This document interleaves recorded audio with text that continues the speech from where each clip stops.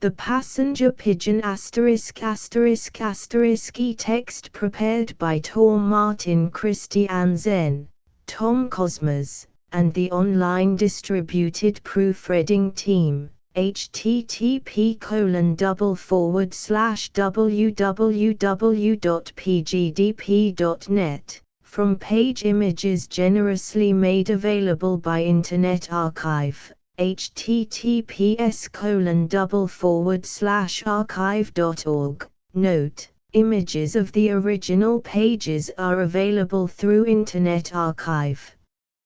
See https://archive.org/details/passenger pigeon 00 as the passenger pigeon, Columba migratoria, upper bud, male, lower, female. The Passenger Pigeon by W. B. Michon, New York. The Outing Publishing Company, 1907. Copyright 1907, by W. B. Michon. The Outing Press Deposit, NY. Contents Chapter Page Introduction 9. My Boyhood Among the Pigeons 1-2. The Passenger Pigeon from American Ornithology by Alexander Wilson 9-3. The Passenger Pigeon from Ornithological Biography by John James Audubon 25-4. As James Fenimore Cooper saw it 41v. The Wild Pigeon of North America by Chief Pakagan, in the Shotokan 48-6. The Passenger Pigeon from Life Histories of North American Birds by Charles Bendy 67. Netting the Pigeons by William Brewster, in the Ork 74. 8 Efforts to Check the Slaughter by Professor H. B. Roney 77. 9 The Pigeon Butcher's Defense by E. T. Martin, in American Field 93. X Notes of a Vanished Industry 105. 11 Recollections of Old Timers 119. 12 The Last of the Pigeons 141. 13 What Became of the Wild Pigeon by Sullivan Cook, in Forest and Stream 163. 14 A Novel Theory of Extinction by C. H. Ames and Robert Ridgway 173. 15 News from John Burroughs 179. 16 The Pigeon in Manitoba by George E. Atkinson 186. 17 The Passenger Pigeon in Confinement by Reuven Dean, in the Ork 218. Nesting Habits of the Passenger Pigeon by Dr. Morris Gibbs, in the Oologist 209. 19 Miscellaneous Notes 217. Illustrations facing page The Passenger Pigeon by Louis Agassiz. Fouert's Frontispiece Audubon Plate, color 24. Passenger Pigeon and Mourning Dove 88. FAC Simile of Among the Pigeons 92. H. T. Phillips Store 104. Band-tailed Pigeon, color 130. Comparative size of pigeon and dove 156. Young passenger pigeon 198. Pigeon net 218. Introduction. For the last 3 years I have spent most of my leisure time in collecting as much material as possible which might help to throw light on the oft-repeated query, what has become of the wild pigeons? The result of this labor of love is scarcely more than a compilation, and I am under many obligations to those who have so cheerfully assisted me. I have given them credit by name in connection with their various contributions, but I wish that I might have been able to give them the more finished and literary setting that would have been within the reach of a trained writer or scientist. I am merely a businessman who is interested in the passenger pigeon because he loves the outdoors and its wild things, and sincerely regrets the cruel extinction of one of the most interesting natural phenomena of his own country. If I have been able to make a compilation that otherwise would not have been available for the interested reader, I need make no further apologies for the imperfect manner of my treatment of this subject. It is hard for us of an older generation to realize that as recently as 1880 the passenger pigeon was thronging in countless millions through large areas of the Middle West, and that in our boyhood we could find no exaggeration in the records of such earlier observers as Alexander Wilson, the ornithologist, who said that these birds associated in such prodigious numbers as almost to surpass belief, and that their numbers had no parallel among any other feathered tribes on the face of the earth. Or that one of their roosts would kill the trees over thousands of acres as completely as if the whole forest had been girdled with an axe. Audubon estimated that an average flock of these pigeons contained 1.25 billion of birds, which consumed more than 8.5 million bushels of mast in a day's feeding. They were slain by millions during the middle of the last century, and from one region in Michigan in 1 year 3 million passenger pigeons were killed for market, while in that roost alone as many more perished because of the barbarous methods of hunting them. They supplied a means of living for thousands of hunters, who devastated their flocks with nets and guns, and even with fire. Yet so vast were their numbers that after 30 years of observation Audubon was able to say that even in the face of such dreadful havoc nothing but the diminution of our forests can accomplish their decrease. Many theories have been advanced to account for the disappearance of the wild pigeons, among them that their migration may have been overwhelmed by some cyclonic disturbance of the atmosphere which destroyed their myriads at one blow. The big nesting of 1878 in Michigan was undoubtedly the last large migration, but the pigeons continued to nest infrequently in Michigan and the North for several years after that, and until as late as 1886 they were trapped for market or for trap shooting. Therefore the pigeons did not become extinct in a day, nor did one tremendous catastrophe wipe them from the face of the earth.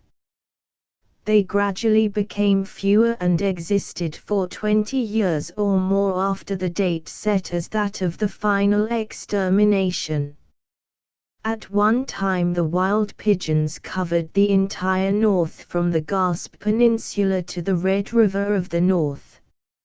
Separate nestings and flights were of regular yearly occurrence over this vast eastern and northern expanse. Gradually civilization, molestation and warfare drove them from the Atlantic seaboard west, until Michigan was their last grand rendezvous, in which region their mighty hosts congregated for the final grand nesting in 1878.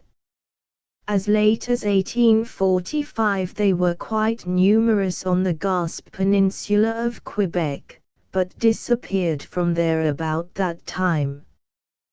The habits of the birds were such that they could not thrive singly nor in small bodies, but were dependent upon one another, and vast communities were necessary to their very existence, while an enormous quantity of food was necessary for their sustenance.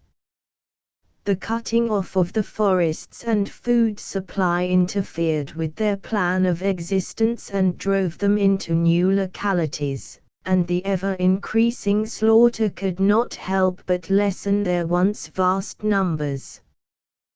The passenger pigeon laid only one egg in its nest, rarely two, and although it bred 3 or 4 times a year it could not replenish the numbers slaughtered by the professional netters. Undoubtedly millions of the birds perished at various periods along the Great Lakes country, becoming confused in foggy weather and dropping from exhaustion into the water, while snow and sleet storms at times caused great mortality among the young birds, and even among the old ones, which often arrived in the north before winter had passed. The history of the buffalo is repeated in that of the wild pigeon, the extermination of which was inspired by the same motive, the greed of man and the pursuit of the almighty dollar. We lock the barn door after the horse is stolen. Our white pine forests and timberlands in general have been wantonly destroyed with no thought for the future. The American people are wasteful. They are just beginning to learn the need of economy in the use of that which nature has flung at their feet. When one recalls the destruction of that noble animal, the buffalo, frequently for nothing else than so-called sport, or the removal of a robe, when one thinks of the burning of forest trees which took centuries to grow, merely to clear a piece of land to raise crops, it is not to be wondered at that the wild pigeon, insignificant, and not even classed as a game bird, so soon became extinct. The passenger pigeon chapter. My boyhood among the pigeons. My boyhood was made active and wholesome by a love for outdoor pastimes that had been bred in me by generations of sport-loving ancestors. From which side of the genealogical tree this ardor for field and forest and open sky had come with stronger influence I cannot say.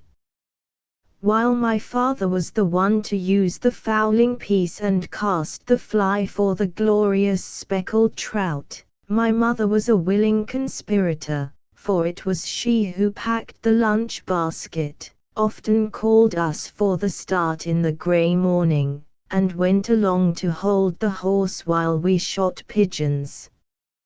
And when we were bent on a day in the woods in bracing October weather, she drove old Dolly sedately along the winding trail, while I hunted one side of the woods and father hunted the other. On such days we were after partridges, of course, ruffed grouse, the king of all game birds. Often mother marked them down and told us just where they had crossed the road, or whether the bird was hit, for the cloud of smoke from the old black powder made seeing guesswork on our part. She loved the dogs, too, those good old friends and workers, Sport, Bob, and Ranger. I remember calling my mother to a window early one morning and shouting, "See there! A flock of pigeons! Ah, ha! April Fool!" This time I did not deceive her with the threadbare trick. The joke was on me for once. There was a flight of pigeons that morning, the first one of the season, and behind the foremost flock another and another came streaming. Away from the east side of the river at the north of the town, from near Crow Island, they swept like a cloud. Crossing the river to the west they reached the woods near Jerome's mill and skirted the clearings or passed in waves over the tree tops, back of John Winter's farm, and then wheeled to the south. Out of the tongue of woodland, just back of the Hermansaw Church, they poured, thence over the fields, too high to be shot, and then away to the evergreens and stately pines of Pine Hill, on across the Tittabawassee, to some feeding ground we knew not how far away. Now that the pigeons had come they would fly every morning. This we knew from years of observation in the great migration belt of Michigan. They would fly lower tomorrow morning, and in a day or two more sweep low enough for the 16 gauge and the number 8 shot to reach them. Sometimes, even now, 40 years after the last of the great passenger pigeon flights, I fall to daydreaming and seem to hear myself saying in the eager, piping tones of those golden boyhood days, "Mother, I am going for pigeons tomorrow morning. Do call me if I oversleep. I must be awake by 4 o'clock. We'll have pigeon pot pie tomorrow. I'm going to bed early so as to be sure to be up by daybreak. Old Sport is going along to fetch dead birds." "Hello, Dad," cries a voice in my ear. "What are you up to? What are you hustling around so for with your old shot pouch and powder flask? There's nothing to shoot this time of the year. The spell is broken, my own boy fetches his daddy out of his dream, and I am fairly caught in the act of making an old fool of myself. My youngsters are counting the days before May 1st when I have promised to take them trout fishing, and the smallest boy found his first gun in his stocking last Christmas. But they can know nothing at all about the joys and excitement of pigeon shooting in the vanished days when these birds fairly darkened the sky above our old homestead. But I try to tell them what we used to do, and my story sounds something like this. It is early in the spring, so early that a bunch of snow may yet be found on the north side of the largest of the fallen trees in the woods. Puddles that the melting snow left in the hollows of the clearing are fringed with ice this morning, and we look around and tell each other, "There was a frost last night." The mud in the road has stiffened, and the rutted cattle tracks are also streaked and barred with ice. Yet winter has gone and spring is here, for the buds are swelling on the twigs of the elms and the pussy willows show their dainty, silvery signals to tell us that the vernal equinox has come and gone. If the springtime is still young, so is the day. Light is breaking in the grey sky of dawn as we hurry along the slippery, sticky road. We must make haste to the Point of Woods, by John Winter's clearing, before full daybreak, or the pigeons will be flying and we will miss the early flocks which always keep nearest the ground. You may be curious to know what we look like as we trudge along in Indian file, eagerly chatting about a kind of sport which this later generation knows nothing about. I am a chunk of a country lad, topped by a woolen cap with ear tabs pulled down over my ears, a tippet around my neck, yarn mittens on my hands, which are sure to be badly skinned and chapped this time of year from playing knuckle down tight. My everyday pants are tucked into a pair of calfskin boots with square pieces of red leather for the tops, an old-fashioned adornment dear to young America of my day. My old Irish water spaniel Sport is tagging behind or charging frantically ahead. My gun is a 16-gauge muzzle loader, stub and twist barrels, with dogs' heads for the hammers. Dangling from one shoulder is a leather shot pouch that cuts off 1 ounce of number 8s for a load. The sides of this pouch are embossed, on the one a group of English woodcock, on the other a setter rampant. Hanging at my left side by a green cord with a tassel or two is my fluted copper powder flask, ready to measure out 2 3/4 drams of coarse DuPont or Curtis and Harvey powder. My pockets are full of Ely's black-edged wads, for I am a young nabob of sportsmen, let me tell you, and I scorn to use tow or bits of newspaper for wadding. My vest pocket holds the caps, GDS or Ely's again, for didn't I tell you that I was a nabob? The pièce de résistance of this outfit is the game bag, the pride of my eye, for it was a Christmas present, and this is its maiden shooting trip.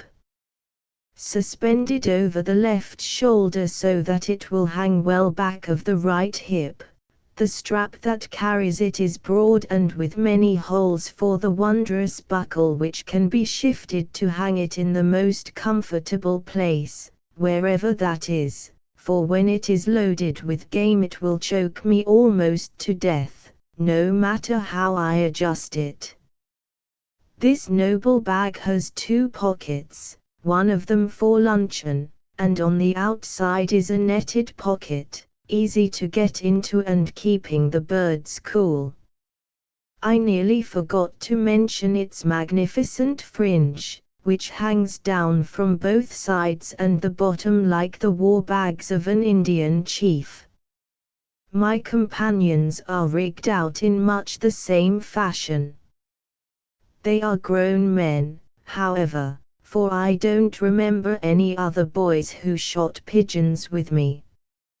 Holabird or khaki hunting suits are as yet unknown, and even corduroy coats are rare. The powder horn is seen as often as the copper flask, and one hunter has a shot belt with 2 compartments instead of the English pouch. Of guns the assortment is as varied as the number of hunters, but the old, hard-kicking army musket with its iron ramrod is more popular than any other arm. We reach the edge of the clearing not a minute too soon. Now and then a distant shot tells us that we are not the first hunters out afield this morning. The guns are cracking everywhere along the road that skirts the woodland, and back in, close to the chopping some better wing shots are posted by the openings into the woods where the birds fly lower, but where the shooting is more difficult. It is largely of the pick-your-bird style, for the flight of a pigeon is very swift, and when they are darting among the treetops of a small forest opening, rare skill is required to bag one's birds. I prefer to take the flocks, even though they offer me more distant targets, and soon my gun barrels are as hot as those of the rest of the skirmishers. Sometimes 2 or 3 birds drop from a flock at a single discharge, and then several shots may not fetch from on high more than 1 or 2 of the long tail feathers spinning and twisting to the ground. It is fascinating to watch the whirling, shining descent of one of these feathers, and I pick up one and stick it in my cap as a matter of habit. This kind of pigeon shooting takes a good gun and ammunition to kill a big bag as we bang away at long range at the birds on their way to the morning feeding ground. The flight is over by 6:30 and I am home by 7 ready for breakfast and then to scamper off to school. The pigeons in this particular locality have followed the same routine as long as I have known them. They only fly in the morning, always going in the same direction, and I can't recall seeing them coming back again, or flying later in the day. This habit holds until the young squabs are in the nests in June, after which we are likely to find pigeons almost anywhere, for their feeding grounds become scattered and local. One thing that annoys me in these brave days of youth and sport is the poacher, the low-down fellow who steals my birds. I am reckoned a pretty good shot, and I have a first-rate gun, but I am only a boy, so the pigeon thief thinks I am fair picking, and he saves his ammunition by claiming every bird that drops anywhere near him. Another smart dodge of his is to fire into a flock ahead or behind the one I am shooting at and then claim whatever birds fall as the quarry of both our guns. If he is not too big I try to lick him, but generally I have to submit to the rascality unless I can persuade a grown-up friend to take my part. Sometimes these villains hang around my shooting ground without any guns at all, and pick up as many birds as I do. Then I hunt around for a father or an uncle to reinforce my protests, and there is a pretty row which ends in the interloper taking to his heels to wait for a more propitious occasion. When we are ready to carry our birds home we pull out the 4 long tail feathers and knot them together at the tips. Then the quill ends are stuck through the soft part of the lower mandible, and the birds are strung together, 8 or 10 in a string. These strings are bunched together by tying the quill ends of the feathers, and we have our game festooned in compact shape for the triumphal march homeward bound. Alas, the pigeons and the frosty morning hunts and the delectable pigeon pie are gone, no more to return. They are numbered with those recollections which help to convince me that the boys of today don't have as good times as we youngsters did in the prime of our busy outdoor world. Chapter 2: The Passenger Pigeon, Columba migratoria, from American Ornithology by Alexander Wilson T. This remarkable bird merits a distinguished place in the annals of our feathered tribes, a claim to which I shall endeavor to do justice, and, though it would be impossible, in the bounds allotted to this account, to relate all I have seen and heard of this species, yet no circumstance shall be omitted with which I am acquainted, however extraordinary some of these may appear, that may tend to illustrate its history.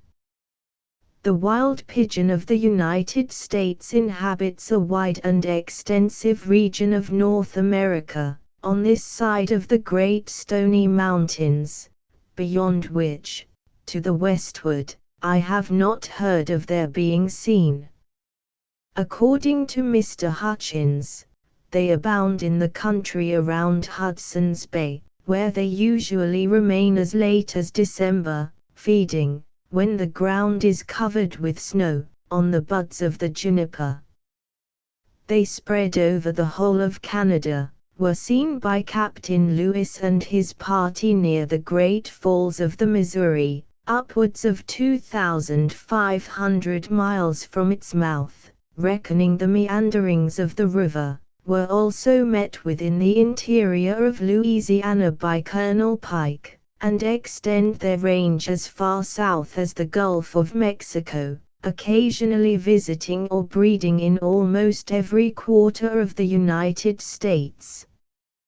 But the most remarkable characteristic of these birds is their associating together, both in their migrations, and also during the period of incubation, in such prodigious numbers, as almost to surpass belief, and which has no parallel among any other of the feathered tribes on the face of the earth, with which all naturalists are acquainted. These migrations appear to be undertaken rather in quest of food, than merely to avoid the cold of the climate, since we find them lingering in the northern regions, around Hudson's Bay, so late as December, and since their appearance is so casual and irregular, sometimes not visiting certain districts for several years in any considerable numbers, while at other times they are innumerable.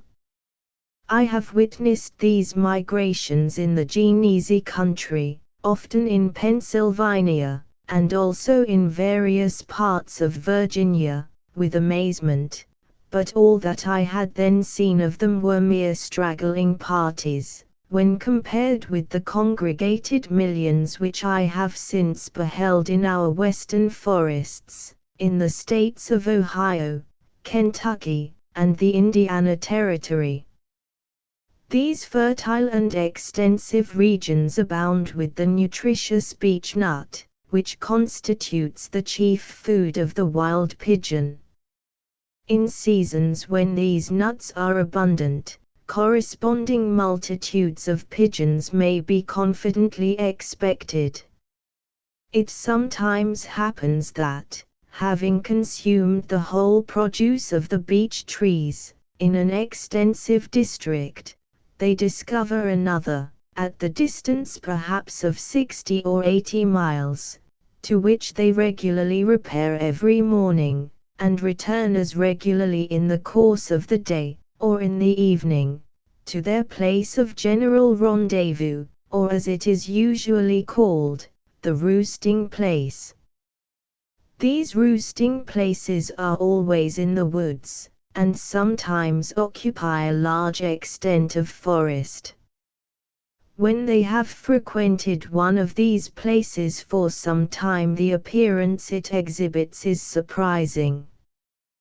The ground is covered to the depth of several inches with their dung, all the tender grass and underwood destroyed, the surface strewed with large limbs of trees, broken down by the weight of the birds clustering one above another, and the trees themselves, for thousands of acres, killed as completely as if girdled with an axe.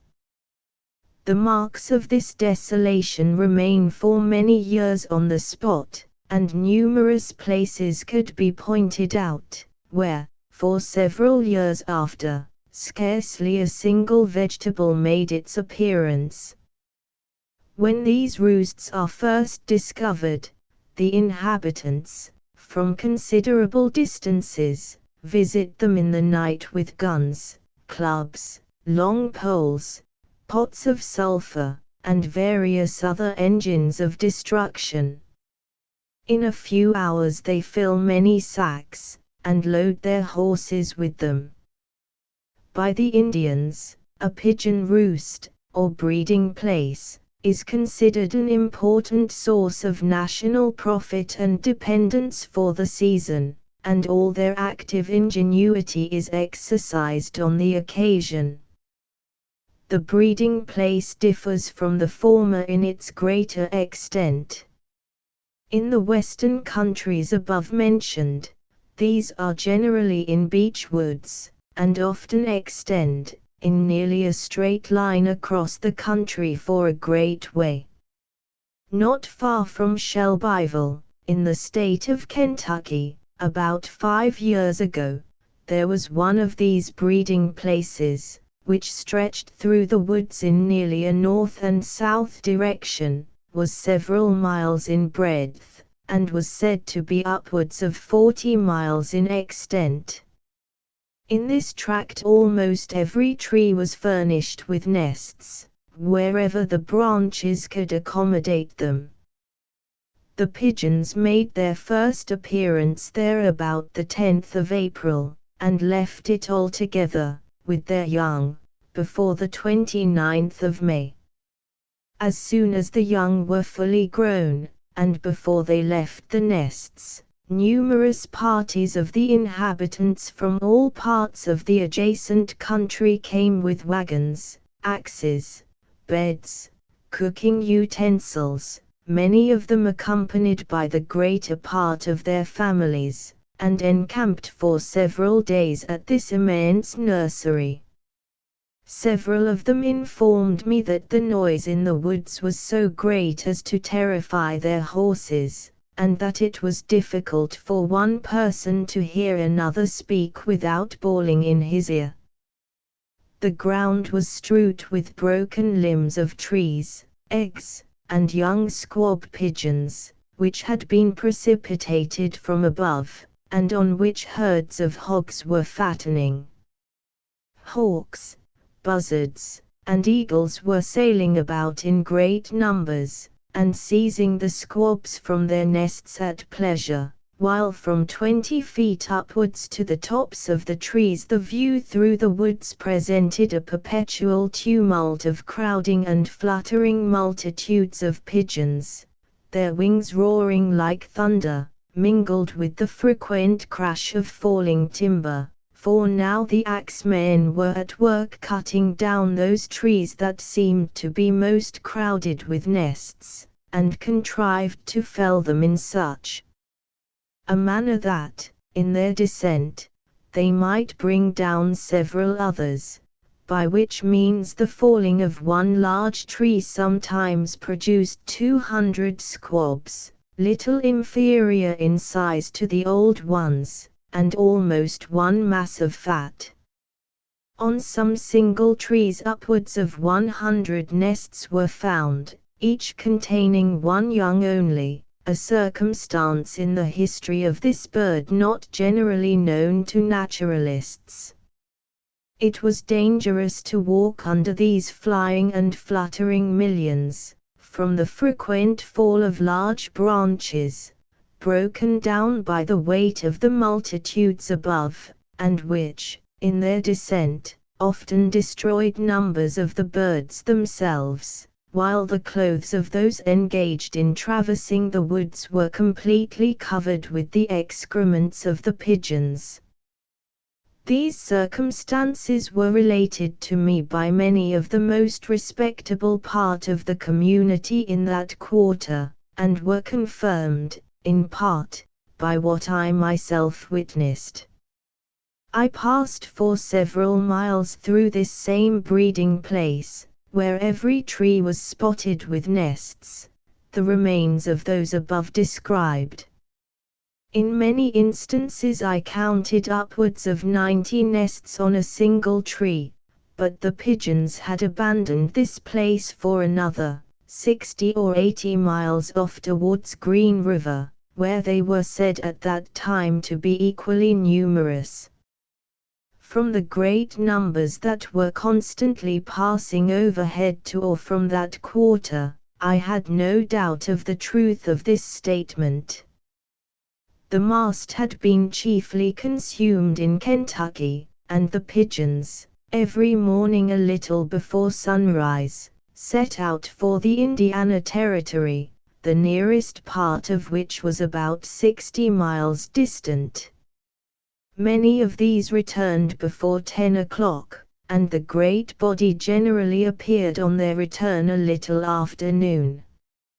I had left the public road to visit the remains of the breeding place near Shelbyville, and was traversing the woods with my gun, on my way to Frankfort, when, about 1 o'clock, the pigeons, which I had observed flying the greater part of the morning northerly, began to return in such immense numbers as I never before had witnessed.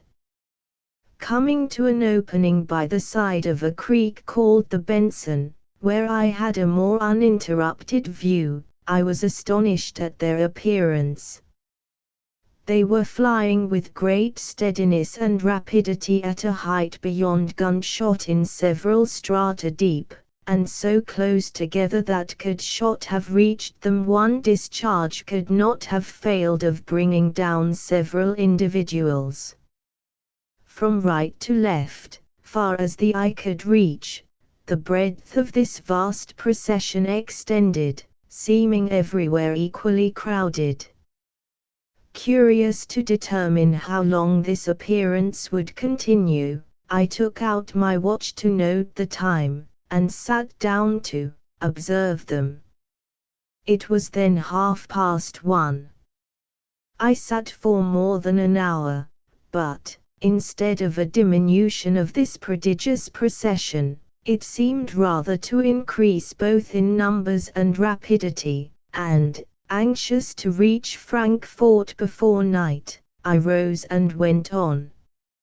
About 4 o'clock in the afternoon I crossed the Kentucky River at the town of Frankfort, at which time the living torrent above my head seemed as numerous and as extensive as ever. Long after this I observed them in large bodies that continued to pass for 6 or 8 minutes, and these again were followed by other detached bodies, all moving in the same southeast direction, till after 6 in the evening. The great breadth of front which this mighty multitude preserved would seem to intimate a corresponding breadth of their breeding place, which, by several gentlemen who had lately passed through part of it, was stated to me at several miles. It was said to be in Greene County, and that the young began to fly about the middle of March. On the 17th of April, 49 miles beyond Danville, and not far from Green River, I crossed this same breeding place, where the nests, for more than 3 miles, spotted every tree. The leaves not being yet out, I had a fair prospect of them, and was really astonished at their numbers. A few bodies of pigeons lingered yet in different parts of the woods, the roaring of whose wings were heard in various quarters around me. All accounts agree in stating that each nest contains only one young squab. These are so extremely fat that the Indians, and many of the whites, are accustomed to melt down the fat for domestic purposes as a substitute for butter and lard. At the time they leave the nest they are nearly as heavy as the old ones, but become much leaner after they are turned out to shift for themselves. It is universally asserted in the western countries that the pigeons, though they have only one young at a time, breed thrice, and sometimes 4 times in the same season. The circumstances already mentioned render this highly probable. It is also worthy of observation that this takes place during the period when acorns, beech nuts, etc., are scattered about in the greatest abundance and mellowed by the frost. But they are not confined to these alone. Buckwheat, hemp seed, Indian corn, holly berries, hackberries, huckleberries, and many others furnish them with abundance at almost all seasons. The acorns of the live oak are also eagerly sought after by these birds, and rice has been frequently found in individuals killed many hundred miles to the northward of the nearest rice plantation. The vast quantity of mast which these multitudes consume is a serious loss to the bears, pigs, squirrels, and other dependents on the fruits of the forest. I have taken from the crop of a single wild pigeon a good handful of the kernels of beech nuts, intermixed with acorns and chestnuts. To form a rough estimate of the daily consumption of one of these immense flocks, let us first attempt to calculate the numbers of that above mentioned, as seen in passing between Frankfort and the Indiana Territory. If we suppose this column to have been 1 mile in breadth, and I believe it to have been much more, and that it moved at the rate of 1 mile in a minute, 4 hours, the time it continued passing, would make its whole length 240 miles. Again, supposing that each square yard of this moving body comprehended 3 pigeons, the square yards in the whole space, multiplied by 3, would give 2,230 millions, 272,000 pigeons, an almost inconceivable multitude, and yet probably far below the actual amount. Computing each of these to consume half a pint of mast daily, the whole quantity at this rate would equal 17,424,000 bushels per day. Heaven has wisely and graciously given to these birds rapidity of flight and a disposition to range over vast uncultivated tracts of the earth, otherwise they must have perished in the districts where they resided, or devoured up the whole productions of agriculture, as well as those of the forests. A few observations on the mode of flight of these birds must not be omitted. The appearance of large detached bodies of them in the air and the various evolutions they display are strikingly picturesque and interesting. In descending the Ohio by myself in the month of February, I often rested on my oars to contemplate their aerial maneuvers. A column, 8 or 10 miles in length, would appear from Kentucky, high in air, steering across to Indiana. The leaders of this great body would sometimes gradually vary their course until it formed a large bend of more than a mile in diameter, those behind tracing the exact route of their predecessors. This would continue sometimes long after both extremities were beyond the reach of sight, so that the whole, with its glittery undulations, marked a space on the face of the heavens resembling the windings of a vast and majestic river.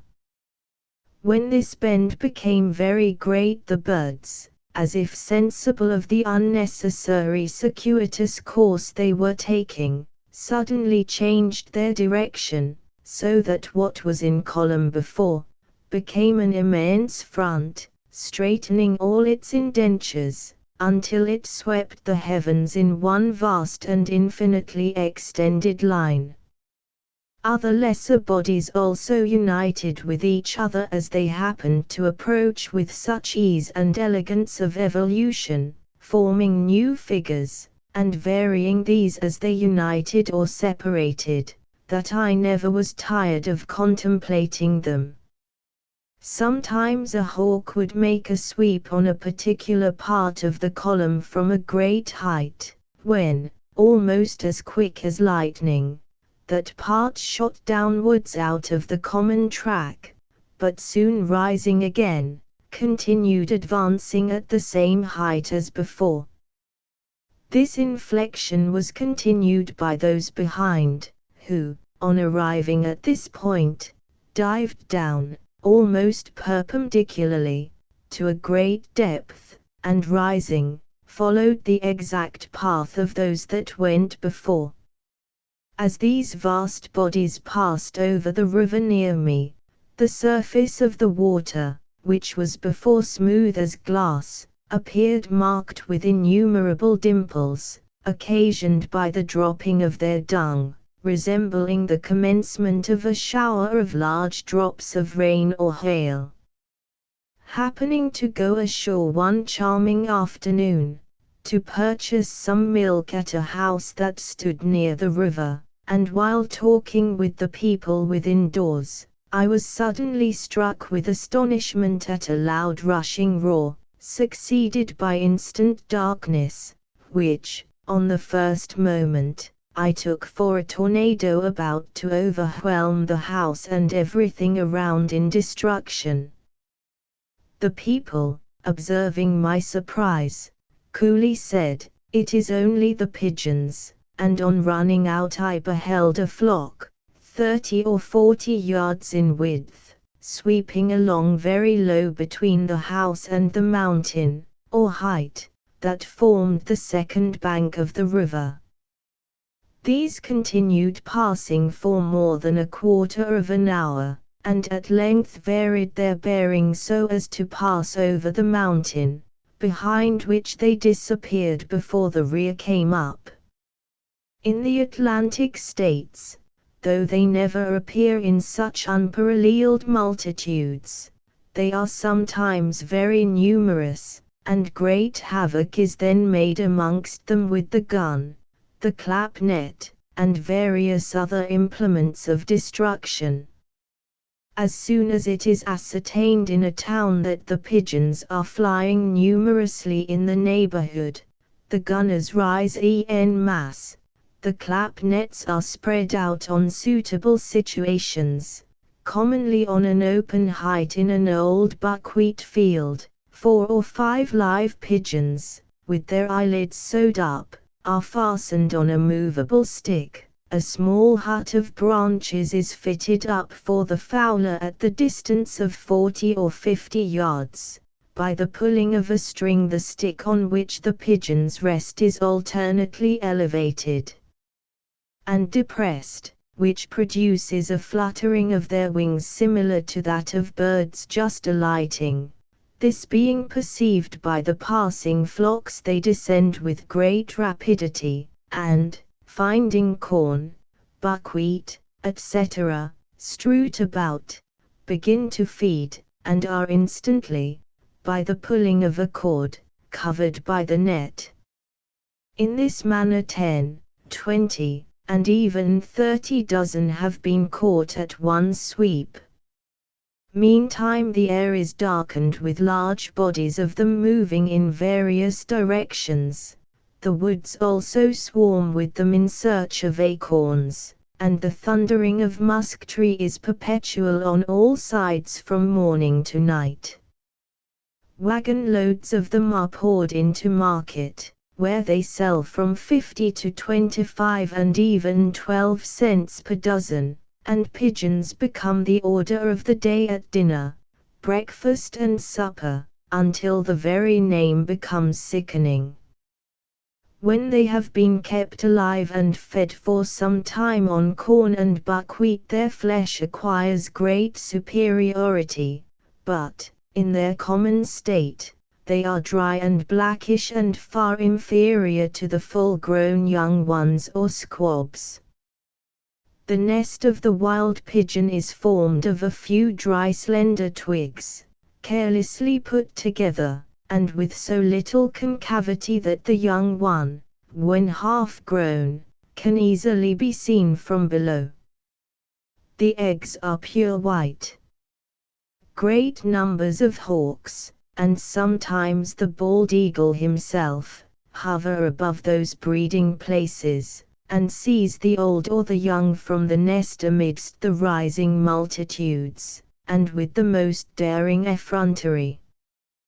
The young, when beginning to fly, confine themselves to the under part of the tall woods where there is no brush, and where nuts and acorns are abundant, searching among the leaves for mast, and appear like a prodigious torrent rolling through the woods, every one striving to be in the front. Vast numbers of them are shot while in this situation. A person told me that he once rode furiously into one of these rolling multitudes and picked up 13 pigeons which had been trampled to death by his horse's feet. In a few minutes they will beat the whole nuts from a tree with their wings, while all is a scramble, both above and below, for the same. They have the same cooing notes common to domestic pigeons, but much less of their gesticulations. In some flocks you will find nothing but young ones, which are easily distinguishable by their motley dress. In others they will be mostly females, and again great multitudes of males with few or no females.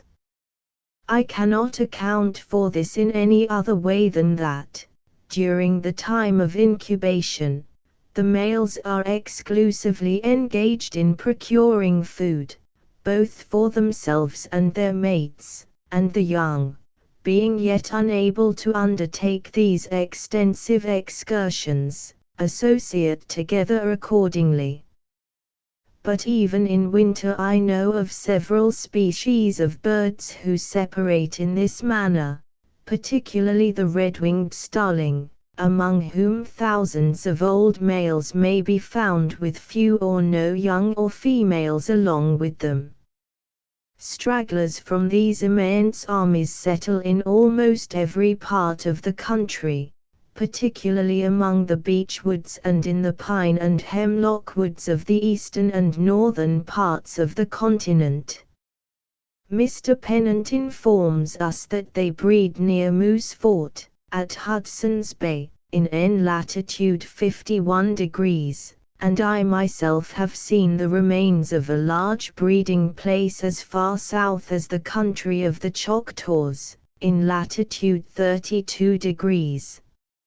In the former of these places they are said to remain until December, from which circumstance it is evident that they are not regular in their migrations like many other species, but rove about as scarcity of food urges them.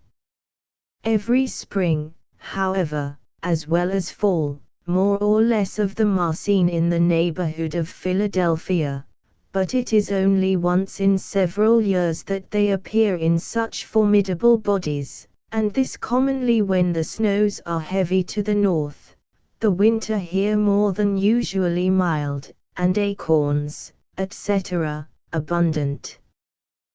The passenger pigeon is 16 inches long, and 24 inches in extent, bill, black, nostril, covered by a high rounding protuberance, eye, brilliant fiery orange, orbit, or space surrounding it, purplish flesh-colored skin, head, upper part of the neck and chin, a fine slate blue, lightest on the chin, throat, breast, and sides, as far as the thighs, a reddish hazel, lower part of the neck and sides of the same, resplendent changeable gold, green, and purplish crimson, the last named.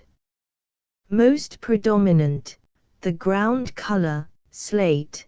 The plumage of this part is of a peculiar structure, ragged at the ends, belly and vent, white, lower part of the breast, fading into a pale venaceous red, thighs, the same, legs and feet, lake, seamed with white, back, rump, and tail coverts, dark slate, spotted on the shoulders with a few scattered marks of black, the scapulars, tinged with brown, greater coverts, light slate, primaries and secondaries, dull black, the former tipped and edged with brownish white, tail, long, and greatly cuneiform, all the feathers tapering towards the point, the two middle ones plain deep black, the other 5, on each side, hoary white,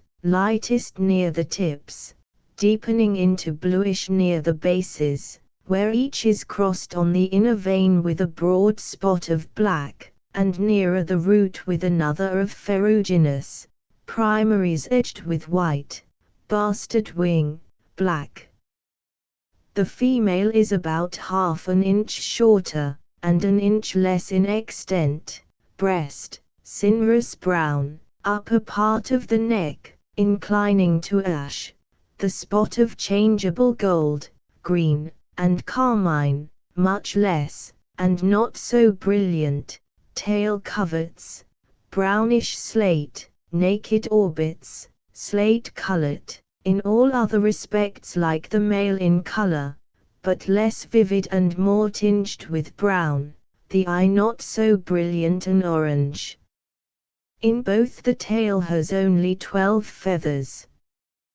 Passenger pigeon, Columba migratoria, upper bird, female, lower, male, reproduced from the John J. Audubon Plate Chapter 3. The passenger pigeon from Ornithological Biography by John James Audubon T. The passenger pigeon, or, as it is usually named in America, the wild pigeon, moves with extreme rapidity, propelling itself by quickly repeated flaps of the wings, which it brings more or less near to the body, according to the degree of velocity which is required. Like the domestic pigeon, it often flies, during the love season, in a circling manner, supporting itself with both wings angularly elevated, in which position it keeps them until it is about to alight. Now and then, during these circular flights, the tips of the primary quills of each wing are made to strike against each other, producing a smart rap, which may be heard at a distance of 30 or 40 yards. Before alighting, the wild pigeon, like the Carolina parrot and a few other species of birds, breaks the force of its flight by repeated flappings, as if apprehensive of receiving injury from coming too suddenly into contact with the branch or the spot of ground on which it intends to settle. I have commenced my description of this species with the above account of its flight, because the most important facts connected with its habits relate to its migrations. These are entirely owing to the necessity of procuring food, and are not performed with the view of escaping the severity of a northern latitude, or of seeking a southern one for the purpose of breeding. They consequently do not take place at any fixed period or season of the year. Indeed, it sometimes happens that a continuance of a sufficient supply of food in one district will keep these birds absent from another for years. I know, at least, to a certainty, that in Kentucky they remained for several years constantly, and were nowhere else to be found. They all suddenly disappeared one season when the mast was exhausted and did not return for a long period. Similar facts have been observed in other states. Their great power of flight enables them to survey and pass over an astonishing extent of country in a very short time. This is proved by facts well known in America. Thus, pigeons have been killed in the neighborhood of New York, with their crops full of rice, which they must have collected in the fields of Georgia and Carolina, these districts being the nearest in which they could possibly have procured a supply of that kind of food. As their power of digestion is so great that they will decompose food entirely in 12 hours, they must in this case have traveled between 300 and 400 miles in 6 hours, which shows their power of speed to be at an average about 1 mile in a minute. A velocity such as this would enable one of these birds, were it so inclined, to visit the European continent in less than 3 days. This great power of flight is seconded by as great a power of vision, which enables them, as they travel at that swift rate, to inspect the country below, discover their food with facility, and thus attain the object for which their journey has been undertaken. This I have also proved to be the case, by having observed them, when passing over a sterile part of the country, or one scantily furnished with food suited to them, keep high in the air, flying with an extended front, so as to enable them to survey hundreds of acres at once. On the contrary, when the land is richly covered with food, or the trees abundantly hung with mast, they fly low, in order to discover the part most plentifully supplied. Their body is of an elongated oval form, steered by a long, well-plumed tail, and propelled by well-set wings, the muscles of which are very large and powerful for the size of the bird. When an individual is seen gliding through the woods and close to the observer, it passes like a thought, and on trying to see it again, the eye searches in vain, the bird is gone. The multitudes of wild pigeons in our woods are astonishing. Indeed, after having viewed them so often, and under so many circumstances, I even now feel inclined to pause, and assure myself that what I am going to relate is fact. Yet I have seen it all, and that, too, in the company of persons who, like myself, were struck with amazement. In the autumn of 1813, I left my house at Henderson, on the banks of the Ohio, on my way to Louisville.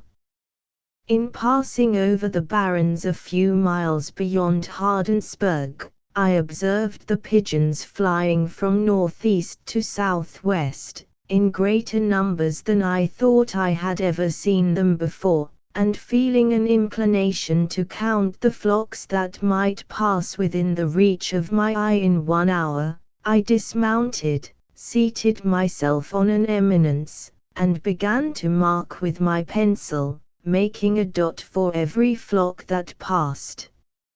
In a short time, finding the task which I had undertaken impracticable, as the birds poured in countless multitudes, I rose, and counting the dots then put down, found that 163 had been made in 21 minutes.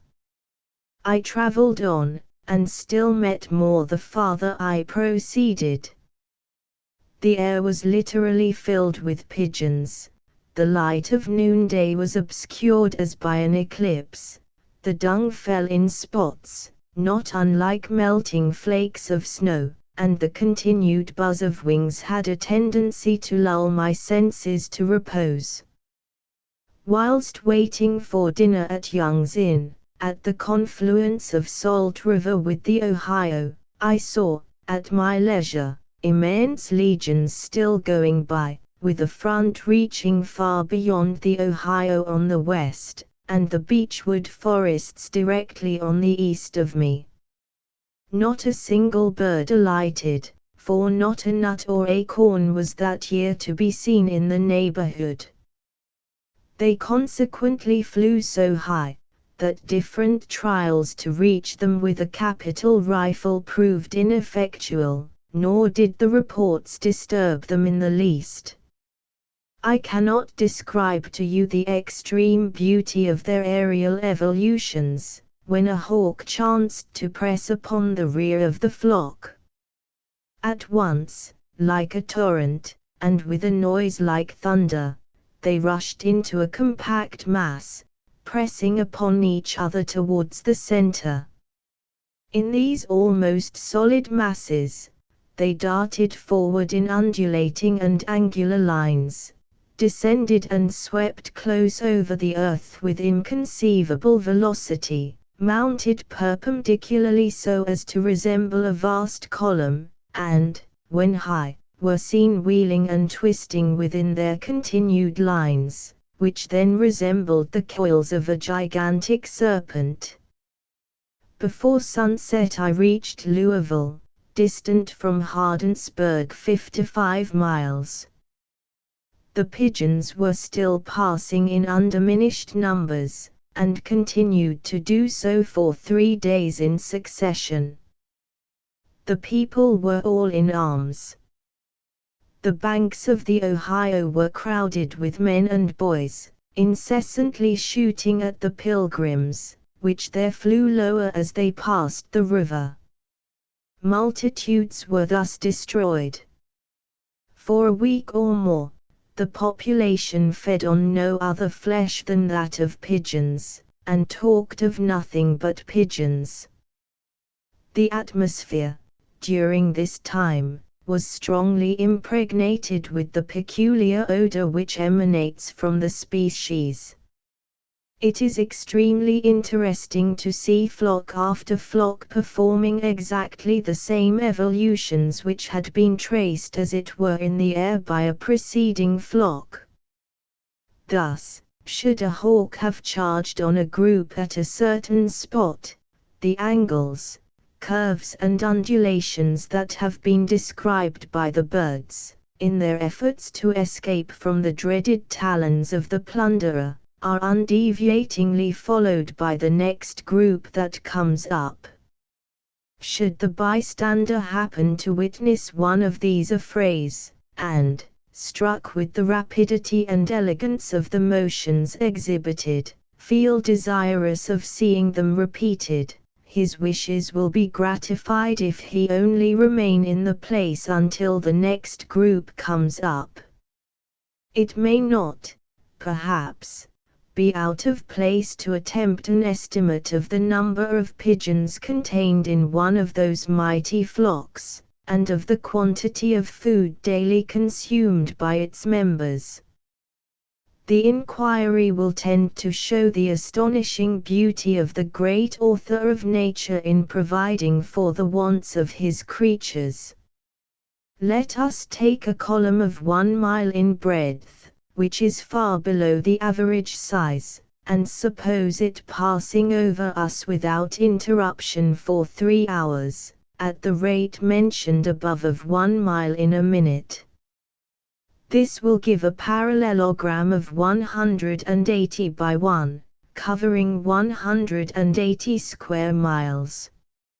Allowing 2 pigeons to the square yard, we have 1,150,136,000 pigeons in one flock. As every pigeon daily consumes fully half a pint of food, the quantity necessary for supplying this vast multitude must be 8,712,000 bushels per day. As soon as the pigeons discover a sufficiency of food to entice them to alight, they fly around in circles, reviewing the country below. During their evolutions, on such occasions, the dense mass which they form exhibits a beautiful appearance, as it changes its direction, now displaying a glistening sheet of azure, when the backs of the birds come simultaneously into view, and anon, suddenly presenting a mass of rich deep purple. They then pass lower, over the woods, and for a moment are lost among the foliage, but again emerge, and are seen gliding aloft. They now alight, but the next moment, as if suddenly alarmed, they take to wing, producing by the flapping of their wings a noise like the roar of distant thunder, and sweep through the forests to see if danger is near. Hunger, however, soon brings them to the ground. When alighted, they are seen industriously throwing up the withered leaves in quest of the fallen mast. The rear ranks are continually rising, passing over the main body, and alighting in front, in such rapid succession, that the whole flock seems still on the wing. The quantity of ground thus swept is astonishing, and so completely has it been cleared, that the gleaner who might follow in their rear would find his labor completely lost. Whilst feeding, their avidity is at times so great that in attempting to swallow a large acorn or nut, they are seen gasping for a long while, as if in agonies of suffocation. On such occasions, when the woods are filled with these pigeons, they are killed in immense numbers, although no apparent diminution ensues. About the middle of the day, after their repast is finished, they settle on the trees, to enjoy rest, and digest their food. On the ground they walk with ease, as well as on the branches, frequently jerking their beautiful tail, and moving the neck backwards and forwards in the most graceful manner. As the sun begins to sink beneath the horizon, they depart en masse for the roosting place, which not infrequently is hundreds of miles distant, as has been ascertained by persons who have kept an account of their arrivals and departures. Let us now, kind reader, inspect their place of nightly rendezvous. One of these curious roosting places, on the banks of the Green River in Kentucky, I repeatedly visited. It was, as is always the case, in a portion of the forest where the trees were of great magnitude, and where there was little underwood. I rode through it upwards of 40 miles, and, crossing it in different parts, found its average breadth to be rather more than 3 miles. My first view of it was about a fortnight subsequent to the period when they had made choice of it, and I arrived there nearly 2 hours before sunset.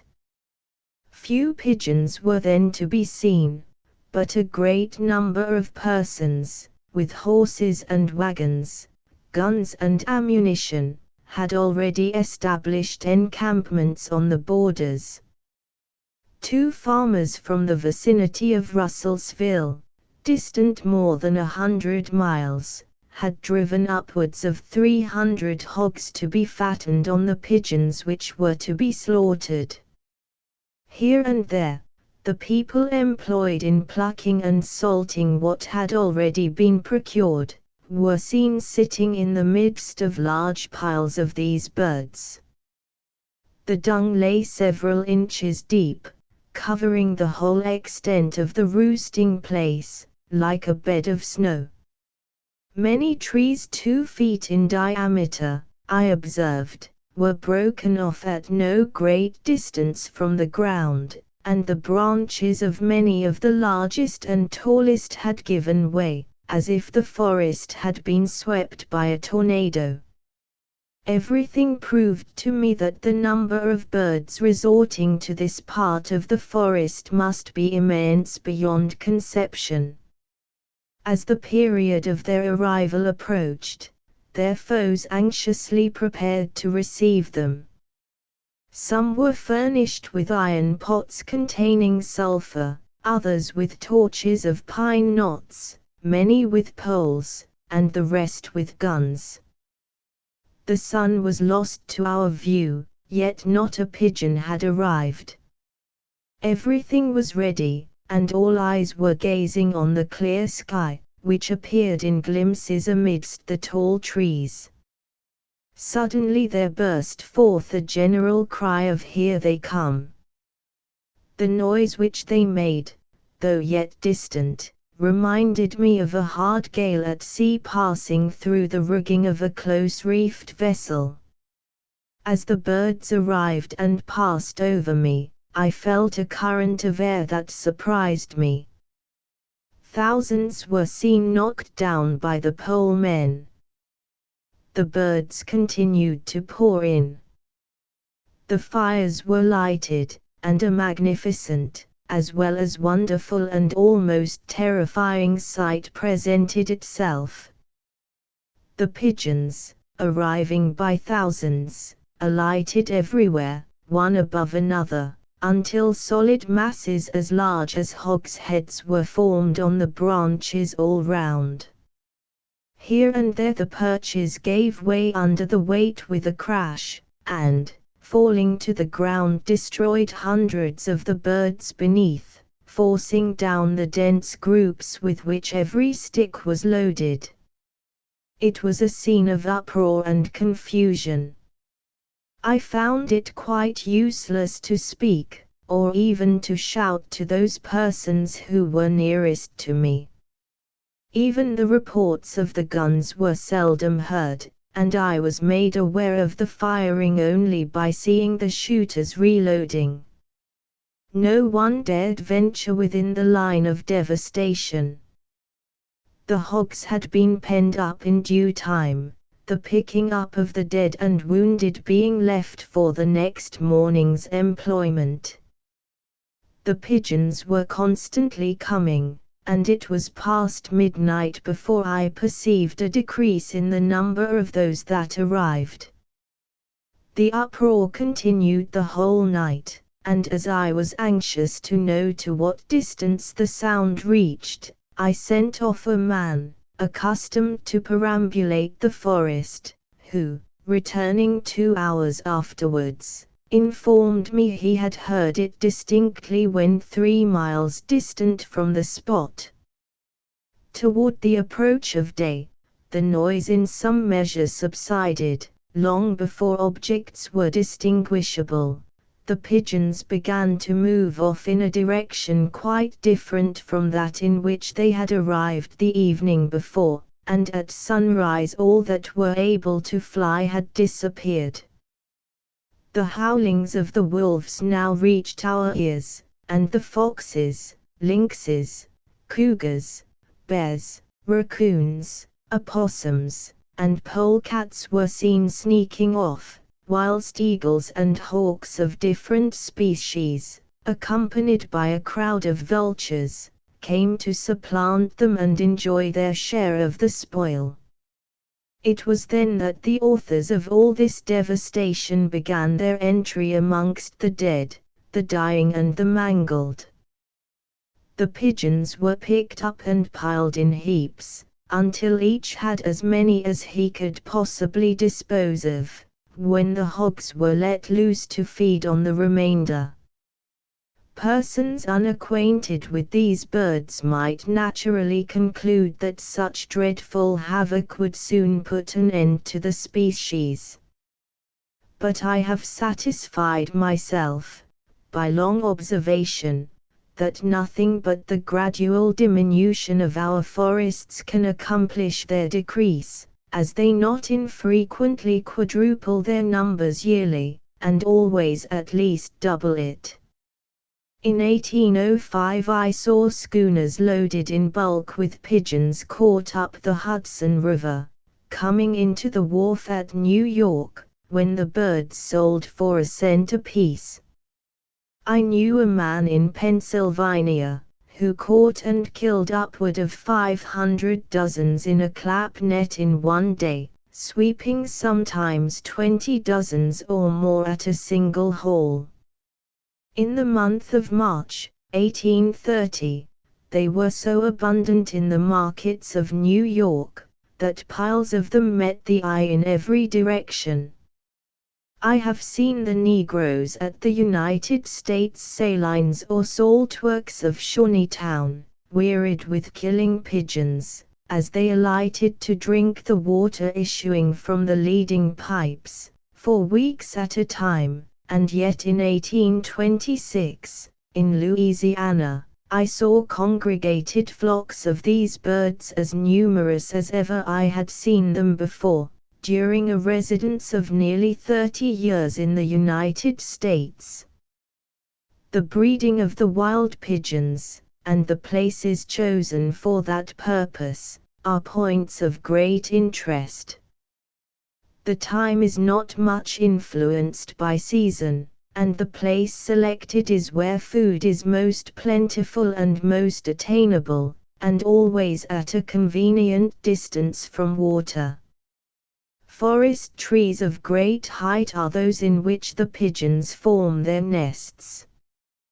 Thither the countless myriads resort, and prepare to fulfill one of the great laws of nature.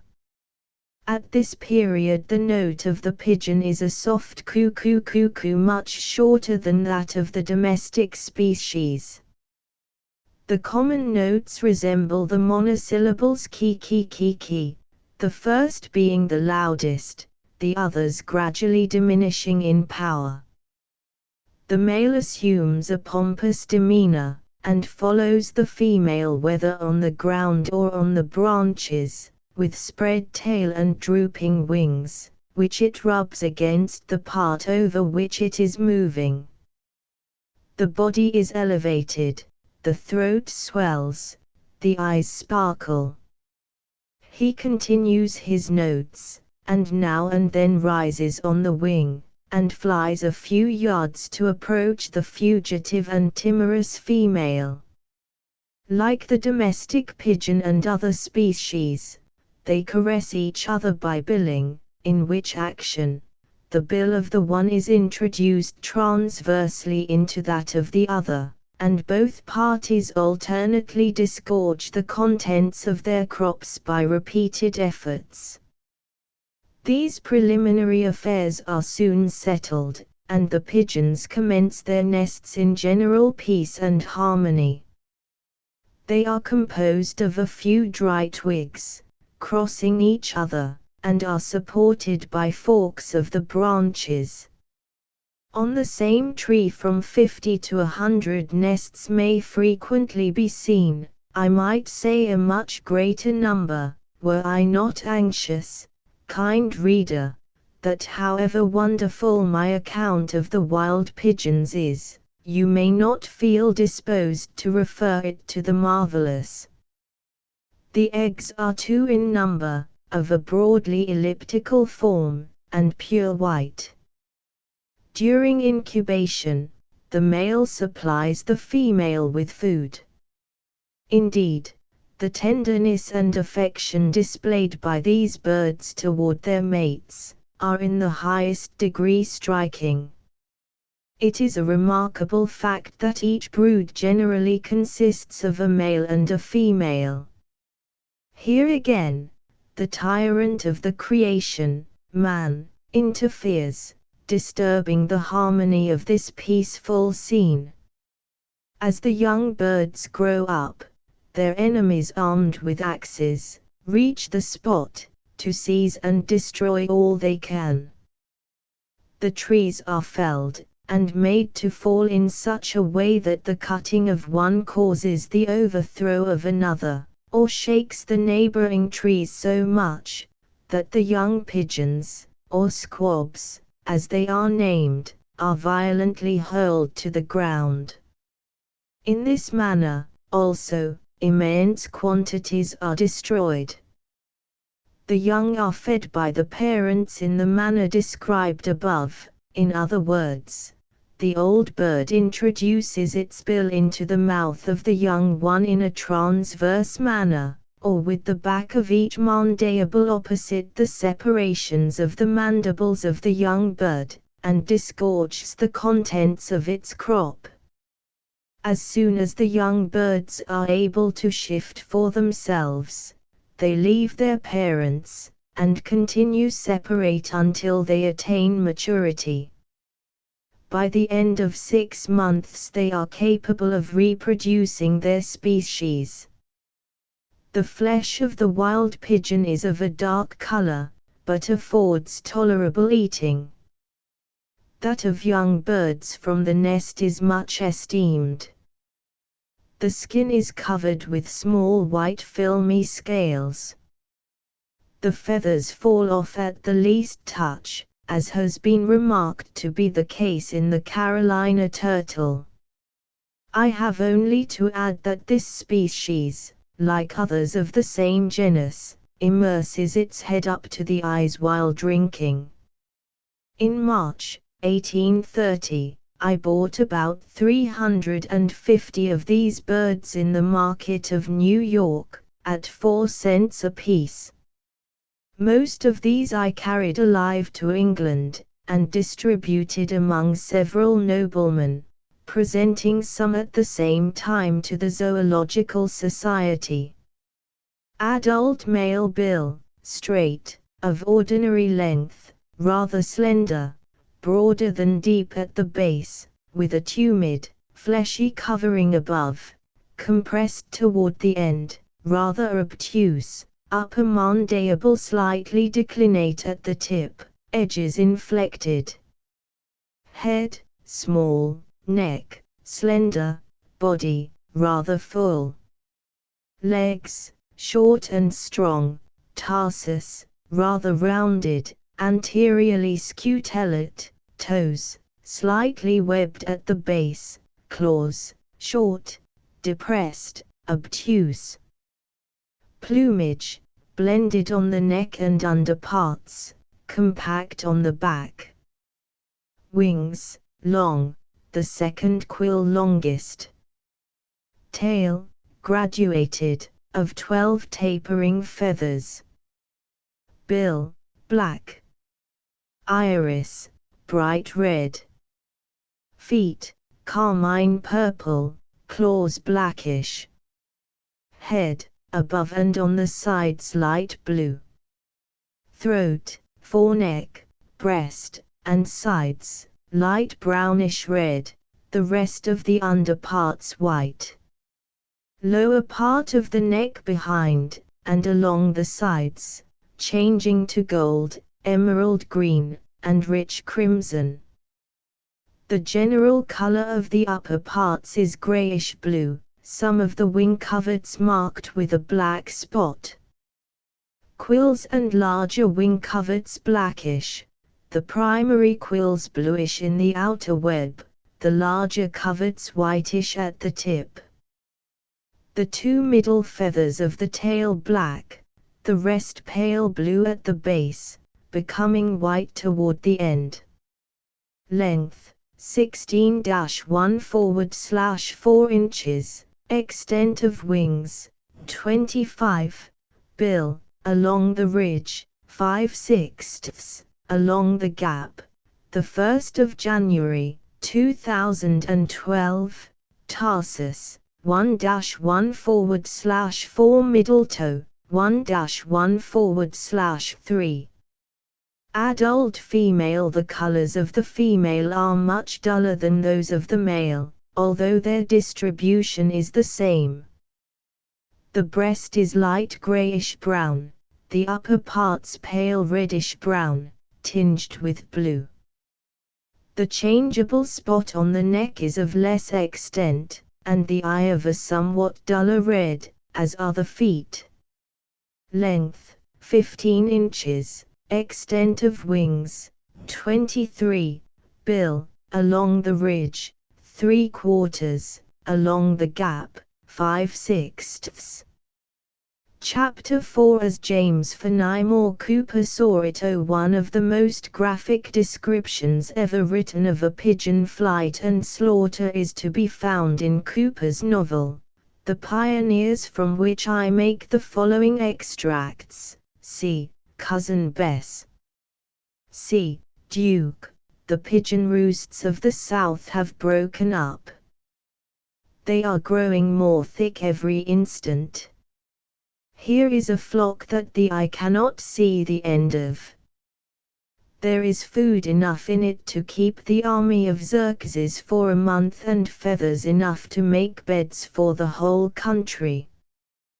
The reports of the firearms became rapid, whole volleys rising from the plain, as flocks of more than ordinary numbers darted over the opening, shadowing the field like a cloud, and then the light smoke of a single piece would issue from among the leafless bushes on the mountain, as death was hurled on the retreat of the affrighted birds, who were rising from a volley, in a vain effort to escape. Arrows and missiles of every kind were in the midst of the flocks, and so numerous were the birds, and so low did they take their flight, that even long poles, in the hands of those on the sides of the mountain, were used to strike them to the earth. So prodigious was the number of the birds, that the scattering fire of the guns, with the hurtling missiles, and the cries of the boys, had no other effect than to break off small flocks from the immense masses that continued to dart along the valley, as if the whole of the feathered tribe were pouring through that one pass. None pretended to collect the game, which lay scattered over the fields in such profusion as to cover the very ground with the fluttering victims. The slaughter described finally ended with a grand finale when an old swivel gun was loaded with hands full of bird shot and fired into the mass of pigeons with such fatal effect that there were birds enough killed and wounded on the ground to feed the whole settlement. The following description is from The Chain Bearer, also by J. Fenimore Cooper. The region of which he writes is in central New York. I scarce know how to describe the remarkable scene. As we drew near to the summit of the hill, pigeons began to be seen fluttering among the branches over our heads, as individuals are met along the roads that lead into the suburbs of a large town. We had probably seen 1,000 birds glancing around among the trees, before we came in view of the roost itself. The numbers increased as we drew nearer, and presently the forest was alive with them. The fluttering was incessant, and often startling as we passed ahead, our march producing a movement in the living crowd that really became confounding. Every tree was literally covered with nests, many having at least 1,000 of these frail tenements on their branches, and shaded by the leaves. They often touched each other, a wonderful degree of order prevailing among the hundreds of thousands of families that were here assembled. The place had the odor of a fowl house, and squabs just fledged sufficiently to trust themselves in short flights, were fluttering around us in all directions, in tens of thousands. To these were to be added the parents of the young race endeavoring to protect them and guide them in a way to escape harm. Although the birds rose as we approached, and the woods just around us seemed fairly alive with pigeons, our presence produced no general commotion, every one of the feathered throng appearing to be so much occupied with its own concerns, as to take little heed of the visit of a party of strangers, though of a race usually so formidable to their own. The masses moved before us precisely as a crowd of human beings yields to a pressure or a danger on any given point, the vacuum created by its passage filling in its rear as the water of the ocean flows into the track of the keel. The effect on most of us was confounding, and I can only compare the sensation produced on myself by the extraordinary tumult to that a man experiences at finding himself suddenly placed in the midst of an excited throng of human beings. The unnatural disregard of our persons manifested by the birds greatly heightened the effect, and caused me to feel as if some unearthly influence reigned in the place. It was strange, indeed, to be in a mob of the feathered race, that scarce exhibited a consciousness of one's presence. The pigeons seemed a world of themselves, and too much occupied with their own concerns to take heed of matters that lay beyond them. Not one of our party spoke for several minutes. Astonishment seemed to hold us all tongue-tied, and we moved slowly forward into the fluttering throng, silent, absorbed, and full of admiration of the works of the Creator. It was not easy to hear each other's voices when we did speak, the incessant fluttering of wings filling the air. Nor were the birds silent in other respects. The pigeon is not a noisy creature, but a million crowded together on the summit of one hill, occupying a space of less than a mile square, did not leave the forest in its ordinary impressive stillness. As we advanced, I offered my arm, almost unconsciously again to Duse, and she took it with the same abstracted manner as that in which it had been held forth for her acceptance. In this relation to each other, we continued to follow the grave-looking Onondaga, as he moved, still deeper and deeper, into the midst of the fluttering tumult. While standing wondering at the extraordinary scene around us, a noise was heard rising above that of the incessant fluttering which I can only liken to that of the trampling of thousands of horses on a beaten road. This noise at first sounded distant, but it increased rapidly in proximity and power, until it came rolling in upon us, among the tree-tops, like a crash of thunder. The air was suddenly darkened, and the place where we stood as sombre as a dusky twilight. At the same instant, all the pigeons near us, that had been on their nests, appeared to fall out of them, and the space immediately above our heads was at once filled with birds. Chaos itself could hardly have represented greater confusion, or a greater uproar. As for the birds, they now seemed to disregard our presence entirely. Possibly they could not see us on account of their own numbers, for they fluttered in between Dews and myself, hitting us with their wings, and at times appearing as if about to bury us in avalanches of pigeons. Each of us caught one at least in our hands, while Chain-bearer and the Indian took them in some numbers, letting one prisoner go as another was taken. In a word, we seemed to be in a world of pigeons.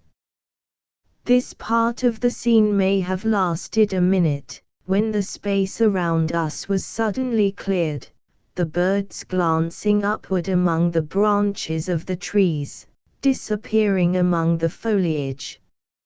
All this was the effect produced by the return of the female birds, which had been off at a distance, some 20 miles at least, to feed on beech nuts, and which now assumed the places of the males on the nests, the latter taking a flight to get their meal in their turn.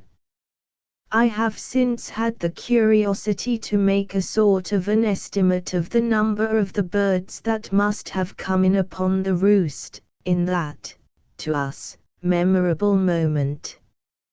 Such a calculation, as a matter of course, must be very vague, though one may get certain principles by estimating the size of a flock by the known rapidity of the flight, and other similar means, and I remember that Frank Malbone and myself supposed that 1,000,000 of birds must have come in on that return, and as many departed.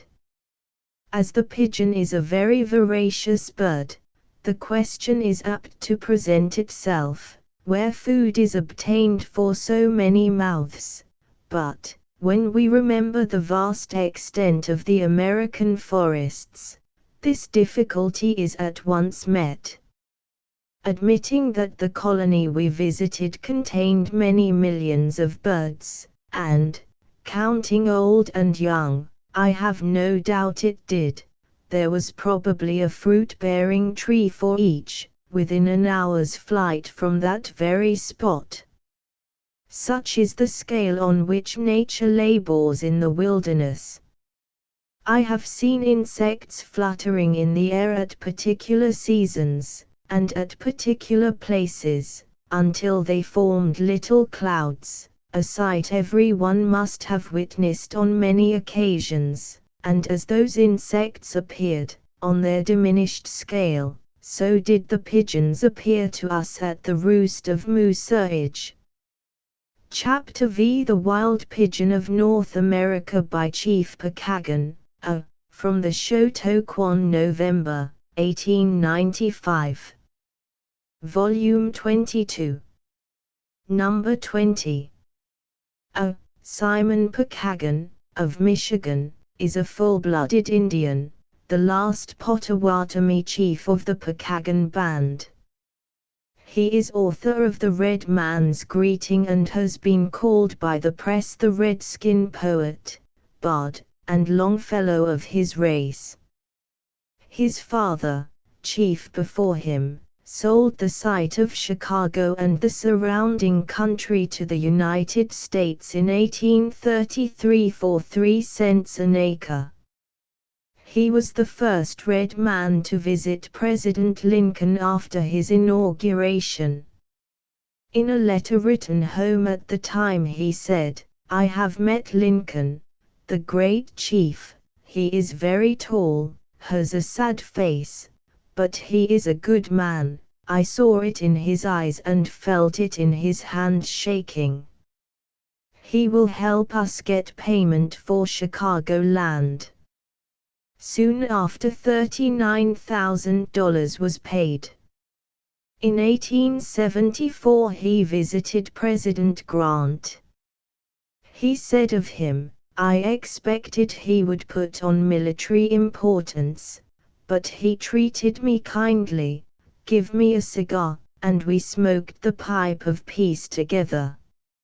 In 1893 he procured judgment against the United States for over $100,000 still due on the sale of the Chicagoland by his father. He was honored on Chicago Day at the World's Fair by first ringing the new Bell of Liberty and speaking in behalf of his race to the greatest crowd ever assembled on earth. After his speech, Glory Hallelujah was sung before the bell for the first time on the fairgrounds. The migratory or wild pigeon of North America was known by our race as Omimiwog. Why the European race did not accept that name was, no doubt, because the bird so much resembled the domesticated pigeon. They naturally called it a wild pigeon, as they called us wild men. This remarkable bird differs from the dove or domesticated pigeon, which was imported into this country, in the grace of its long neck, its slender bill and legs, and its narrow wings. Its tail is 8 inches long, having 12 feathers, white on the underside. The 2 center feathers are longest, while 5 arranged on either side diminished gradually, each 1/2 inch in length, giving to the tail when spread an almost conical appearance. Its back and upper part of the wings and head are a darkish blue, with a silken velvety appearance. Its neck is resplendent in gold and green with royal purple intermixed. Its breast is reddish-brown, fading toward the belly into white. Its tail is tipped with white, intermixed with bluish-black. The female is 1 inch shorter than the male, and her color less vivid. It was proverbial with our fathers that if the Great Spirit in his wisdom could have created a more elegant bird in plumage, form, and movement, he never did. When a young man I have stood for hours admiring the movements of these birds. I have seen them fly in unbroken lines from the horizon, one line succeeding another from morning until night, moving their unbroken columns like an army of trained soldiers pushing to the front, while detached bodies of these birds appeared in different parts of the heavens, pressing forward in haste like raw recruits preparing for battle. At other times I have seen them move in one unbroken column for hours across the sky, like some great river, ever varying in hue, and as the mighty stream, sweeping on at 60 miles an hour, reached some deep valley, it would pour its living mass headlong down hundreds of feet, sounding as though a whirlwind was abroad in the land. I have stood by the grandest waterfall of America and regarded the descending torrents in wonder and astonishment, yet never have my astonishment, wonder, and admiration been so stirred as when I have witnessed these birds drop from their course like meteors from heaven.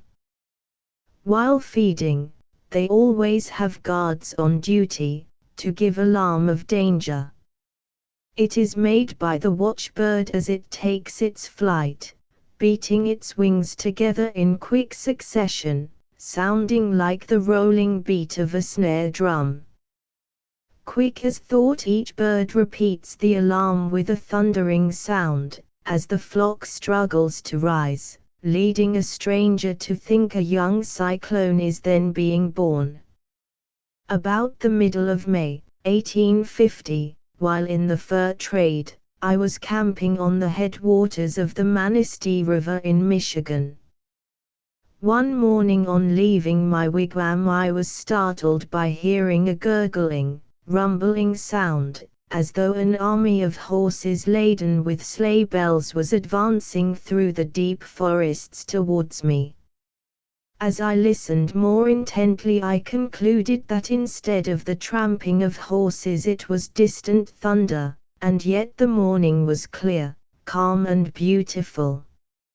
Nearer and nearer came the strange commingling sounds of sleigh bells, mixed with the rumbling of an approaching storm. While I gazed in wonder and astonishment, I beheld moving toward me in an unbroken front millions of pigeons, the first I had seen that season. They passed like a cloud through the branches of the high trees, through the underbrush and over the ground, apparently overturning every leaf. Statue-like I stood, half concealed by cedar boughs. They fluttered all about me, lighting on my head and shoulders. Gently I caught two in my hands and carefully concealed them under my blanket. I now began to realize they were mating, preparatory to nesting. It was an event which I had long hoped to witness, so I sat down and carefully watched their movements, amid the greatest tumult. I tried to understand their strange language, and why they all chatted in concert. In the course of the day the great unmoving mass passed by me, but the trees were still filled with them, sitting in pairs in convenient crotches of the limbs, now and then gently fluttering their half-spread wings and uttering to their mates those strange, bell-like wooing notes which I had mistaken for the ringing of bells in the distance. On the third day after, this chattering ceased and all were busy carrying sticks with which they were building nests in the same crotches of the limbs they had occupied in pairs the day before. On the morning of the fourth day their nests were finished and eggs laid.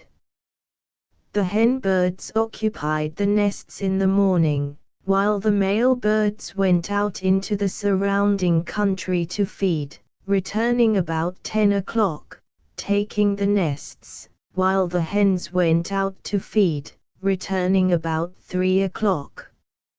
Again changing nests, the male birds went out the second time to feed, returning at sundown. The same routine was pursued each day until the young ones were hatched and nearly half grown, at which time all the parent birds left the brooding grounds about daylight.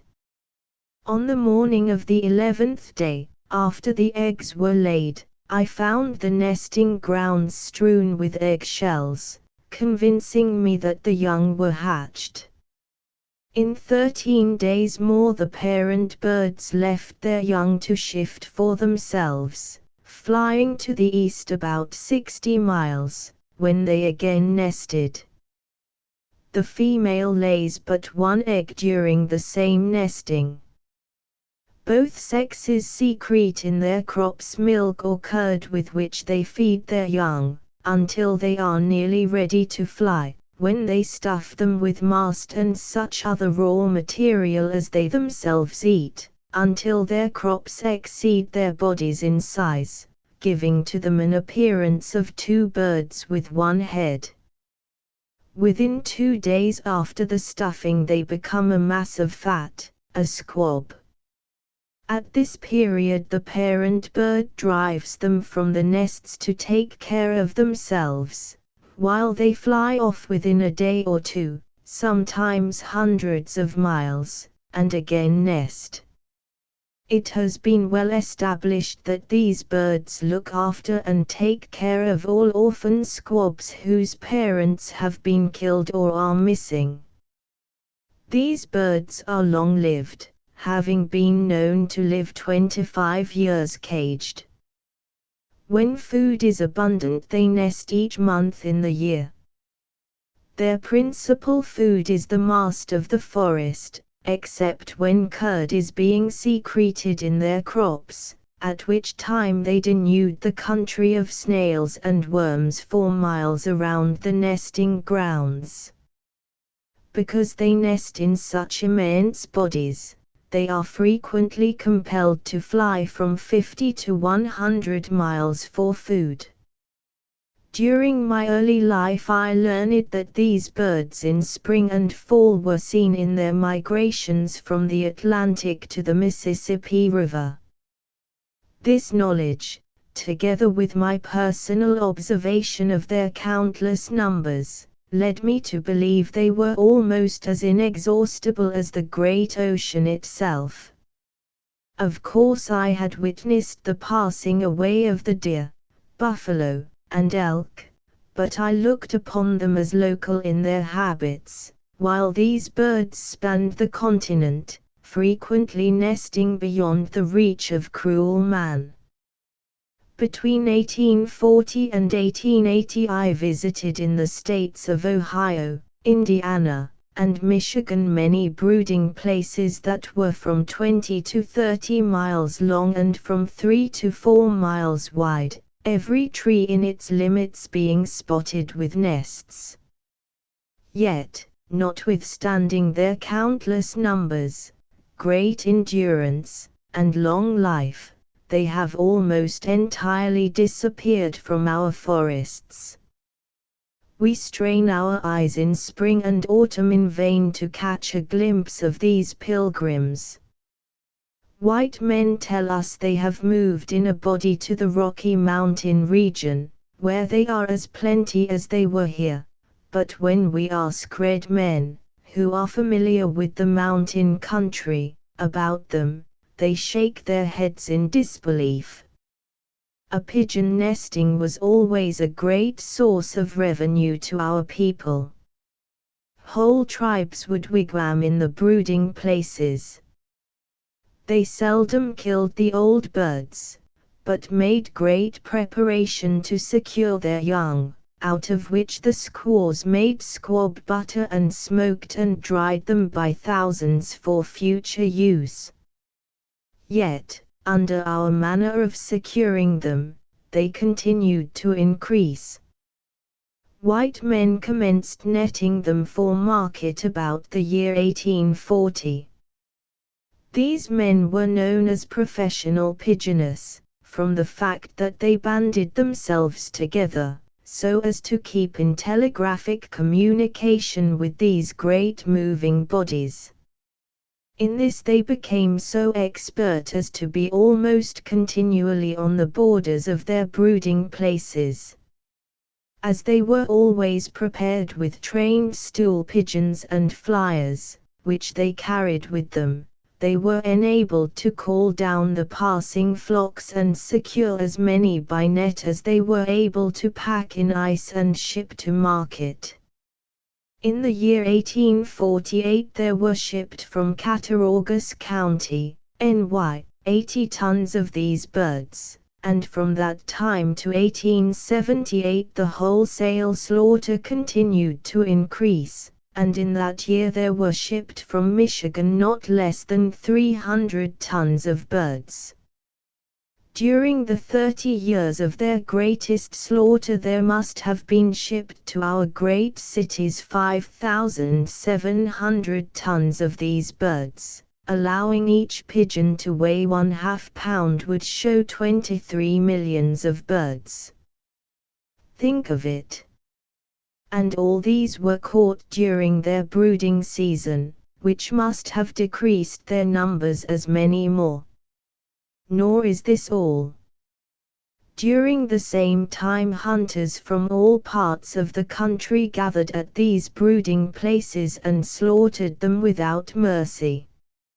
In the above estimate are not reckoned the thousands of dozens that were shipped alive to sporting clubs for trap shooting, as well as those consumed by the local trade throughout the pigeon districts of the United States.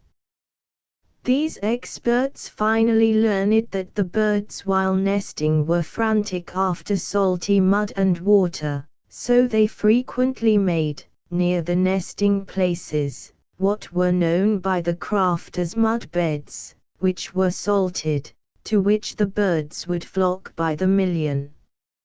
In April 1876, I was invited to see a net over one of these death pits.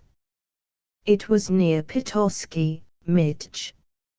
I think I am correct in saying the birds piled one upon another at least 2 feet deep when the net was sprung, and it seemed to me that most of them escaped the trap, but on killing and counting, there were found to be over 100 dozen, all nesting birds.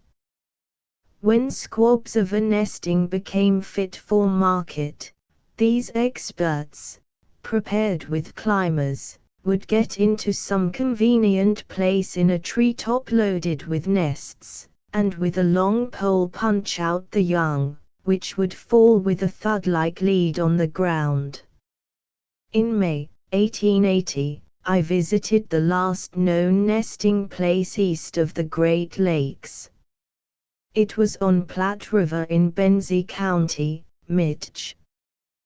There were on these grounds many large white birch trees filled with nests. These trees have manifold bark, which, when old, hangs in shreds like rags or flowing moss, along their trunks and limbs. This bark will burn like paper soaked in oil. Here, for the first time, I saw with shame and pity a new mode for robbing these birds' nests, which I look upon as being devilish. These outlaws to all moral sense would touch a lighted match to the bark of the trees at the base, when with a flash, more like an explosion, the blast would reach every limb of the tree, and while the affrighted young birds would leap simultaneously to the ground, the parent birds, with plumage scorched, would rise high in air amid flame and smoke. I noticed that many of these squabs were so fat and clumsy they would burst open on striking the ground. Several thousand were obtained during the day by this cruel process. That night I stayed with an old man on the highlands just north of the nesting. In the course of the evening I explained to him the cruelty that was being shown to the young birds in the nesting. He listened to me in utter astonishment, and said, "My God, is that possible?"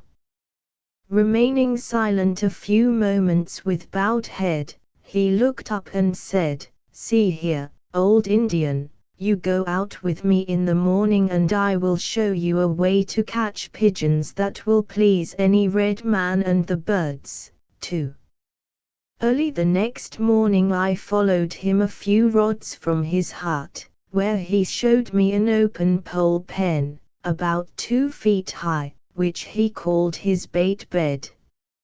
Into this he scattered a bucket of wheat.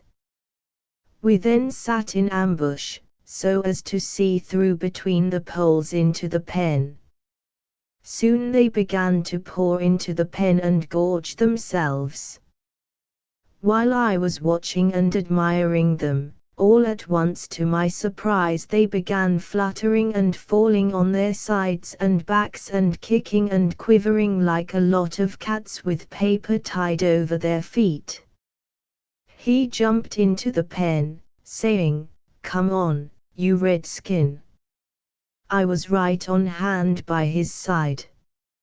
A few birds flew out of the pen apparently crippled, but we caught and caged about 100 fine birds. After my excitement was over I sat down on one of the cages, and thought in my heart, certainly Pigeon is dreaming, or this long-haired white man is a witch. I finally said, "Look here, old fellow, tell me how you did that." He gazed at me, holding his long white beard in one hand, and said with one eye half shut and a sly wink with the other, that wheat was soaked in whiskey.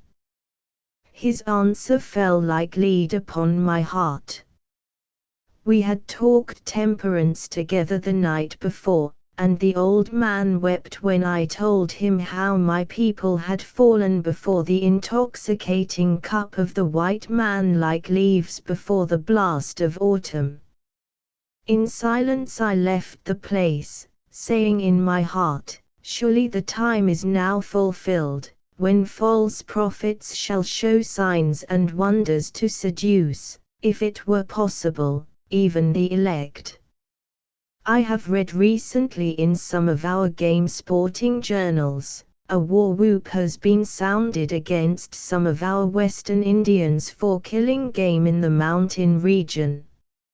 Now, if these red men are guilty of a moral wrong which subjects them to punishment, I would most prayerfully ask in the name of Him who suffers not a sparrow to fall unnoticed, what must be the nature of the crime and degree of punishment awaiting our white neighbors who have so wantonly butchered and driven from our forests these wild pigeons, the most beautiful flowers of the animal creation of North America. In closing this article I wish to say a few words relative to the knowledge of things about them that these birds seem to possess. In the spring of 1866 there were scattered throughout northern Indiana and southern Michigan vast numbers of these birds. On the 10th of April, in the morning, they commenced moving in small flocks in diverging lines toward the northwest part of Van Buren County, Mich. For 2 days they continued to pour into that vicinity from all directions, commencing at once to build their nests. I talked with an old trapper who lived on the brooding grounds, and he assured me that the first pigeons he had seen that season were on the day they commenced nesting and that he had lived there 15 years and never known them to nest there before. From the above instance and hundreds of others I might mention, it is well established in my mind beyond a reasonable doubt, that these birds, as well as many other animals, have communicated to them by some means unknown to us, a knowledge of distant places, and of one another when separated, and that they act on such knowledge with just as much certainty as if it were conveyed to them by ear or eye.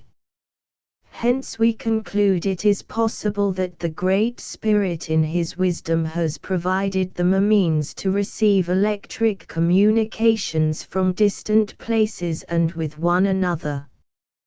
Chapter 6 The Passenger Pigeon from Life Histories of North American Birds, B. by Charles Bendy. B. The first volume of Captain Bendy's monumental work was published in 1892, by which time the extinction of the passenger pigeon was foretold as a matter of a few more years. His contribution to the subject therefore deals with a much later period in the history of the bird and links the studies of Wilson and Audubon with the present day. Geographical range: deciduous forest regions of eastern North America, west, casually, to Washington and Nevada, Cuba.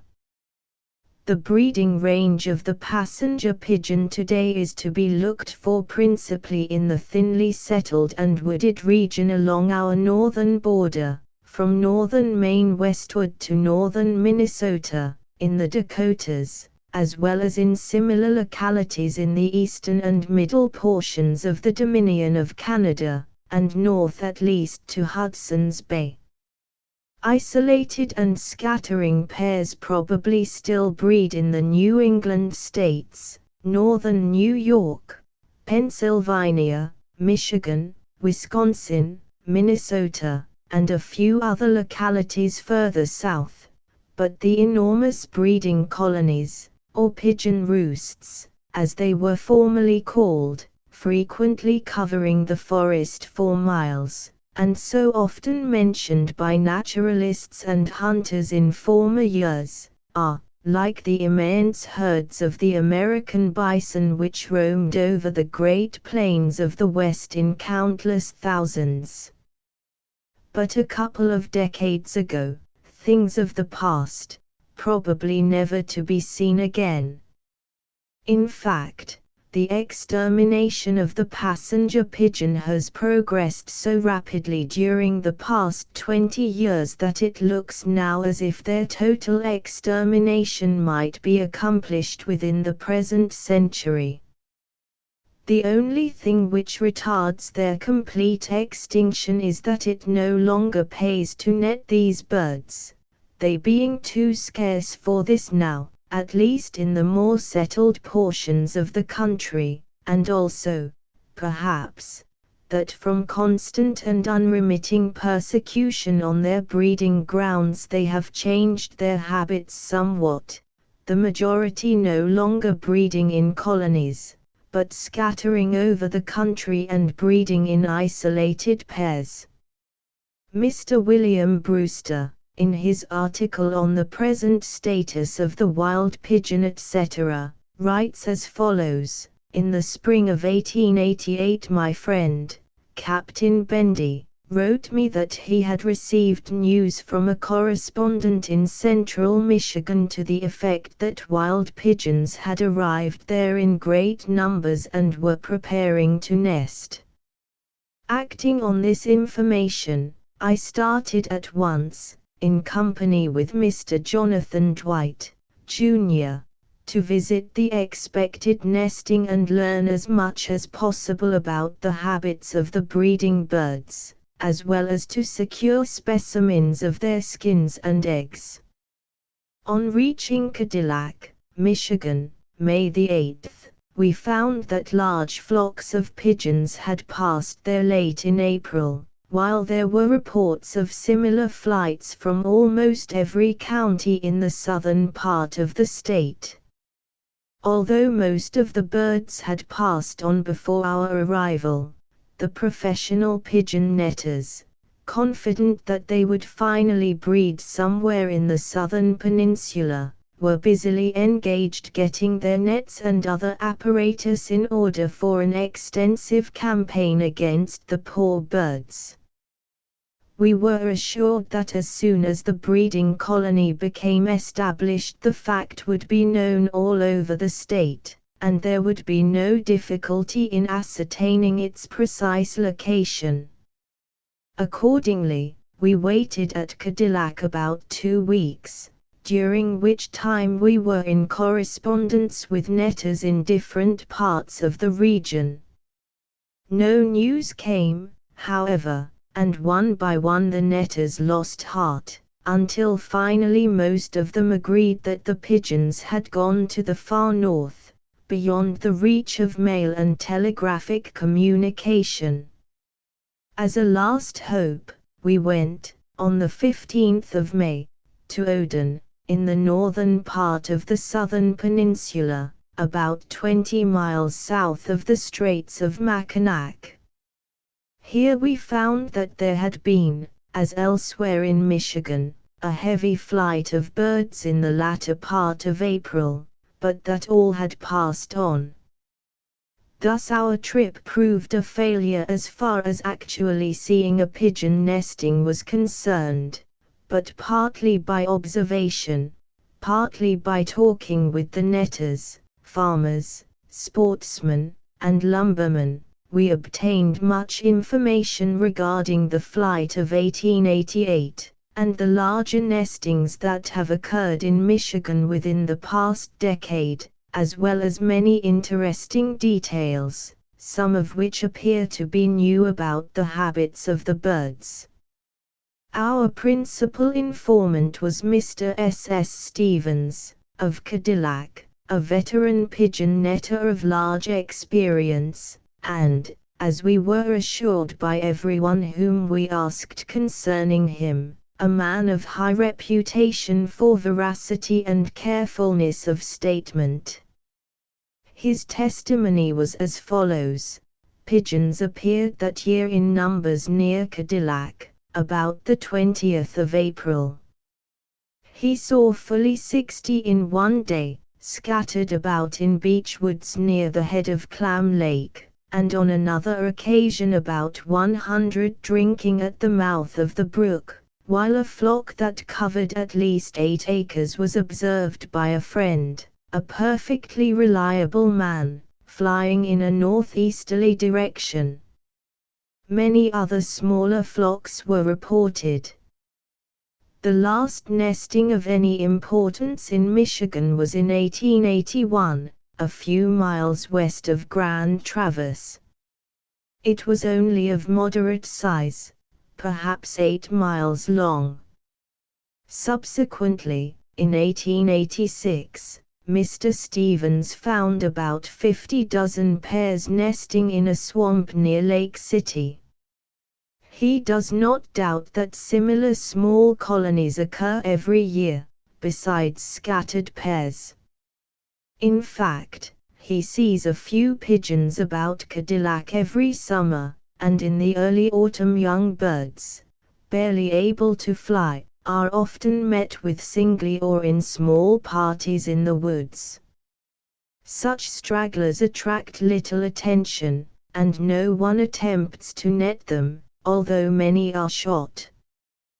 The largest nesting he ever visited was in 1876 or 1877. It began near Petoskey, and extended northeast past Crooked Lake for 28 miles, averaging 3 or 4 miles wide. The birds arrived in 2 separate bodies, one directly from the south by land, the other following the east coast of Wisconsin, and crossing at Manitou Island. He saw the latter body come in from the lake at about 3 o'clock in the afternoon. It was a compact mass of pigeons, at least 5 miles long by 1 mile wide. The birds began building when the snow was 12 inches deep in the woods, although the fields were bare at the time.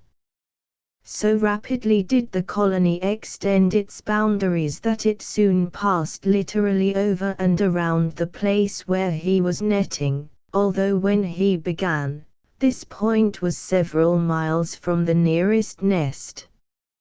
Nestings usually start in deciduous woods, but during their progress the pigeons do not skip any kind of trees they encounter. The Petoskey nesting extended 8 miles through hardwood timber, then crossed a river bottom wooded with arborvitae, and thence stretched through white pine woods about 20 miles. For the entire distance of 28 miles every tree of any size had more or less nests, and many trees were filled with them. None were lower than about 15 feet above the ground. Pigeons are very noisy when building. They make a sound resembling the croaking of wood frogs.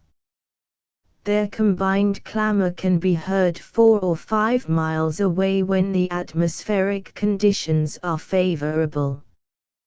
2 eggs are usually laid, but many nests contain only 1. Both birds incubate, the females between 2 o'clock p.m. and 9 o'clock or 10 o'clock the next morning, the males from 9 or 10 o'clock a.m. to 2 o'clock p.m.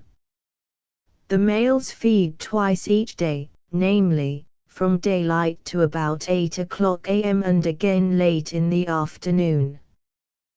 The females feed only during the forenoon. The change is made with great regularity as to time, all the males being on the nest by 10 o'clock a.m. During the morning and evening no females are ever caught by the netters, during the forenoon no males. The sitting bird does not leave the nest until the bill of its incoming mate nearly touches its tail, the former slipping off as the latter takes its place. Thus the eggs are constantly covered, and but few are ever thrown out despite the fragile character of the nests and the swaying of the trees in the high winds. The old birds never feed in or near the nesting, leaving all the beech mast, etc., there for their young. Many of them go 100 miles each day for food. Mr. Stevens is satisfied that pigeons continue laying and hatching during the entire summer. They do not, however, use the same nesting place a second time in one season, the entire colony always moving from 20 to 100 miles after the appearance of each brood of young. Mr. Stevens, as well as many of the other netters with whom we talked, believes that they breed during their absence in the south in the winter, asserting as proof of this that young birds in considerable numbers often accompany the earlier spring flights. 5 weeks are consumed by a single nesting. Then the young are forced out of their nests by the old birds. Mr. Stevens has twice seen this done. One of the pigeons, usually the male, pushes the young off the nest by force. The latter struggles and squeals precisely like a tame squab, but is finally crowded out along the branch, and after further feeble resistance flutters down to the ground. 3 or 4 days elapse before it is able to fly well. Upon leaving the nest it is often fatter and heavier than the old birds, but it quickly becomes much thinner and lighter, despite the enormous quantity of food it consumes. On one occasion an immense flock of young birds became bewildered in a fog while crossing Crooked Lake, and descending struck the water and perished by thousands. The shore for miles was covered a foot or more deep with them. The old birds rose above the fog, and none were killed. At least 500 men were engaged in netting pigeons during the Great Petoskey nesting of 1881. Mr. Stevens thought that they may have captured on the average 20,000 birds apiece during the season. Sometimes 2 carloads were shipped south on the railroad each day. Nevertheless, he believed that not one bird in 1,000 was taken. Hawks and owls often abound near the nesting. Owls can be heard hooting there all night long. The Cooper's hawk often catches the stool pigeon. During the Petoskey season, Mr. Stevens lost 12 stool birds in this way. There has been much dispute among writers and observers, beginning with Audubon and Wilson, and extending down to the present day, as to whether the wild pigeon has 2 eggs or 1. I questioned Mr. Stevens closely on this point. He assured me that he had frequently found 2 eggs or 2 young in the same nest, but that fully half the nests which he had examined contained only 1. Our personal experience with the pigeon in Michigan was as follows.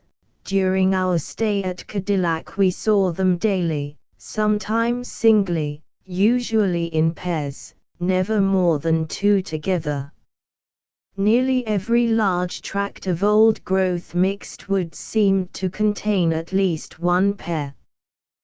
They appeared to be settled for the season, and we were convinced that they were preparing to breed.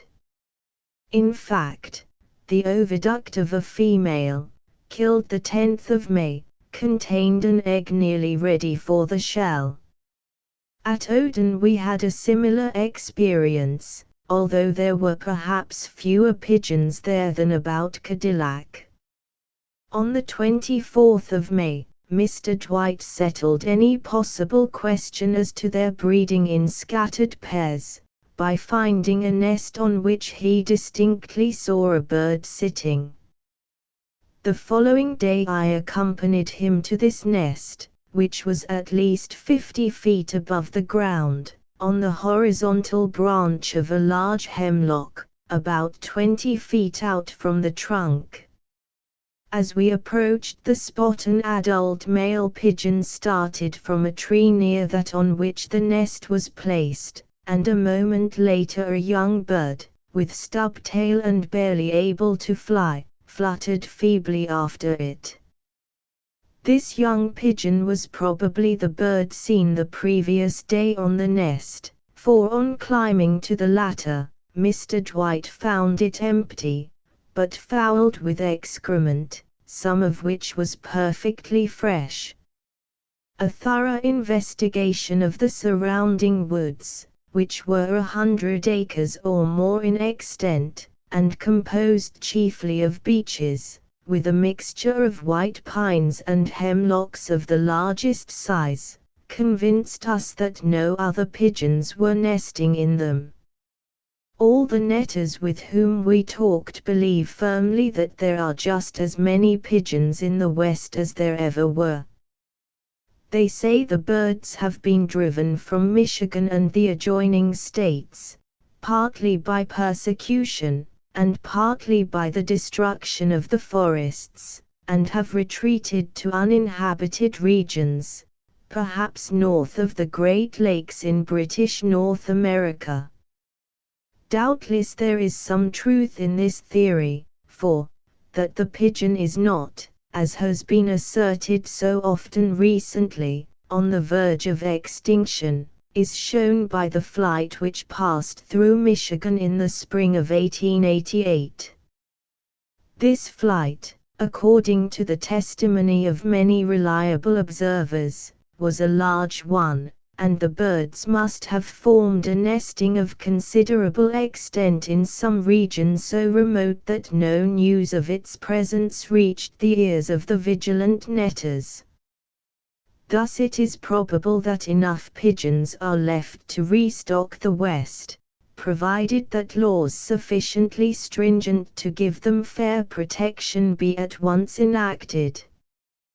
The present laws of Michigan and Wisconsin are simply worse than useless, for, while they prohibit disturbing the birds within the nesting, they allow unlimited netting only a few miles beyond its outskirts during the entire breeding season. The theory is, that they are so infinitely numerous that their ranks are not seriously thinned by catching a few millions of breeding birds in a summer, and that the only danger to be guarded against is that of frightening them away by the use of guns or nets in the woods where their nests are placed.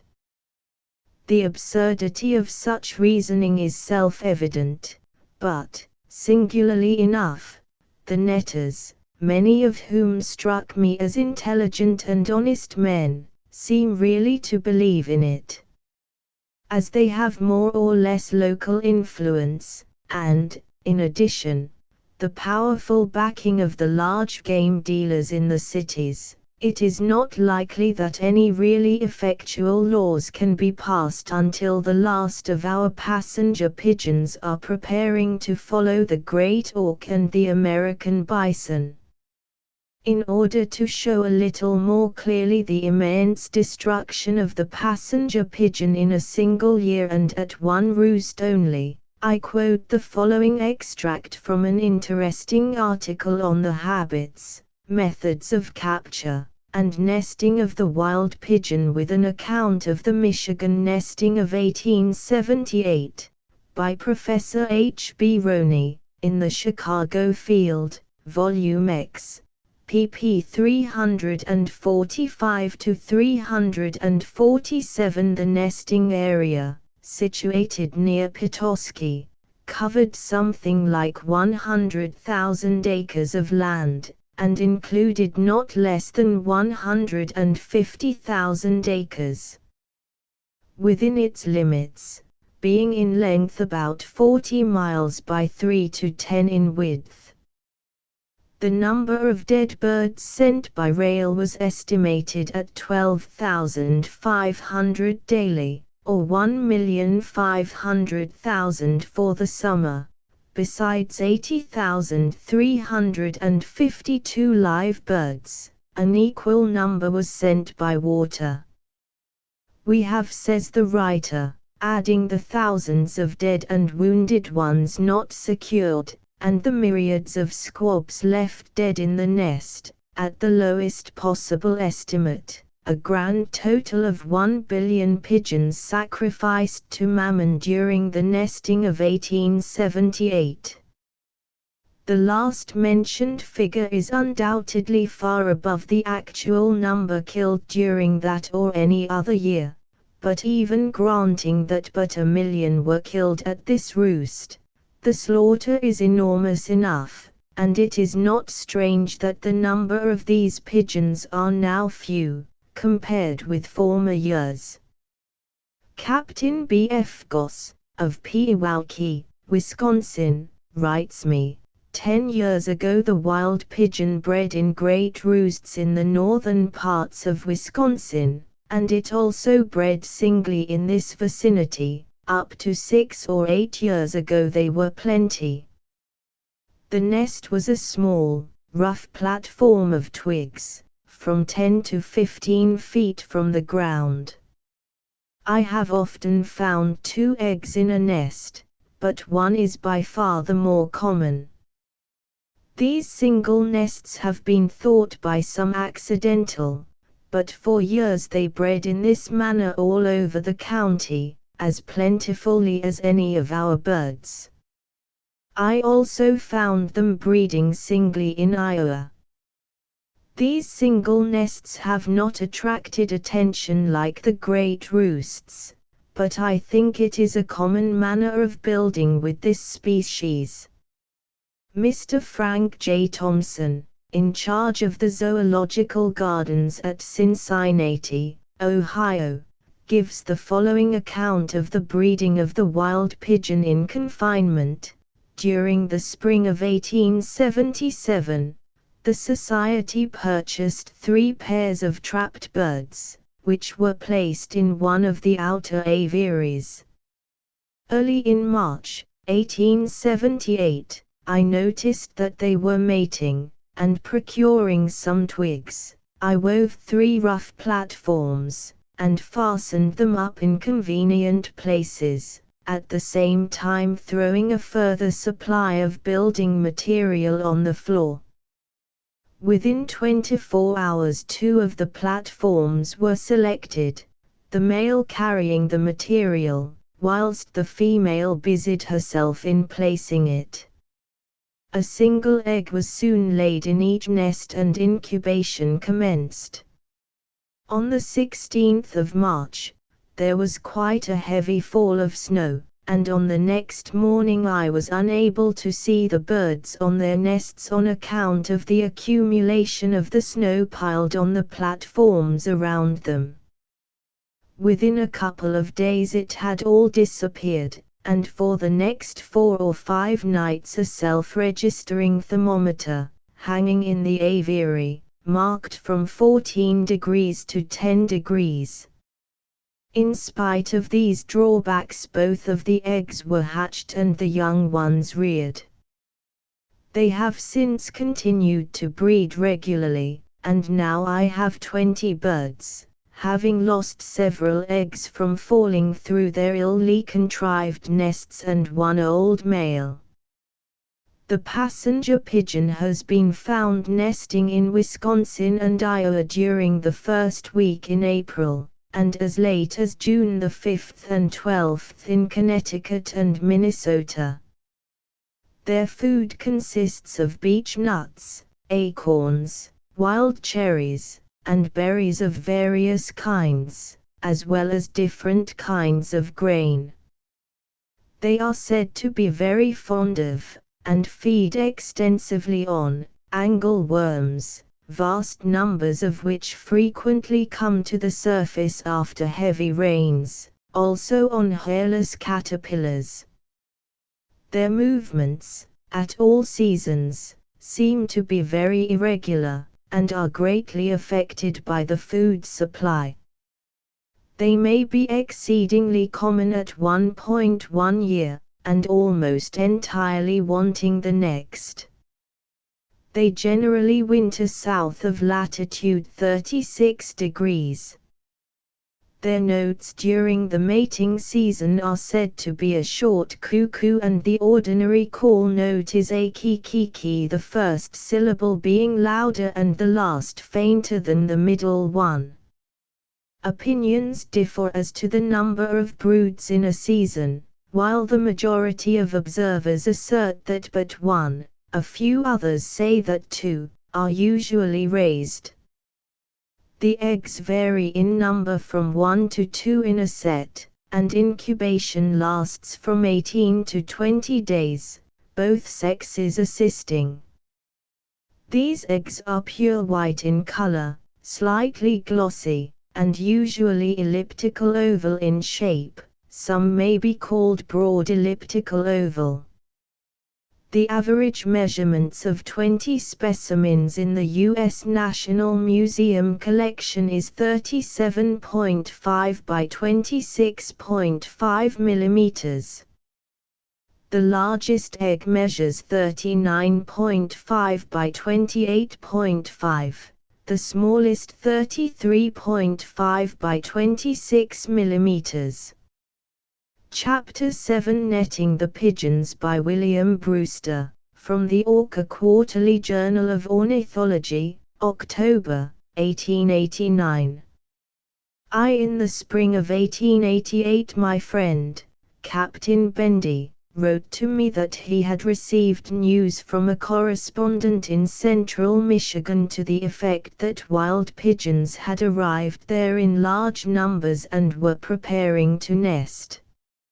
Acting on this information, I started at once, in company with Mr. Jonathan Dwight, Jr., to visit the expected nesting and learn as much as possible about the habits of the breeding birds, as well as to secure specimens of their skins and eggs.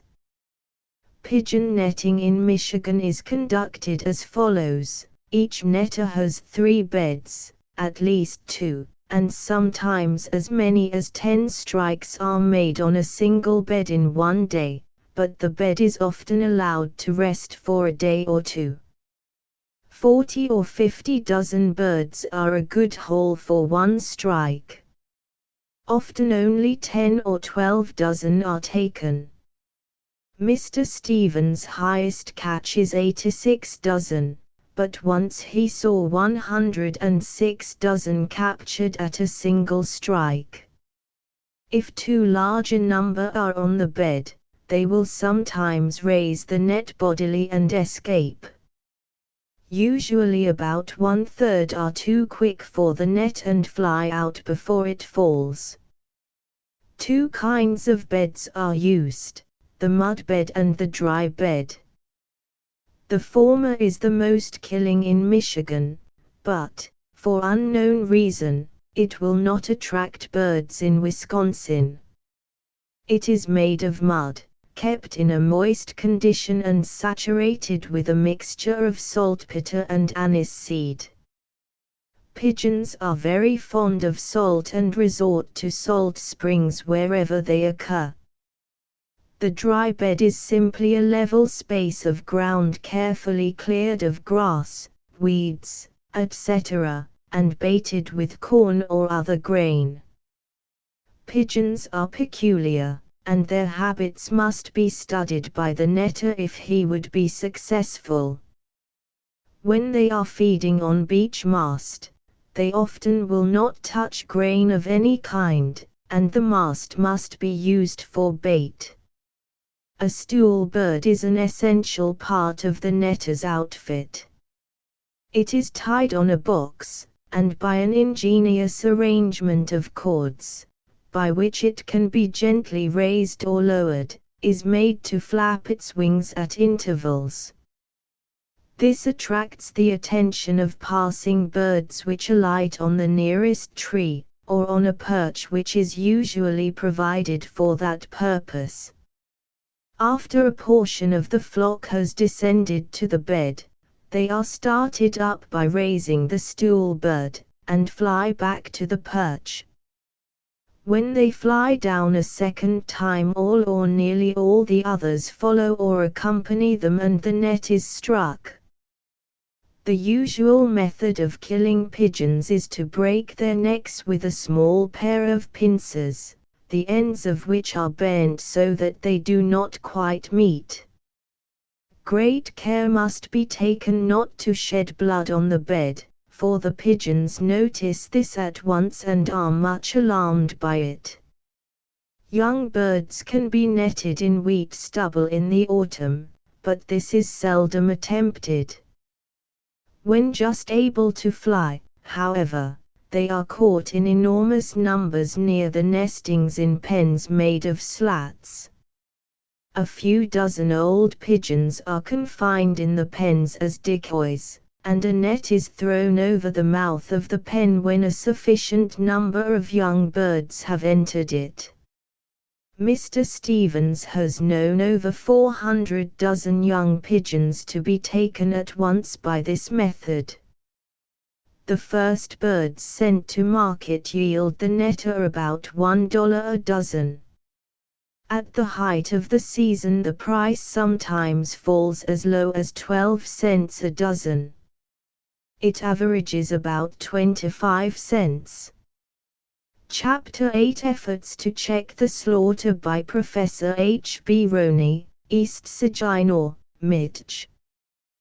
The following article appeared in American Field of Chicago, the 11th of January, 1879. Parts omitted here referred to an ineffectual attempt on the part of the Saginaw and Bay City Game Protection Clubs to put a stop to the illegal netting and shooting of pigeons. The Michigan law was a bungling piece of business, working rather in the interest of the netters than of the birds. Professor Roney and Mr. McLean accompanied the two representatives of the Game Protective Clubs sent north on this mission. I make this explanation as certain parts of the article I reproduce would otherwise not be as well understood. For many years passenger pigeon nestings have been established in Michigan, and by a noticeable concurrence, only in even alternate years, as follows: 1868, 1870, 1872, 1874, 1876, 1878. In 1876 there were no less than 3 nestings in the state, one each in Wago, Oceana, and Grand Traverse counties. Large numbers of professional pigeoners, as they term themselves, devote their whole time to the business of following up and netting wild pigeons for gain and profit. These men carefully study the habits and direction of flight of the birds, and in the spring of the year can tell with considerable accuracy in about what locality a nesting is to form. The indications are soon known throughout the fraternity and the gathering of the clans commences. The netters follow up the pigeons in their flight for hundreds of miles. The past year there have been nestings in Pennsylvania, Ohio and Michigan, though in the former 2 states they were of short duration, as they soon broke up and the birds turned their flight to the northwest. The flight of a pigeon is, under favorable conditions, 60 to 90 miles an hour, and these birds of passage leaving the Pennsylvania forests at daybreak can reach the Michigan nesting grounds by sunset. Many of the little travelers came from the westward, crossing the stormy waters of the lake with the speed of a dart. From the four quarters of the globe, seemingly, they gather. Over the mountains, lakes, rivers, and prairies they speed their aerial flight, through storm, in sunshine and rain. Actuated as if by a common impulse toward the same object, their swift wings soon reach the summer nursery, to which they are drawn from points hundreds of miles distant by an instinct which surpasses human comprehension. No less remarkable is the wisdom with which the nesting places are chosen, they being always in the densest woods, not in large and heavy timber, but generally in smaller trees with many branches, cedars, and saplings. The presence of large quantities of mast, which is the principal food of these birds, especially beech nuts, is a prominent consideration in the selection of a nesting ground. As the feed in the vicinity of the nesting becomes exhausted, the birds are compelled to go daily farther and farther for food, even as high as 75 or 100 miles, and these trips, which are taken twice a day, are known as the morning and evening flights. The apparatus for the capture of wild pigeons consists of a net about 6 feet wide and 20 to 30 feet long. The operator first chooses the location for setting his net, which, it is needless to add, is in utter disregard of the state law, which prescribes certain limits within which nets must not be placed. A bed of a creek or low marshy spot is chosen, if possible at a natural salt lick, or a bed of muck, upon which the birds feed. The ground is cleared of grass and weeds, and to allure the birds the bed is baited with salt and sulfur several days before the net is to be placed. A bough house is made about 20 feet from the end of the bed, and all is ready for the net and its victims. A bird discovers the tempting spot, and with the instinct of the honeybee, returns and brings several others, while these in turn bring a multitude, and in less than 2 days the bed is fairly blue with birds feeding on the seasoned muck. The net is then set by an adjustment of ropes and a powerful spring pole, the net being laid along one side of the bed, and the operator retires to his bough house, through which the ropes run, where he waits concealed for the flights. Many trappers use 2 nets ranged along opposite sides of the bed, which are thrown toward each other and meet in the center. When enough birds are gathered upon the beds to make a profitable throw, the operator gives a quick jerk upon the rope, the net flies over in an instant, while in its meshes struggle hundreds of unwilling prisoners. After pinching their necks, the trapper removes the dead victims, resets the trap, and is ready for another haul. To lure down the birds from their flight overhead, most netters use flyers or stool pigeons. The former are birds held captive by a cord, tied to the leg, being thrown up into the air when a flight is observed approaching, and drawn fluttering down when the flyer has reached its limit. The latter is a live pigeon tied to a small circular framework of wood or wire attached to the end of a slender and elastic pole, which is raised and lowered by the trapper from his place of concealment by a stout cord and which causes constant fluttering. A good stool pigeon, one which will stay upon the stool, is rather difficult to obtain, and is worth from $5 to $25. Many trappers use the same birds for several years in succession. The number of pigeons caught in a day by an expert trapper will seem incredible to one who has not witnessed the operation. A fair average is 60 to 90 dozen birds per day per net, and some trappers will not spring a net upon less than 10 dozen birds. Higher figures than these are often reached, as in the case of one trapper who caught and delivered 2,000 dozen pigeons in 10 days, being 200 dozen, or about 2,500 birds per day.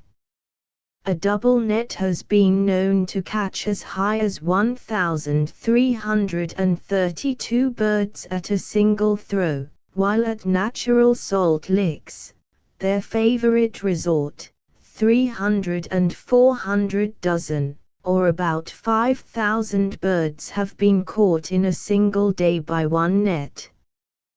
The prices of dead birds range from 35 cents to 40 cents per dozen at the nesting. In Chicago markets 50 to 60 cents.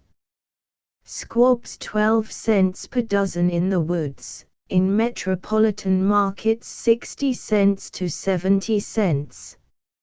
In fashionable restaurants they are served as a delicious tidbit at fancy prices. Live birds are worth at the trapper's net 40 cents to 60 cents per dozen, in cities $1 to $2. It can thus be easily seen that the business, when at all successful, is a very profitable one, for from the above quotations a pencil will quickly figure out an income of $10 to $40 per day for the poor and hard-working pigeon trapper. One pigeoner at the Petoskey nesting was reported to be worth $60,000, all made in that business. He must have slain at least 3 million pigeons to gain this amount of money. For several years violations of the laws protecting pigeons in brooding time have been notorious in the Michigan nestings.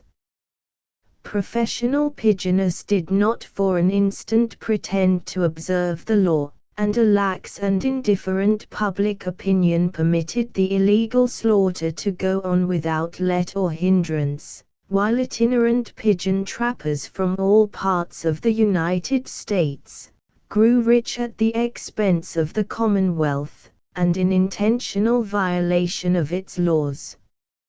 Each succeeding year the news has been spread far and wide until it became useless to conceal the fact that pigeon trapping was a profitable business, the year of 1876 witnessing a magnitude in the traffic which exceeded anything heretofore known in the country.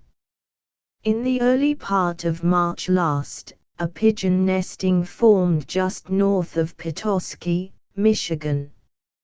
Not many days had passed before information was conveyed to the game protection clubs of East Saginaw and Bay City, that enormous quantities of pigeons were being killed in open and defiant violation of the law. On reaching Petoskey we found the condition of affairs had not been magnified, indeed, it exceeded our gravest fears.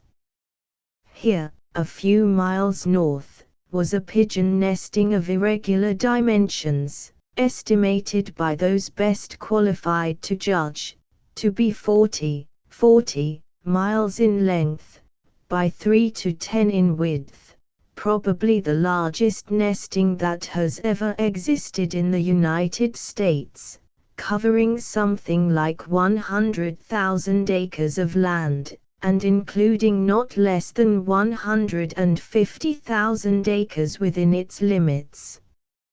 At the hotel we met one we were glad to see, in the person of Uncle Len Jewell, of Bay City, an old woodsman and landlooker. Len had for several weeks been looking land in the Upper Peninsula, and was on his return home. At our solicitation he agreed to remain for 2 or 3 days, and cooperate with us.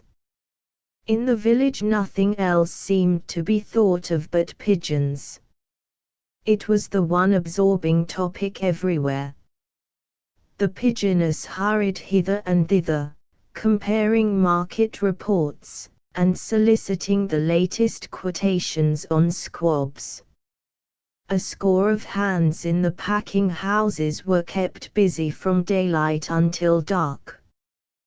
Wagon load after wagon load of dead and live birds hauled up to the station, discharged their freight, and returned to the nesting for more. The freight house was filled with the paraphernalia of the pigeon hunter's vocation, while every train brought acquisitions to their numbers, and scores of nets, stool pigeons, etc. The pigeoners were everywhere. They swarmed in the hotels, post office, and about the streets. They were there, as careful inquiry and the hotel registers showed, from New York, Wisconsin, Pennsylvania, Michigan, Maryland, Iowa, Virginia, Ohio, Texas, Illinois, Maine, Minnesota, and Missouri. Hiring a team, we started on a tour of investigation through the nesting.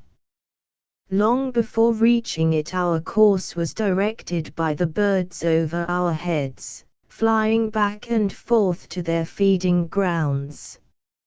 After riding about 15 miles, we discovered a wagon track leading into the woods, in the direction of the bird sounds which came to our ears. 3 of the party left the wagon and followed it. The twittering grew louder and louder, the birds more numerous, and in a few minutes we were in the midst of that marvel of the forest and nature's wonderland, the pigeon nesting. We stood and gazed in bewilderment upon the scene around and above us.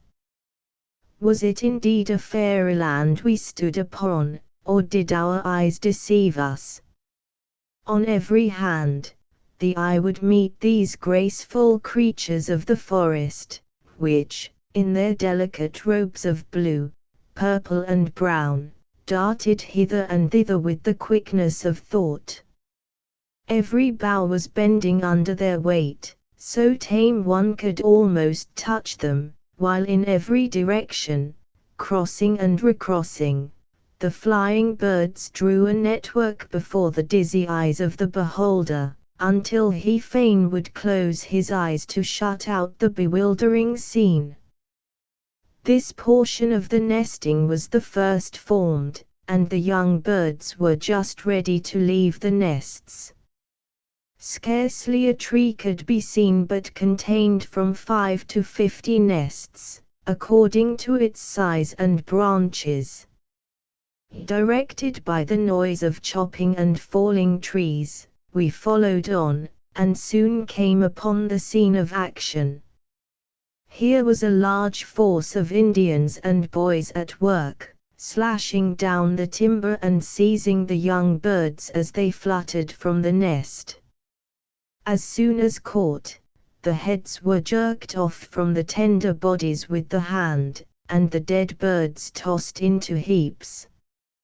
Others knocked the young fledglings out of the nests with long poles, their weak and untried wings failing to carry them beyond the clutches of the assistant, who, with hands reeking with blood and feathers, tears the head off the living bird, and throws its quivering body upon the heap.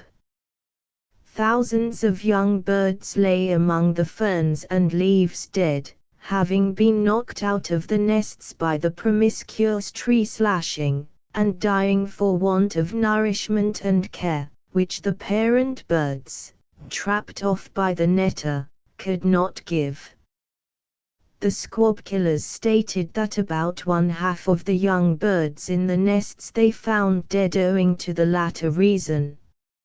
Every available Indian, man and boy, in the neighborhood was in the employ of buyers and speculators, killing squabs, for which they received a cent apiece.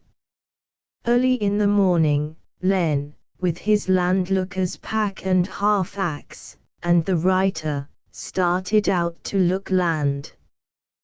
Taking the course indicated by the obliging small boy, we soon struck into an old Indian trail which led us through another portion of the nesting, where the birds for countless numbers surpassed all calculation.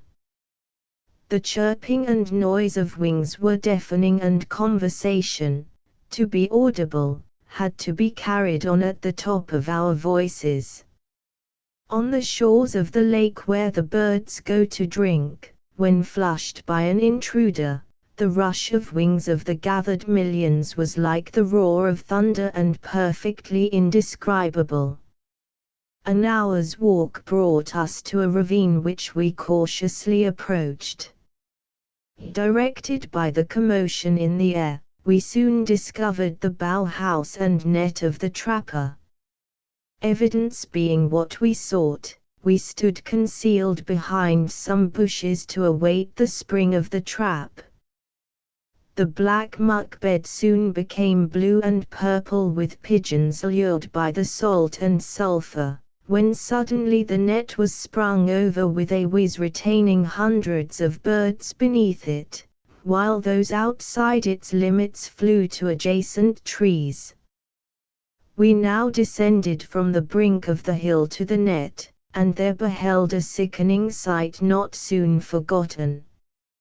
On one side of the bed of a little creek was spread the net, a double one, covering an area when thrown, of about 10 by 20 feet. Through its meshes were stretched the heads of the fluttering captives vainly struggling to escape. In the midst of them stood a stalwart pigeoner up to his knees in the mire and bespattered with mud and blood from head to foot. Passing from bird to bird, with a pair of blacksmith's pincers, he gave the neck of each a cruel grip with his remorseless weapon, causing the blood to burst from the eyes and trickle down the beak of the helpless captive, which slowly fluttered its life away, its beautiful plumage besmeared with filth and its bed dyed with its crimson blood. When all were dead, the net was raised, many still clinging to its meshes with beak and claws in their death grip, and were shaken off. They were then gathered, counted, deposited behind a log with many others and covered with bushes, and the death trap set for another harvest. Scarcely able to conceal our indignation, we sat upon the bank and questioned this hero, learning that he had pursued the business for years, and had caught as high as 87 dozen in one day, learning later that he caught and killed upon that day 82 dozen, or 984 birds. This outrage was perpetrated within 100 rods of the nests and in plain hearing of the nesting sounds, instead of 2 miles away, as the law prescribes. After gaining some further information, the old grey-headed landlooker and his companion withdrew, bidding the pigeon pirate good day, and leaving him none the wiser for the visit. Out of sight we worked our way back to the road, overtook the stage and returned to Petoskey. The next day the writer swore out a warrant and caused the arrest of the offender, who could not do otherwise than plead guilty, and had the satisfaction of seeing him pay over his fine of $50 for his poor knowledge of distances. The shooting done at the nesting was in the most flagrant violation of the protective laws. The 5-mile limit was a dead letter. The shotgun brigade went where they listed, and shot the birds in the nesting as they sat in rows on the trees or passed in clouds overhead. Before we arrived, a party of 4 men shot 826 birds in one day and then only stopping from sheer fatigue.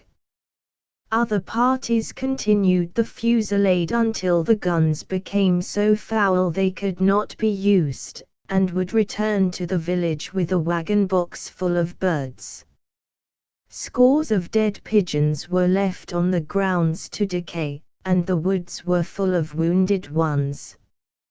H. Freyer, a justice of the peace, informed us that a few days previously he had picked up 15 maimed birds. His neighbor, a Mr. Green, 20, and a Mr. Crossman, 36, all in one day, after a shooting party had passed through.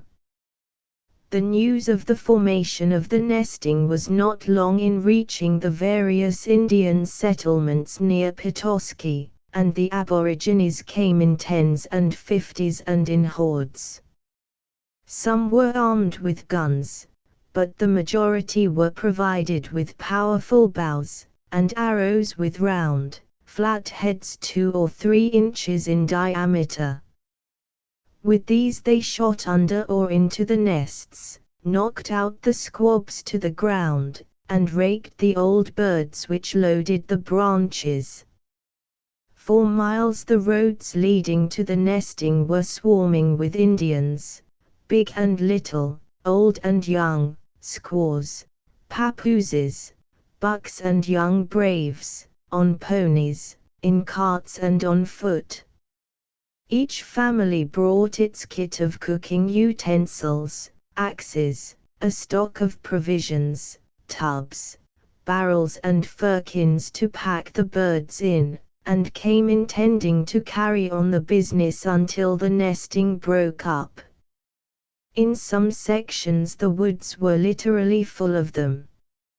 Upper specimen, passenger pigeon, Ectopistes migratoria. Lower specimen, mourning dove, Xenigera macroura, frequently mistaken for passenger pigeon with the aid of Sheriff Ingalls, who spoke their language like a native. We one day drove over 400 Indians out of the nesting, and their retreat back to their farms would have rivaled Bull Run.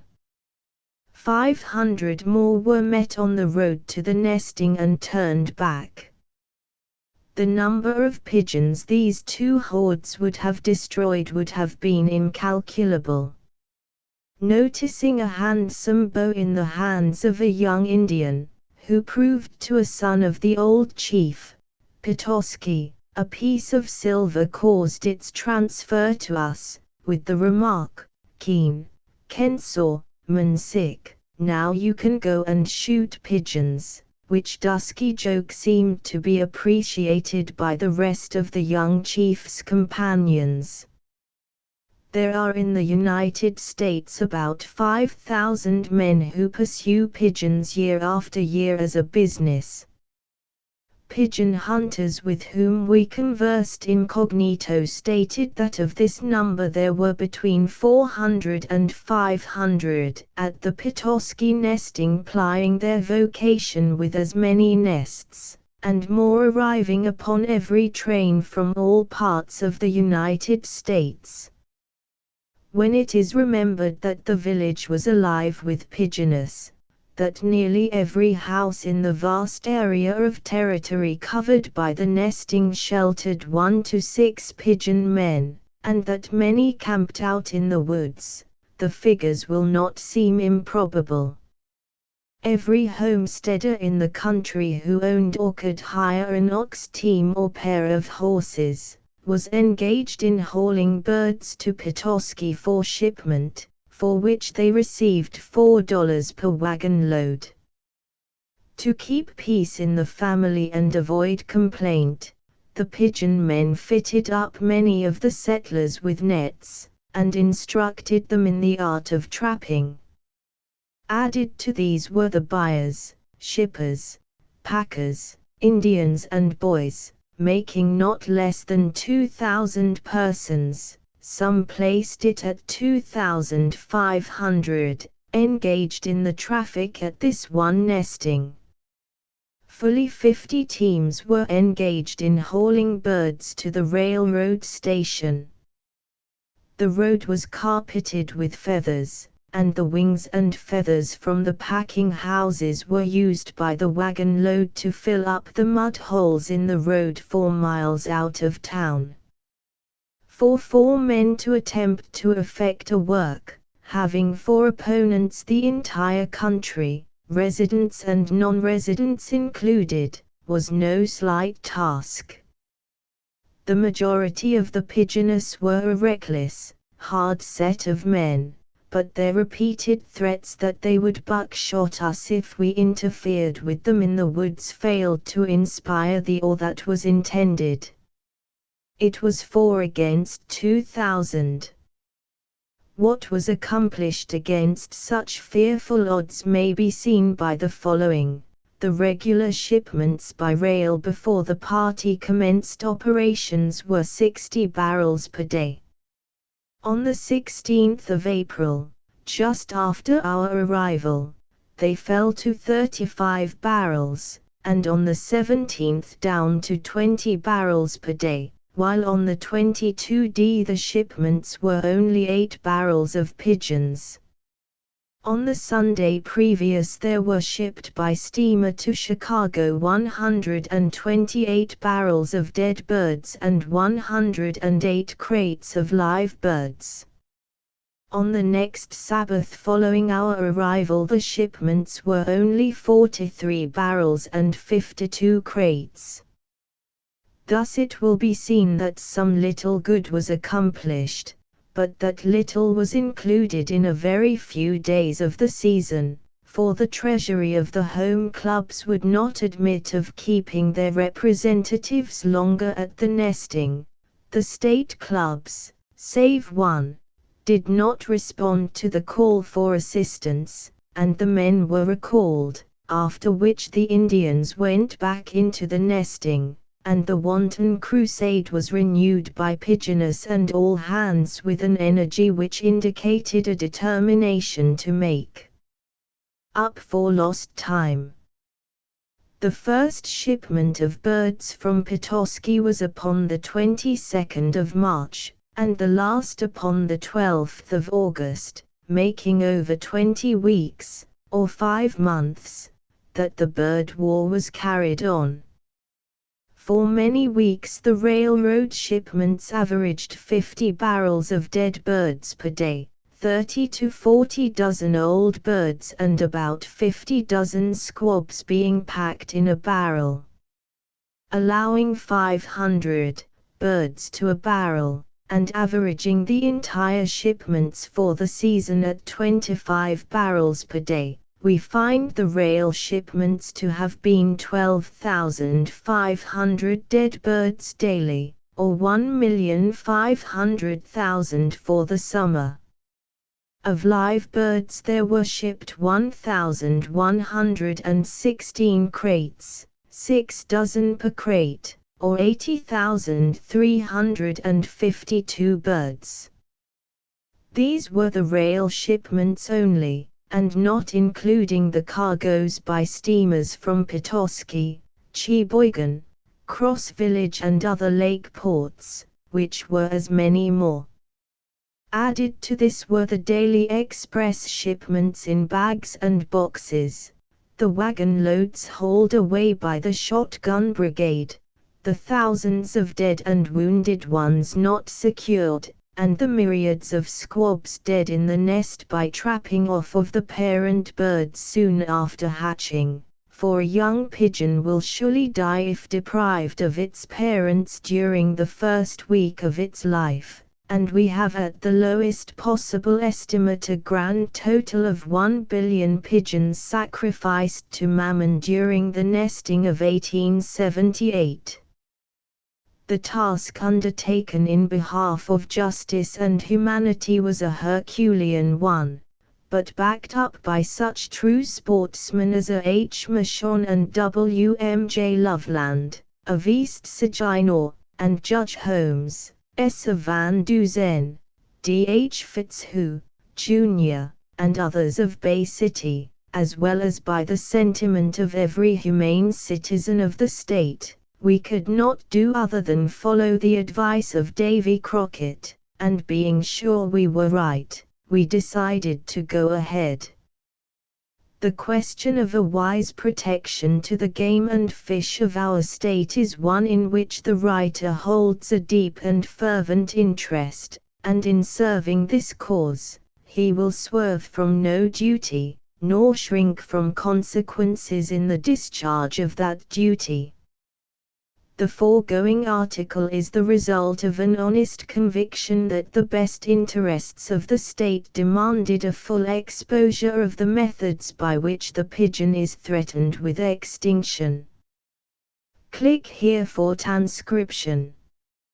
FAC Simile Reproduction of Circular, issued 1879, showing E. T. Martin's Pigeon headquarters at Boyne Falls, Mich. Chapter 9 The Pigeon Butcher's Defense by E. T. Martin, from the American Field, Chicago, the 25th of January, 1879.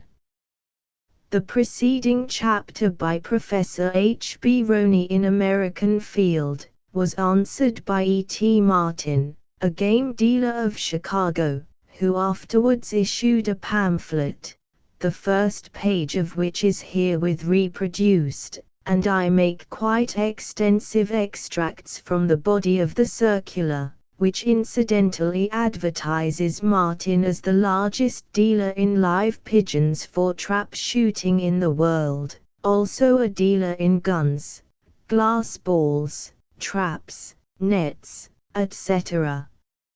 I call the reader's attention to the following. In the table given of the shipments from Petoskey and Boyne Falls, etc., during 1878, Martin estimates the number shipped alive from Cheboygan as 89,730, yet H. T. Phillips of Detroit shows from his records that he alone shipped from that point 175,000 that year.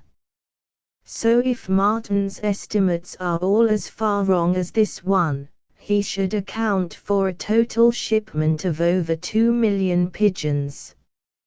In Martin's circular, he seems to take offense at some remarks Professor Roney has made in this article that reflect upon the character of these netters, for Martin uses in quotation marks the following: a reckless, hard set of men, pirates, etc., which seems to have some foundation in fact, as Martin says, in proof of the pigeons feeding squab indiscriminately. I may mention the fact that one of the men in my employ this year, while at the Shelby nesting in 1876 in one afternoon shot and killed 6 hen pigeons that came to feed the one squab in the same nest. Further comment is unnecessary. WBM. A little after the middle of March a body of birds began nesting some 12 miles north of Petoskey, near Pickerel Lake. About April the 8th another and larger body set in along Maple and Indian Rivers, and Burt Lake, and near Cross Village, there being in all some 7 or 8 distinct nestings, covering perhaps, of territory actually occupied by the nesting, a tract some 15 miles long and 3 of average width, or 4 to 5 square miles. The principal catch was made from the Crooked and Maple Rivers nestings, and when the former broke, which was about the 25th of May, the pigeoners pulled up and left, many going home, and others to the Boyne Falls nesting, some 30 miles south, which set in at about the same time. This gave a duration of 2 1/3 months to the Petoskey nesting proper, though it is true that, feed being abundant, some very few birds remained around, roosting for a little longer. The Boyne Falls nesting lasted something over a month and broke early in July. From this the catch was very light. After that, the only catch was a few young birds taken on bait. Besides these nestings, there was one further south on the Manistee River, some 26 miles long by 5 average width, or 130 square miles, in which the birds hatched 3 times, and from which not a bird was caught, as it was an impenetrable swamp, and the putting of birds on the market would be attended with such expense as to destroy the profit. There were also 1 or 2 smaller ones, east of this one. These comprised the Michigan nestings, in addition to which, at Sheffield, Pa, there was fully as large a body, and fully as large a catch as at the Crooked and Maple nestings, the birds hatching there, I think, 3 times, each hatching taking 4 weeks, from the beginning of nest building to the time the old birds leave the young.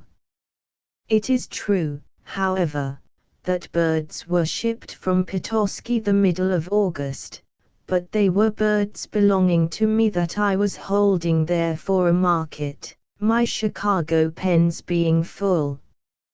Every bird of them had been in my possession for a month previous, and many for 6 weeks.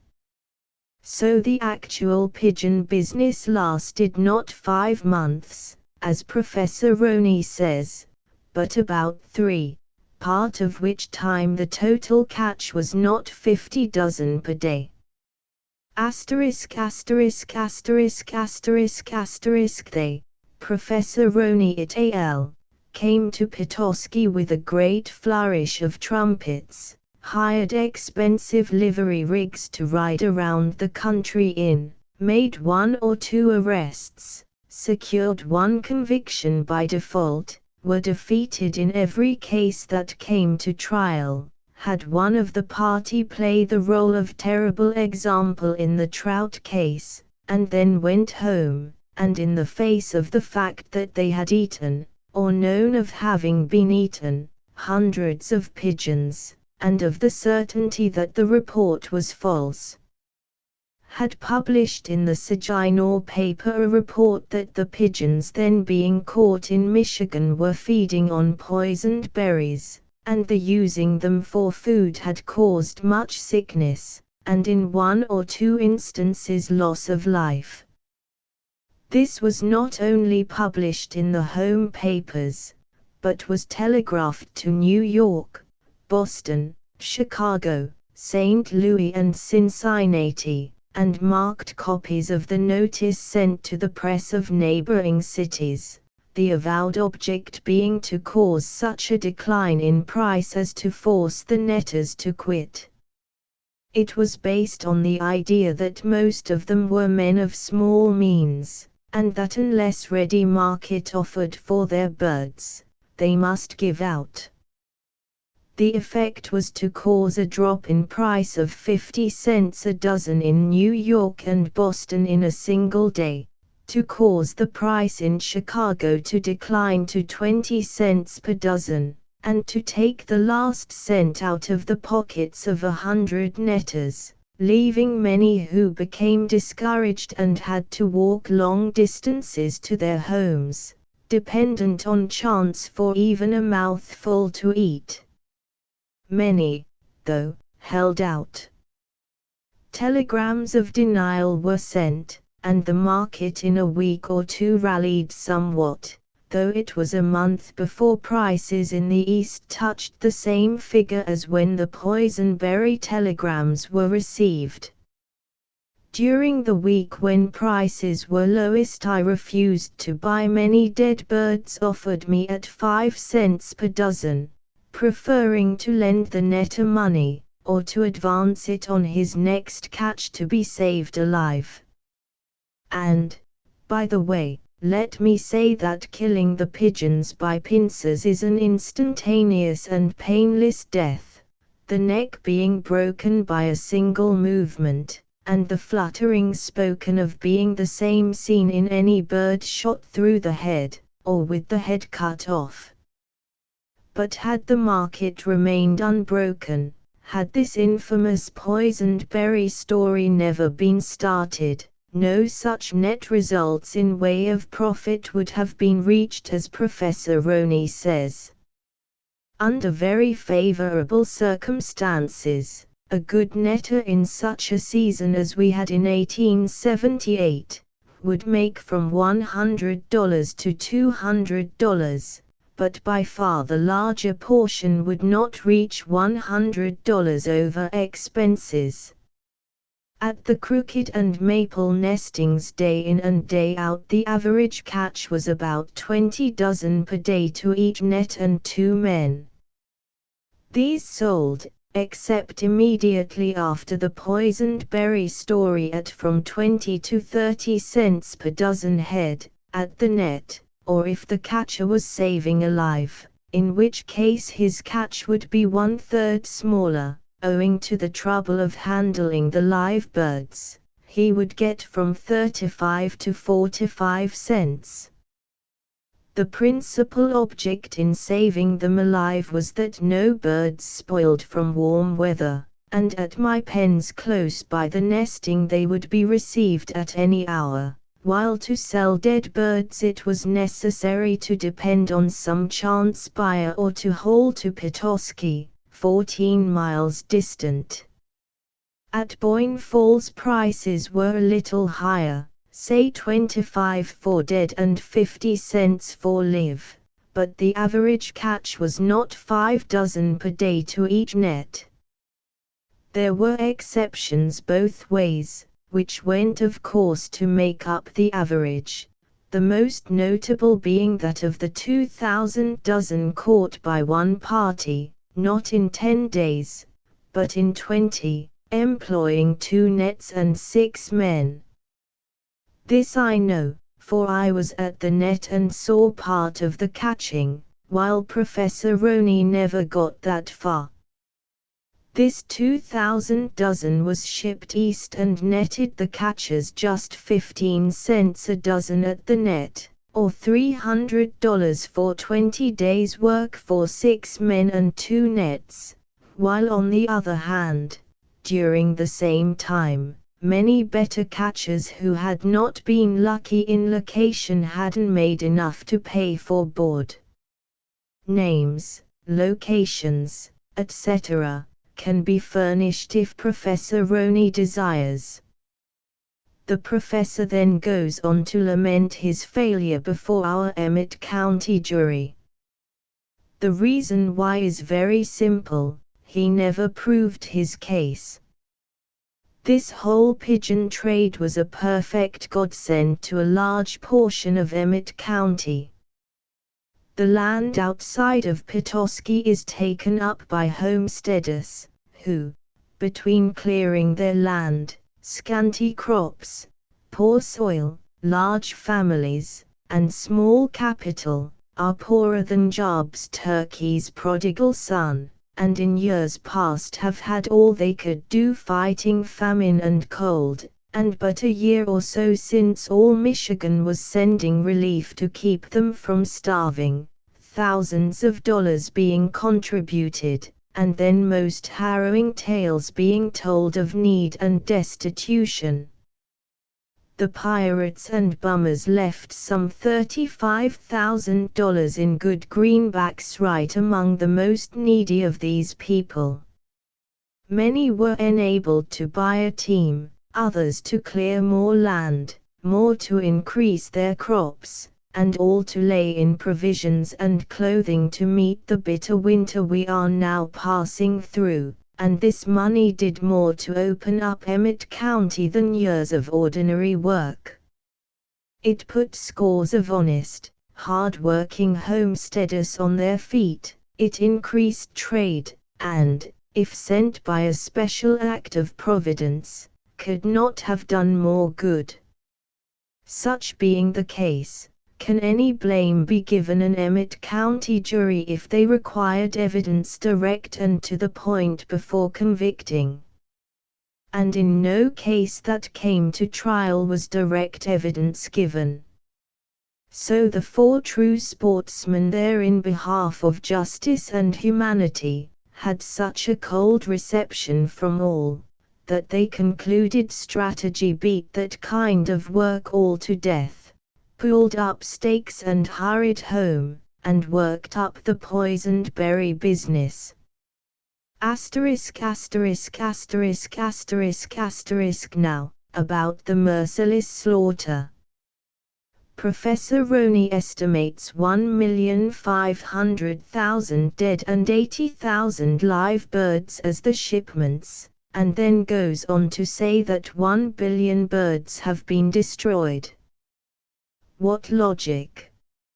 I have official figures before me, and they show that the shipments from Petoskey and Boyne Falls were, Petoskey, dead, by express 490,000, Petoskey, alive, by express 86,400, Boyne Falls, dead 47,100, Boyne Falls, alive 42,696, Petoskey, dead, by boat, estimated 110,000, Petoskey, alive, by boat, estimated 33,640, Cheboygan, dead, by boat, estimated 108,300, Cheboygan, alive, by boat, estimated 89,730 other points, dead and alive, estimated 100,000 total 1,107,866. This may be set down as accurate or nearly so, and 1,500,000 will cover the total destruction of birds by net, gun and Indians. The total number of nesting squabs taken by the Indians would not reach 100,000, and not over 50 barrels of these ever reached a market, the Indians smoking the remainder for winter use. No one knows how many birds 1,500,000 are until they see them, and handle a few. As an illustration, to buy and sell 125,000 birds in 4 months, it took myself, 2 men and a boy all our time, working from daylight until after dark every day. I doubt if there were 1 billion birds in all the crooked and maple nestings. I am certain that there were not at any one time. I am also certain that more than double as many young birds left those nestings than all the birds caught, killed or destroyed. The morning that the crooked nesting broke, I was out at daylight, and at the net to see and help one of my men make a strike. For an hour and a half a continuous body of birds 1/2 mile wide and very thick was going out. Our strike was 29 dozen, 25 dozen young and 4 dozen old, about the same proportion as the other catches. This showed that of the immense body over 5/6 were young birds, barely old enough ones remaining to guide the body of young, and this was out of the nesting from which the bulk of the birds had been caught, where the destruction had been the greatest.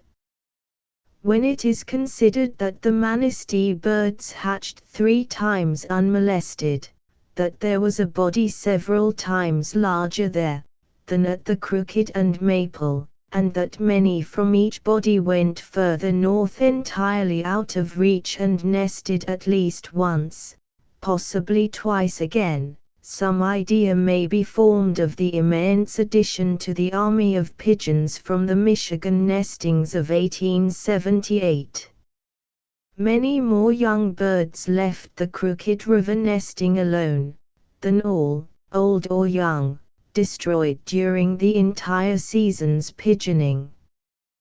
Professor Roney's lament about the young dying when deprived of the parent bird, and his addition to the number sacrificed to Mammon from that source, compares favorably with the poisoned berry story, or the attack on Turner. Admitting that 1,500,000 birds were caught and killed, not more than half of these would be old birds, some of which would not be nesting, and from some of which the young had left the nest. If for every one of the 750,000 old birds caught and killed, the squab had died, this would make a total slaughter of 2,250,000, or about 1/450th of the number, he says. I don't believe Professor Roney knows what a billion is. However, there were not 750,000, no, nor 100,000 squabs killed by losing their parents. It is a well-proved fact that the old bird coming in will stop and feed any squab heard crying for food, that in this way they look out for one another's young, and the orphans or half-orphans are cared for. It is rare, however, for both old birds to be caught or killed, since the toms and hens when nesting always fly separately, and the chance of both the parents of the squab falling a victim to Mammon, particularly in a large nesting, is small. As proof of the pigeons feeding squabs indiscriminately, I may mention that one of the men in my employ this year, at the Shelby nesting in 1876, in one afternoon shot and killed 6 hen pigeons that came to feed the one squab in the same nest.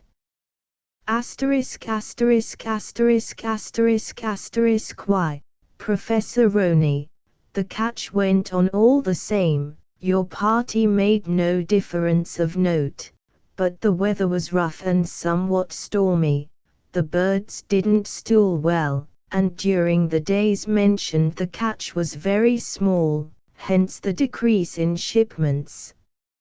Now, regarding the law, it is well enough as it is. One shotgun near a nesting is more destructive than a dozen nets. The report of the gun causes the birds to rise in thousands, and, when repeated, to leave in a body, regardless of nest or squab, and never to return. As an example, may be mentioned the Minnesota nesting of 1877, when the birds were driven entirely away. The net is silent, its work occasions no alarm, it makes no cripples, consequently it can be admitted nearer to the nests than its more noisy partner. Protect the pigeons entirely, and a law forbidding catching during nesting time is equivalent to entire protection, and you have northern Michigan overrun with a pest that will destroy the farmer's seed as fast as sown, and when harvest time approaches, pounce upon a wheat field ready for the reaper and in an hour not leave even enough for the gleaner. Their increase would be more rapid, their stay longer, and in 4 years not only would the law be repealed, but inducements to slaughter would be held out to rid the state of the rapidly increasing and destructive pests. The pigeon never will be exterminated so long as forests large enough for their nestings and mast enough for their food remain. In conclusion, the pigeons are as much an article of commerce as wheat, corn, hogs, beeves, or sheep. It is no more cruel to kill them for market by the thousand, than it is to countenance the killing at the stockyards in this or any other large commercial center. The paper tonight shows that in 6 cities over 4 million hogs have been killed since the 1st of November, 1878, or 2.5 months, a larger slaughter than, during the same time, of pigeons at the nestings by nearly threefold. Yet this is not sacrificing to mammon. A farmer can market his poultry dead or alive at any time of the year, and the slaughter, the country over, is larger than that of pigeons, yet no one in the interest of justice and humanity interferes. The pigeon is migratory, it can care for itself. It nests in the impenetrable wilds of Arkansas, the Indian Territory, Canada and British America, as often as in the land of civilization where it can be reached for market. It is a source of profit to the poor, or pleasure to the rich. Its benefits to the Emmett County homesteaders, as felt through the cold of this winter alone, are enough to compensate for evils even as black as our Professor Roney paints, and Emmett County is but a sample of whatever location the birds may settle in. Let the law, in regard to distance, stand as it is. Enforce it against all alike, make no exceptions. Let the rule of supply and demand govern the catchings, and you will have something better than all the professors in Michigan suggest. Let the supply be so large that prices are low and wages can't be made, and law or no law, the catching will stop. But don't make a law that will take bread out of the homesteader's mouth, and work from hundreds of poor and honest men, no, not even if the birds should be sacrificed, to a certain extent, for man is above the beasts, and the beasts of the field and the birds of the air are given unto him for his benefit and his profit. H. T. Phillips' store. A typical game store of the early 70s. Chapter X. Notes of a vanished industry. I have corresponded with many men who were actively interested in hunting and observing the passenger pigeon when its flocks still numbered uncounted millions of birds. Some of the data supplied in kind response to my queries is in the form of hastily jotted notes, which, when they are brought together, include more or less repetition of personal experiences. They have a certain value, however, when taken en masse, for they are the testimony of eyewitnesses who will soon be gone, after which the passenger pigeon will become as much a matter of written history and tradition as the auk or the buffalo. I am under obligation to Mr. Henry T. Phillips, of Detroit, for much practical information regarding the capture of pigeons, and the business of marketing them as he knew it in those earlier days. There follows a portion of a letter written me by Mr. Phillips in October, 1904. WBM. I am in receipt of your letter asking for information about the wild pigeon, but I do not know that I can be of much benefit to you, though I will give you what information I can. I began business in Sheboygan, Mich, in May, 1862, as a dealer in groceries and produce and added the commission business a little later, as I was fond of shooting, and I began advertising the sale of game.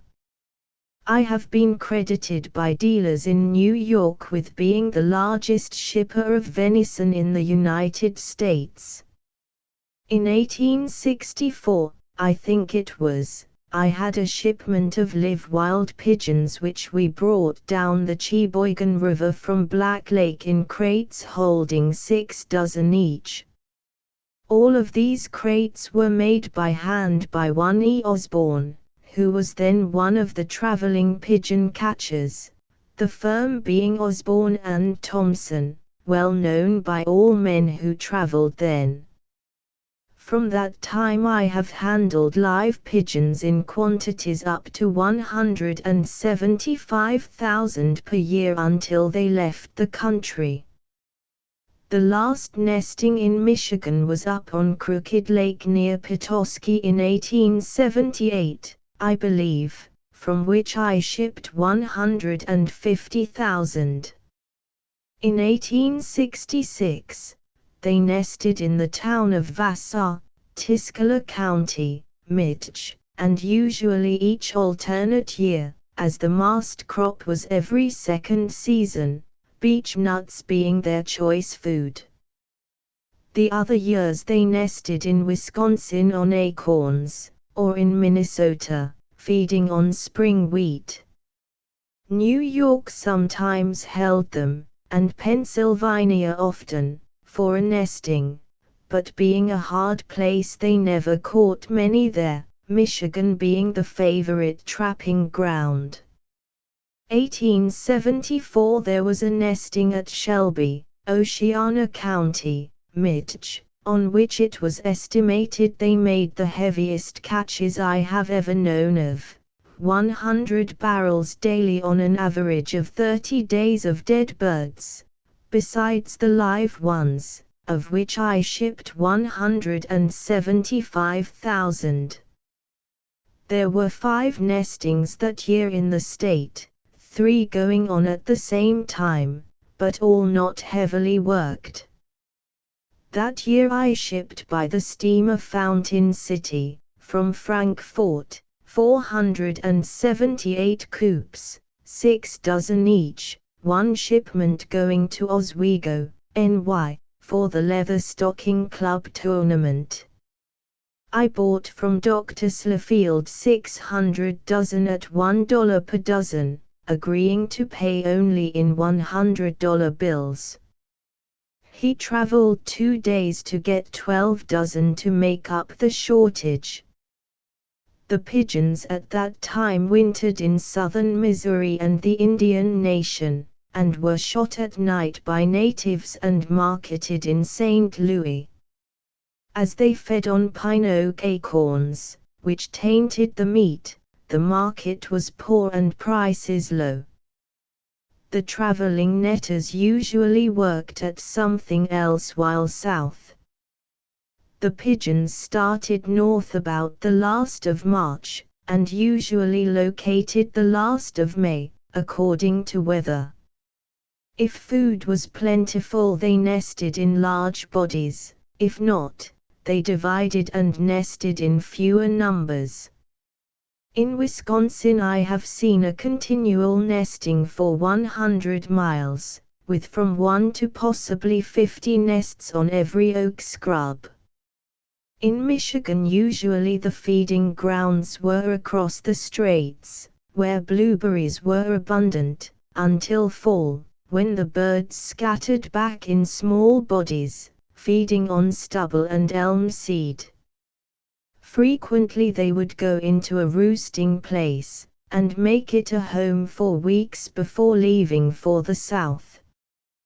Traveling north, they usually flew until about 10 or 11 in the morning and again in the evening. I have known of large quantities being drowned in Lake Huron, crossing from Canada on the way north, and have had lake captains tell me of passing for 3 hours through dead birds, which had been caught in a fog. In 1874 there were over 600 professional netters, and when the pigeons nested north, every man and woman was either a catcher or a picker. They used to catch them in different ways. What was known as flight catching was in the early morning and evening, a spot being cleared of usually 12 to 16 feet wide and 20 to 24 feet long, large enough for a net. This was known as the bed. About 50 feet from the bed a brush house was built and the net was staked down. 2 spring poles were set to spring the net out straight, but loose enough to fall easy and cover the full size of the bed.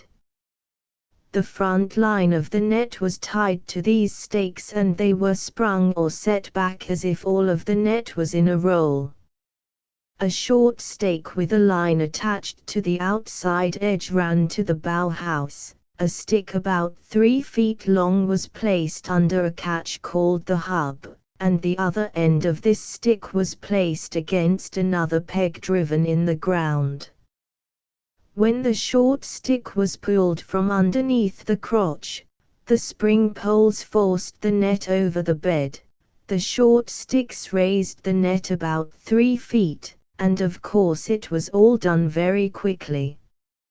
Another method was employed later in the season. A place was baited with buckwheat, sometimes with broom-acorn seed, or wheat, for a week or two, and, when a large body of birds was collected, the net was set. A much larger net is used now. Then is when we got our live birds for shooting matches. In the springtime is money, and the netters could save many more dead than alive. I knew of a man paying $300 for the privilege of netting on one salt spring near White River. It was a spring dug for oil, boarded up 16 feet square. He cut it down a little and built a platform, and caught once or twice each week. He got 300 dozen at one hole in this house. He said they were piled there 3 feet deep. I once pulled a net on a bait bed and we saved 132 dozen alive, but many got out from underneath the net, there being too many on the bed. The net used was 28-36 feet. I have lost 3,000 birds in one day because the railroad did not have a car ready on the date promised. I threw away what cost me $250 in 8 hours, fat birds, because the weather was too hot. I have bought carloads in Wisconsin at 15 and 25 cents per dozen, but in Michigan we usually paid from 50 cents to $1 a dozen. I have fed 30 bushels of shelled corn daily at $1.20 per bushel, and paid out from $300 to $600 per day for pigeons. I never allowed game to be shipped to me out of season. If it came, I never paid for it. About 2 years ago I was told by a man who just got back from the Northwest, Calgary, that the birds were so thick in the north that they darkened the sun. They were probably nesting, as he said they were seen every morning. Up to 10 years ago I was shooting on the Mississippi bayous for 25 years, and used to see and kill some pigeons nearly every spring, from the middle of March to the middle of April. We have shot 72 pounds of powder in my camp in 30 days, the party consisting of 3 men, and 2 of us have killed 12 barrels of ducks, mallards, in 4 days. On the Detroit River I have shot, in 1 week, mostly redheads, the following on different days: 102, 119, 142, 155. I have quoted from the latter part of Mr. Phillips' letter to show how plentiful other kinds of birds were in the old days. Under date of the 1st of November, 1904, Mr. Phillips writes as follows, in regard to dates, would say that the last nesting of birds set in at about 5 p.m., the 5th of May, 1878, on the southeast side of Crooked Lake. Express charges on barrels to New York from Michigan were $6.50, from Wisconsin $8, on live birds $3 per CWT. Mr. Phillips also encloses a letter written to him by Mr. Osborne, of Alma, Mich., under date of the 23rd of February, 1898, which reads, Alma, Mich., the 23rd of February, 1898. Friend H. T. Phillips, yours with the questions to be answered received, and will say. There have been several bodies nesting in Michigan at the same time, and I will give the years and places that I was out. In 1861 a large body of birds were in Ohio roosting in the Hocking Hills, my first year out.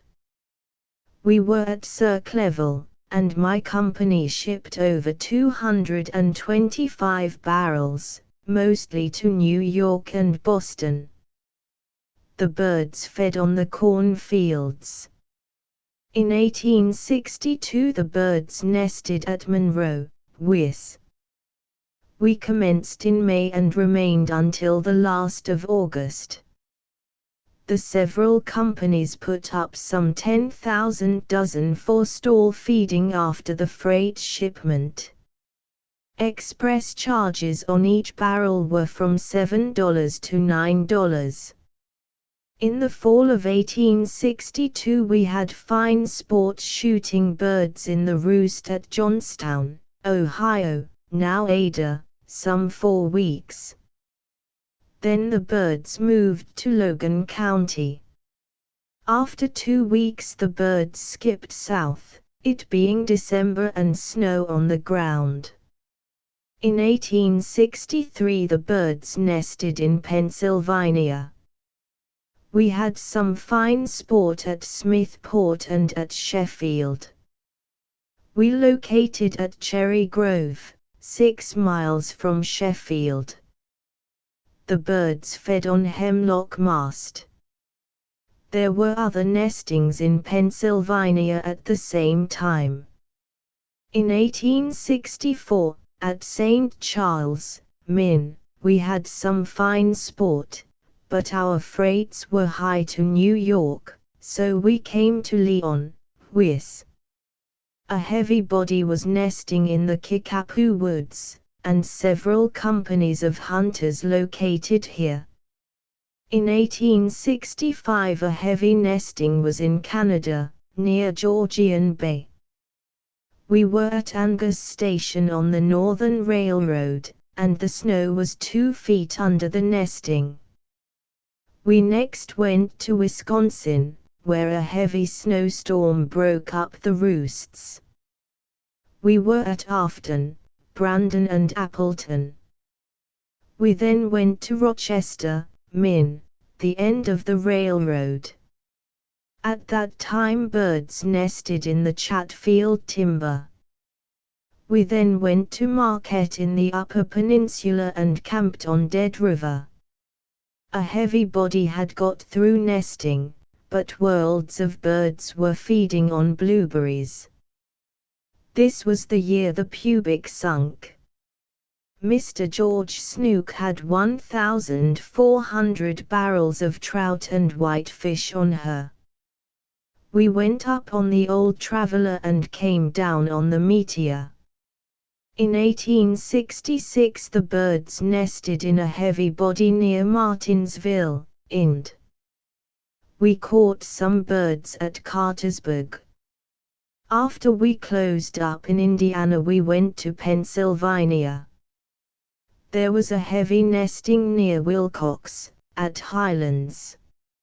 In gathering squabs 5 of us got a barrel apiece, which netted us $75 to $100 per barrel in New York.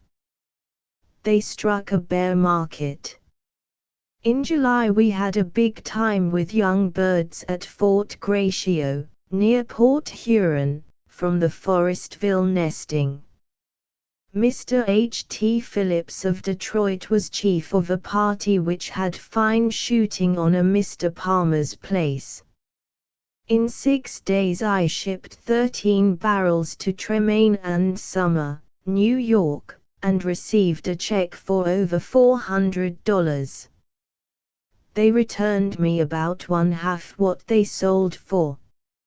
In 1867 we were in Ohio, Wisconsin and Minnesota, and caught more or less birds on bait.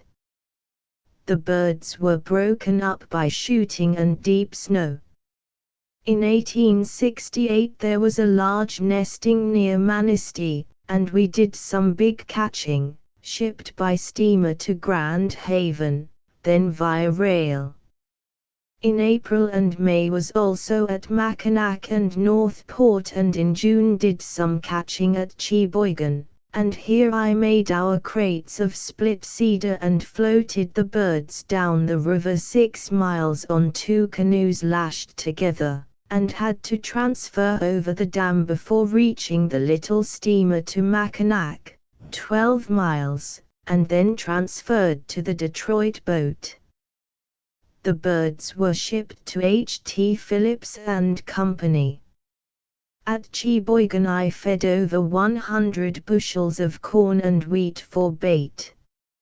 In 1869 the birds were in Canada, Michigan, Indiana and Wisconsin, all at the same time, and shooters broke them up.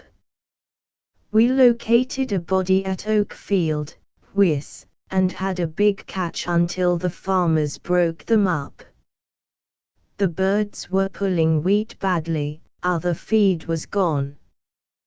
The birds nested in Michigan, up from Mount Pleasant, but too far inland to get them out. In 1870 the birds nested near Goderic, Can. Did not do much there. We then went to Glen Haven and caught some birds. Then we went to Cheboygan, sent more or less live birds to H.T. Phillips and Company, of Detroit. In 1871 we located a large body at Tomah, Wis, and did some heavy shipping. We used 3 tiers of ice from a large ice house, and the express per barrel was $12 to New York and Boston. We also shipped from Augusta, Wis, express, $13.50 per barrel. A nesting at Eau Claire, but we could not get to do much with them there. In 1872 a large nesting near South Haven, Midge. We located at Bangor and had a big catch in some big snowstorms. Another body near Clam Lake, end of railroad. In 1873 we did baiting in Ohio and Wisconsin, but located no nesting. In 1874 the birds nested at Shelby in 2 different locations and another at Stanton, Midge. Small body at Stanton. We did heavy shipping at Shelby, from 1 to 3 cars per day, both alive and dead. The birds nested this year at Shelby, 2 places, and at Stanton, and 1 at Millbrook and at Frankfort and at Leland, and probably at other points we did not learn of. In 1875 was not out, only baiting near St. John's, Midge. In 1876 a heavy nesting at Shelby, Midge, and at Frankfort. I caught at Shelby and at Glen Haven heavy shipments. In 1877 was not out, but did some baiting at Eureka. In 1878 a heavy nesting between Petoskey and Cheboygan. H.T. Phillips located at Cheboygan. I caught at several points between the 2 cities. The above is part of my experience with the birds, since which time I have kept no record of the movements, but will say that during the winter season birds have nested in large numbers in the southern states, in Virginia, Tennessee, Arkansas and Missouri. For a great many years the birds have been moving west. Last winter I was in Southern California, and a body of pigeons were west of Los Angeles, among the acorn timber. There are worlds of feed in the foothills, for thousands of miles, to feed the birds. They are a greedy bird and will eat everything from a hemlock seed to an acorn. I have known them to nest on hemlock mast alone in Pennsylvania, and in Michigan on the pine mast after the beech mast was gone. Most of the nesting in Michigan happens March to July, and then they skip farther north and return in wheat seeding. Alma, Mitch, the 24th of February, 1898. Friend H. T. Phillips, I will give you a few catches. In 1862, at Monroe, Wis, George Parkson, of Evans Center, NY, and myself made one haul of 250 dozen 5 miles south of the city on corn bait in a pen 32-64 feet with nets sprung across the top. We fed at this bed over 500 bushels of corn at 25 cents per bushel, and at our other beds nearly as much. After the flight birds were over, with a single net sprung on the ground we have taken 100 dozen at a time. At Augusta, Wis, in 1871, Charles Curtin, then of Indiana, dead now, over 100 dozen, William W. Cone of Masonville, NY, Samuel Skook of Sir Cleville, Ohio, and some other boys, 100 dozen and over. L. G. Parker of Camden, NY, C. S. Martin, the Rocky Mountain Hunter of Wisconsin, E. G. Slayton of Chitk, Wis, are old trappers and could tell of big catches. In 1868, at Cheboygan, I took over 600 fat birds before sunrise. I sold to the United States officers at Mackinac for trap shooting, also to Island House.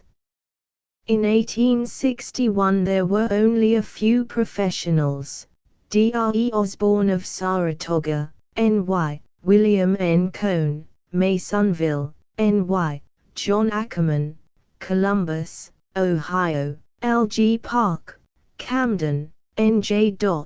James Thompson, Hooksett, N.H. S.K. Jones, Saratoga, N.Y. George and Charles Parkson of Evans Center, N.Y., and maybe a few others. After this time, trappers increased fast. More salt was used in Michigan for bait than any other state. I paid at Shelby $4 per barrel. Big bodies of pigeons were drowned off Sleeping Bear Point because of fog and wind, while trying to cross Lake Michigan. I have seen them. In the Logan County Roost, Ohio, I killed with 2 barrels of a 6-bore shoulder gun, 144 birds. The other boys killed nearly as many with smaller guns. We shot on the roost in the dark. Our plan was to fire 1 barrel on the roost and the other as the pigeons flew. The highest price paid per dozen was in New York City, $3, by Trim and Summer from Pennsylvania. For a good many years the birds were in the eastern states, with heavy catching in Massachusetts and New York, also Pennsylvania, and the hunters worked into Canada, then into Ohio, and so on to Michigan and Indiana, long before they took in Wisconsin and Minnesota, after they left the eastern country for the west. A big body was at Grand Rapids in 1858 or 1859, before I joined the band. The trappers at Grand Rapids were Dr. Osborne, Cone, Ackerman, the two Parksons, Latimer, and a few others, who did some heavy shipping, catching the birds on the salt marshes. I have no earlier records for Michigan. I kept no record of the amounts shipped from different points. The old books of the Express will show if they have kept them. I wait to see your report, and remain, yours truly, E. Osborne. Detroit, Mich., the 2nd of November, 1904. W. B. Michon, Dear Sir, last evening I looked over some old papers and found a few memoranda that lead to my making some changes in my notes to you in regard to the date of last nestings in our state. I also find my later surmise confirmed by a letter from one of the first traveling pigeon catchers in the business, Ephraim Osborne, whose uncle, Dr. Osborne of Saratoga, N.Y., was one of the original catchers. You will note by Mr. Osborne's letter that he has been a shipper of mine for a long time. I am well acquainted with him and knew all the men he mentioned, with many others, at the Shelby nesting. There were nearly 600 names in the Register Book of Pigeoners in Wisconsin. Nearly every one of the farmers, and their wives and daughters, were pigeon catchers. In regard to the dates of last nesting, 1878 was the last year that the catch amounted to enough to keep men in the business. I find I was at Cheboygan part of the time, and got only a small number of birds in 1880, but some few nested, small body, that year. Yours truly, H. T. Phillips. Chapter 11 Recollections of Old-Timers. Mr. Oscar B. Warren, now of Houghton, Mich., has been interested for years in collecting data about the passenger pigeon, and kindly turned over to me his entire budget. Among his letters is the following from Mr. H. T. Blodgett, Superintendent of Public Schools, Ludington, Mich., dated the 19th of November, 1904. Your pigeon is a stranger to me, or rather has been a stranger for 6 or more years. I can distinctly remember clouds of them, darkening the sky, almost, in Pennsylvania, 30 years ago. Later, in Michigan, they were abundant, coming to this part of the state as soon as the snow was gone, picking up the beech nuts and shack of the woods.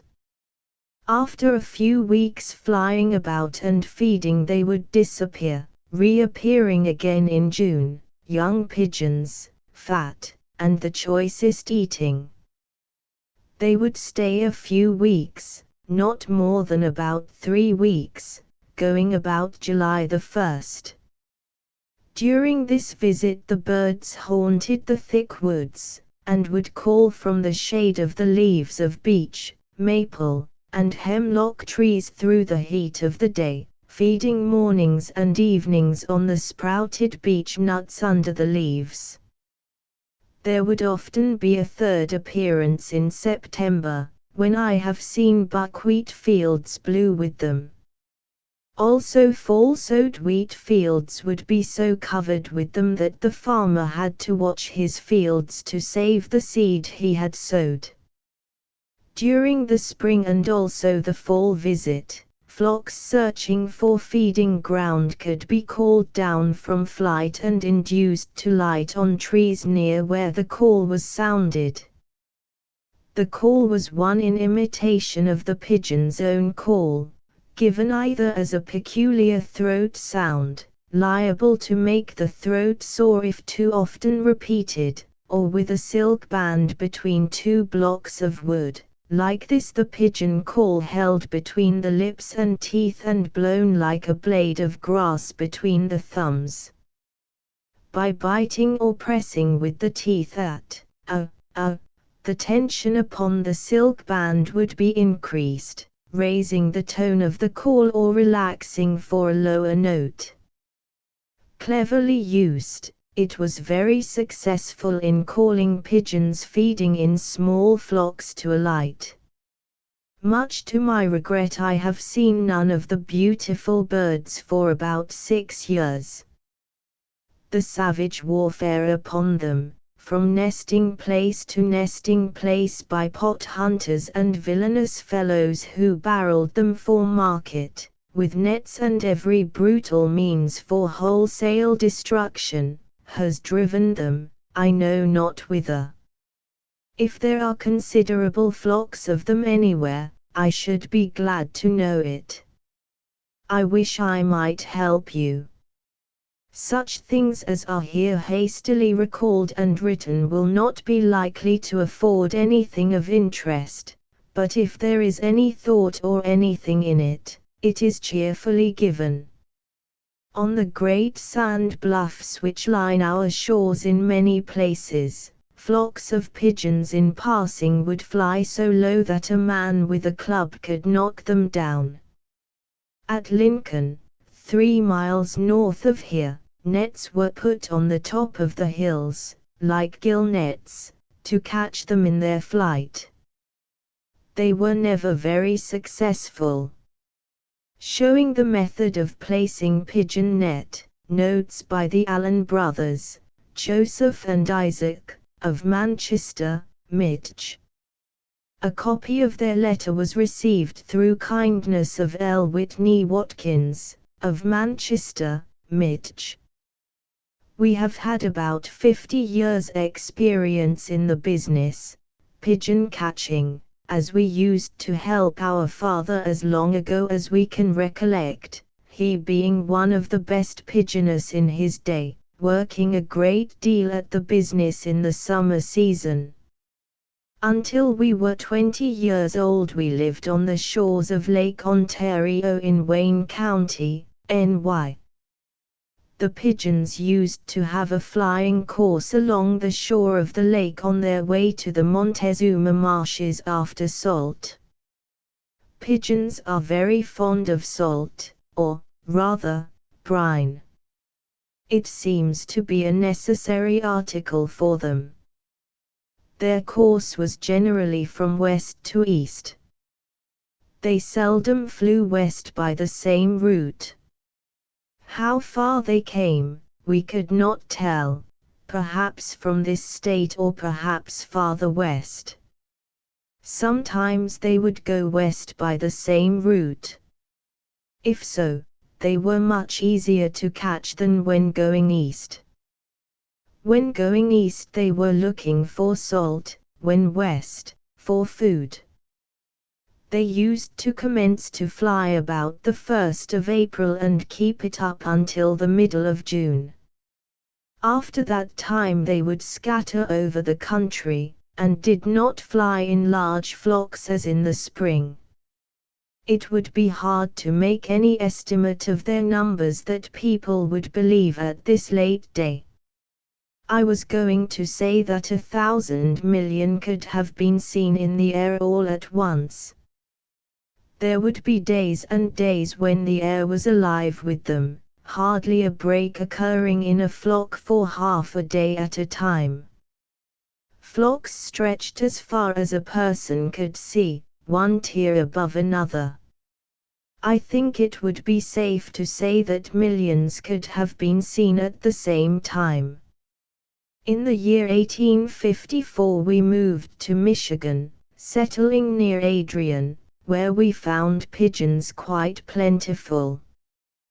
When they were flying here, Adrian, they seemed to scatter over the state, having no regular course. The supply of pigeons kept very regular here for about 25 or 30 years. About the time we came west, the pigeons became scarce in New York, and very few have been seen there since. It is 5 years, 1890, since we have seen or heard of any being seen in this state, Michigan, or in any other. Our pigeoning was more for sport than profit, and we liked a nice broiled pigeon for breakfast about as well as anything we could have, especially when they were worth $6 per dozen. If the pigeons had been sent to the New York market, they could have been sold for big prices, as pigeons sold for larger and better prices than any other game in that market. Our father did not like the idea of sending pigeons to New York for a market. After we came to where we now live, Cambridge, and when I was going to Adrian, I stopped at father's on my road. He had been out catching pigeons that morning and had secured 600 by 10 o'clock. He said to me, "I wish you would take these pigeons to Adrian and sell them if you can. Take them to the depot and sell them for 10 cents per dozen. If you cannot sell them, give them to the workingmen in the shops." I thought 10 cents was pretty cheap, so I went to selling at 20 cents per dozen. When the men came out of the workshops, I sold them all at 25 cents per dozen. After I left for town, father caught 500 more, and took them to Adrian the same day and sold them for 10 cents per dozen. If the same lot of pigeons had been shipped to New York, they would probably have brought $2 or more per dozen. About a year from that time we caught 600 in one day, and made up our minds we would ship them to New York. We took them to Adrian to ship. When we got to Adrian we saw father, who, after inquiring about our intentions concerning their shipment, said, "It is foolish for you to send them, as they will never be heard from." He advised us to dispose of them for 25 cents per dozen. This was the highest price pigeons were worth in Adrian. To please him we tried to sell them for that price, but could not, so, taking them to the express office, we shipped them. In about 4 days the returns came, netting us 70 cents per dozen, about the lowest price we ever got. They explained that the pigeons had been poorly handled or they would have brought more. This was 35 years ago, and these were probably the first pigeons shipped from this state to New York. We have shipped thousands since. They would probably average $2 per dozen. We have sold them as high as $3.75 per dozen and have seen them quoted as high as $6 per dozen. A pigeoner from Pennsylvania told us he shipped 2 barrels at one time and got $5.50 per dozen. We caught 2,400 one week, having them all on hand at one time. We got a market report from New York where they were quoted at $6.50 per dozen. We packed and shipped ours as soon as possible. When they reached market they sold for $1.50 per dozen. The army of pigeoners had struck a big nesting in the state of Wisconsin the same week we caught ours, and they shipped them to market by the wholesale. The market dropped from $6.50 to $1.25 in 1 week. The pigeon business was very profitable for men who were used to it, and there were probably from 100 to 300 men in the trade. When the pigeons changed their location, the pigeoners would follow them, sometimes going over 1,000 miles. When this army of men had good luck, they would ship them by the hundreds of barrels. Probably as many as 500 barrels have been shipped to New York and Boston in one day. Our commission man in New York wrote us that 100 barrels a day could be sold there without affecting the market but very little. I was at a pigeon nesting in the state of Pennsylvania where there were from 300 to 500 men catching pigeons and squabs. It was a great sight to see the birds going back and forth after food. When nesting in such large bodies, they leave the food in the near vicinity for their young.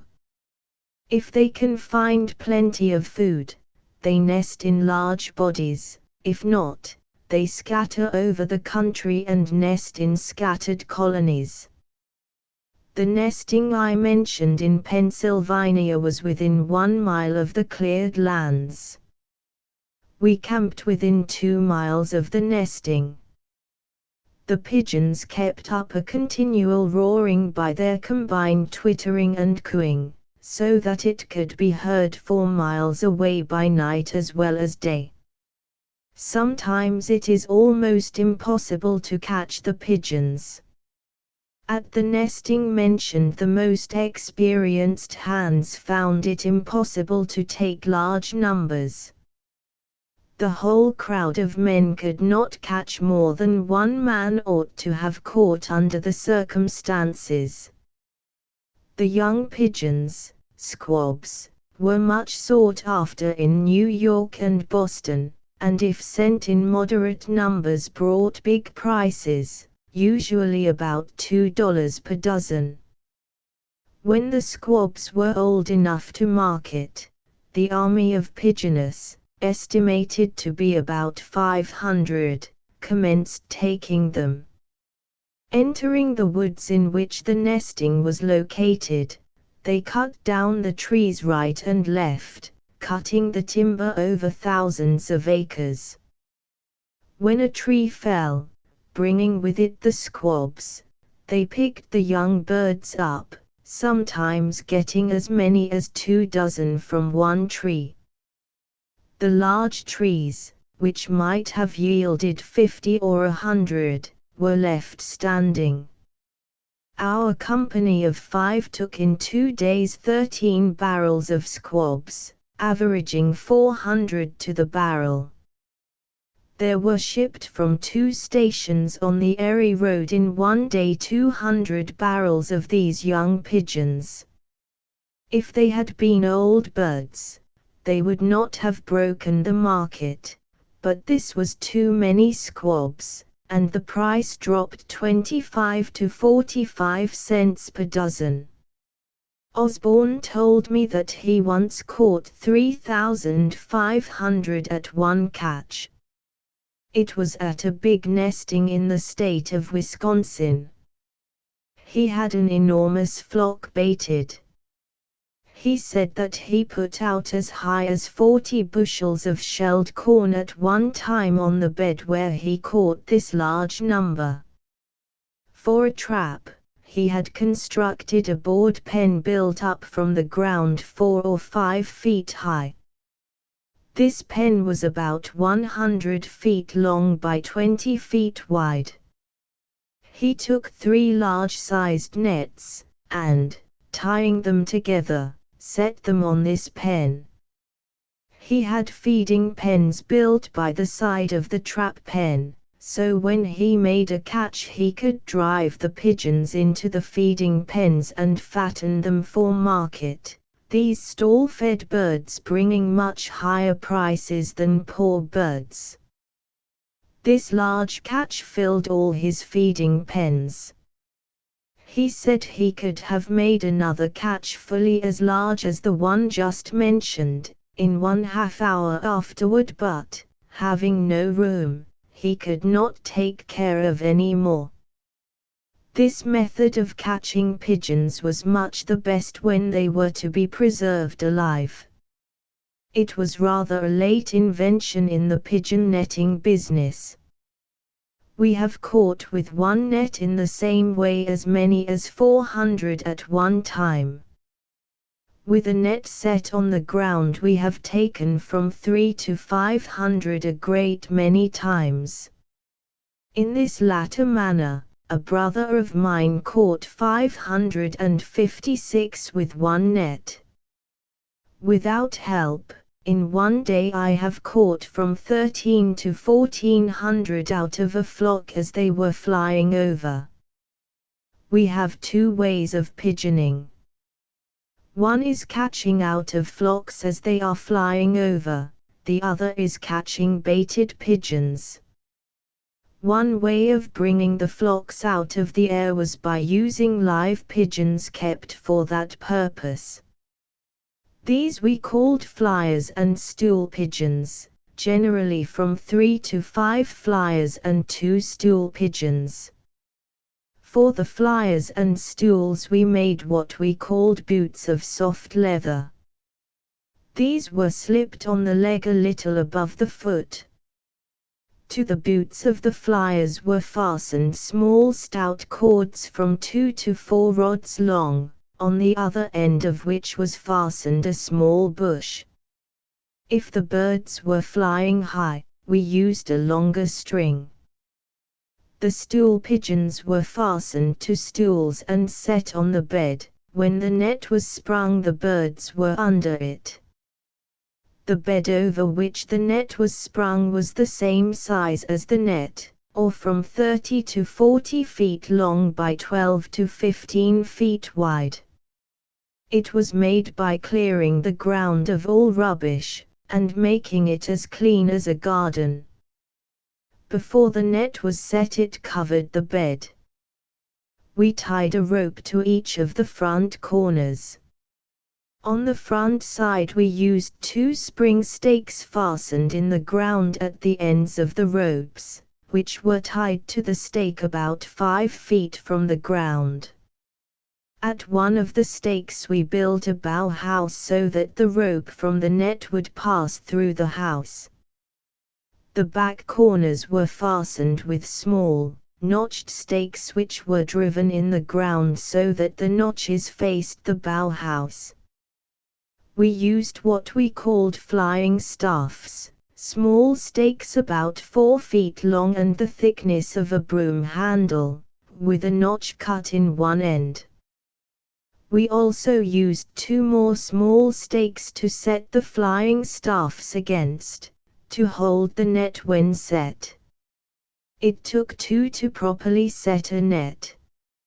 Each one took a staff, stepped in front, one at each corner, caught hold of the rope, and crowded the front edge back of the back edge about 6 inches.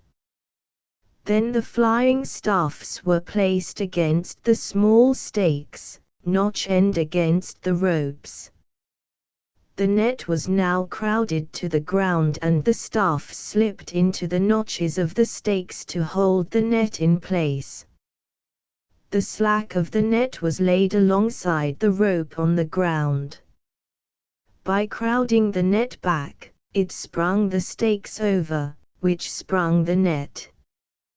The stool pigeons were made to hover by pulling a line reaching into the bough house, where the pigeoner awaited them with his flyers. When a flock of pigeons came near enough to spy the flyers, the pigeoner threw the tethered birds into the air. They quickly flew the length of the line and then hovered near the ground. They had the appearance of feeding on the bed, which, of course, has been supplied with food. The wild flock alighted and began feeding. The net rope passing through the bough house was pulled by the pigeoner, and this drew the flying staffs from under the hooks. The staffs raised the front edge of the net up about 4 feet, and over it went as quick as a flash, covering or catching perhaps 500 at once. Band-tailed pigeon, Columba fasciata, often mistaken for passenger pigeon. Letter from James B. Purdy, of Plymouth, Mitch, November, 1894. Oscar B. Warren, Palmer, Mitch. Dear Sir, yours of the 24th of November received, asking me to send notes on the passenger pigeon.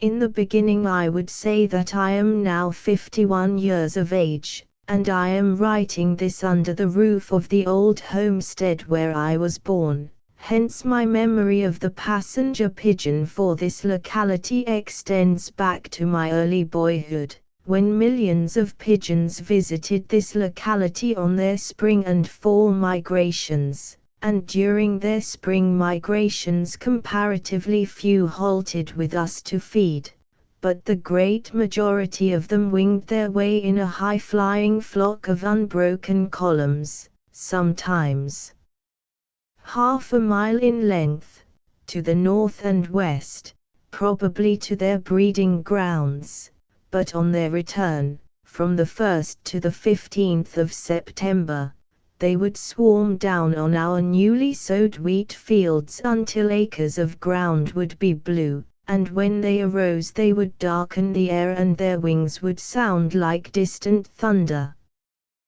They were not so shy at this time of the year, as part of them were young birds, which were easily distinguished from the old ones by their speckled breasts, and I would here state that, during both spring and fall migrations, their greatest flight seemed to be from sunrise until about 9 or 10 o'clock a.m.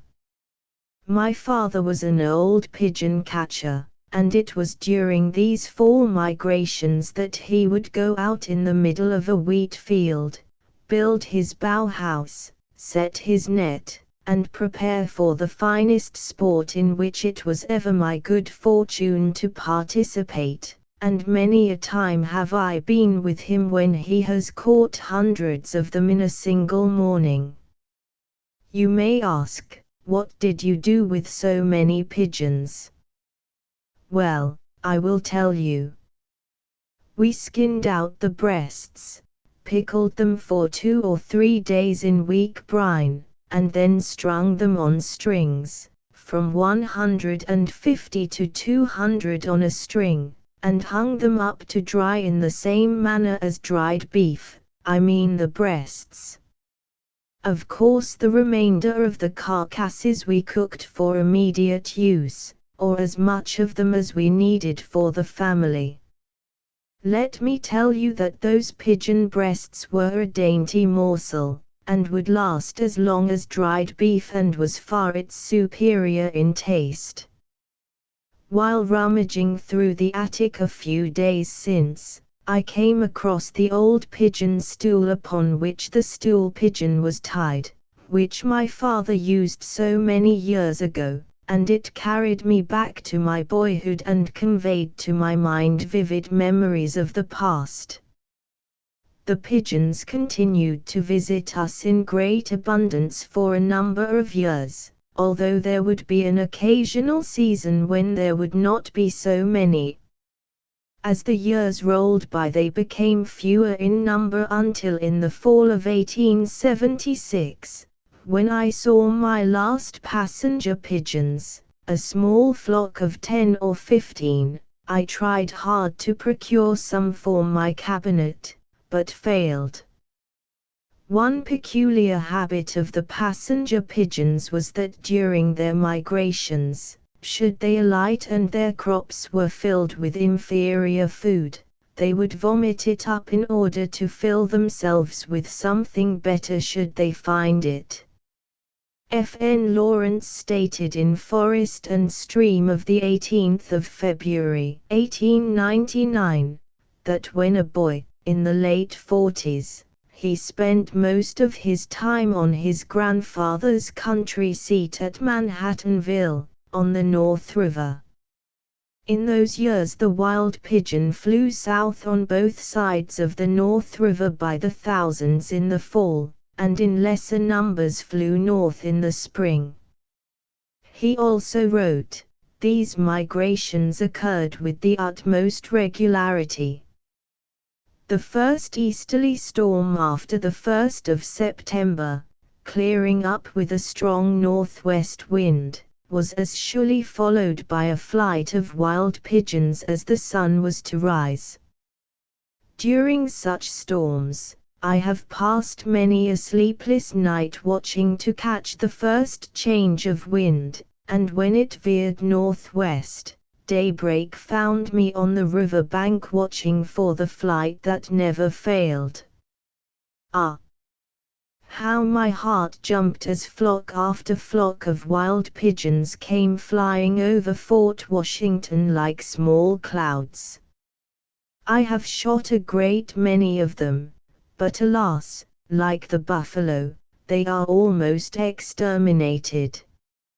I have run across what was evidently my first diary, dated 1872, when I was 14 years old. I make the following extracts from it, the 6th of April.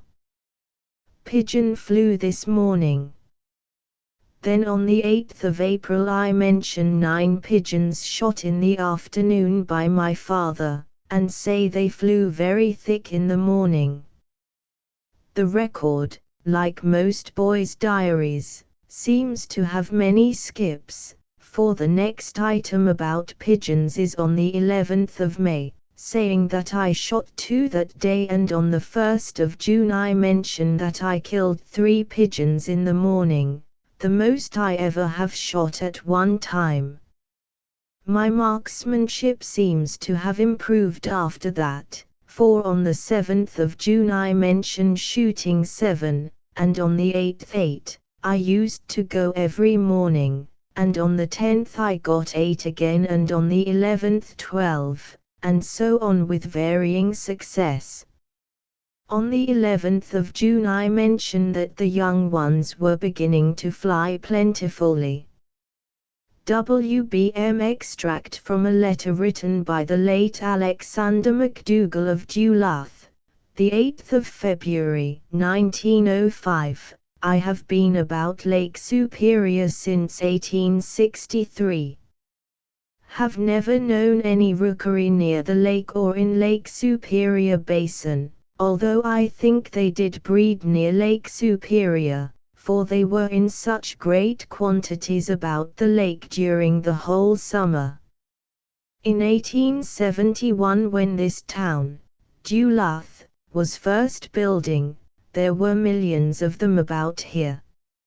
In the Lake Superior region there are lots of berries but no beech nuts, except near Grand Island, 40 miles east of Marquette. It is likely if there was any roosting on Lake Superior, this would be the most favorable place. The pigeon was numerous on Lake Superior in 1872, for I have recollections of catching some that year while captain of the steamer Japan. During foggy weather and at night, they would alight on the boat in great numbers, tired out. On foggy mornings, the blowing of our whistle would start them up. Often, when they would light on the eave of our overhanging deck, we could sneak along under the deck and quickly snatch one. I remember having caught several in that way. As clearly as I can remember, they left all at once along about 1875. I have seen a few here along about 1882, and one fall in October, I think, of 1884. I saw 2 or 3, the last I remember of them. Kalamazoo, Mitch, the 13th of June, 1905.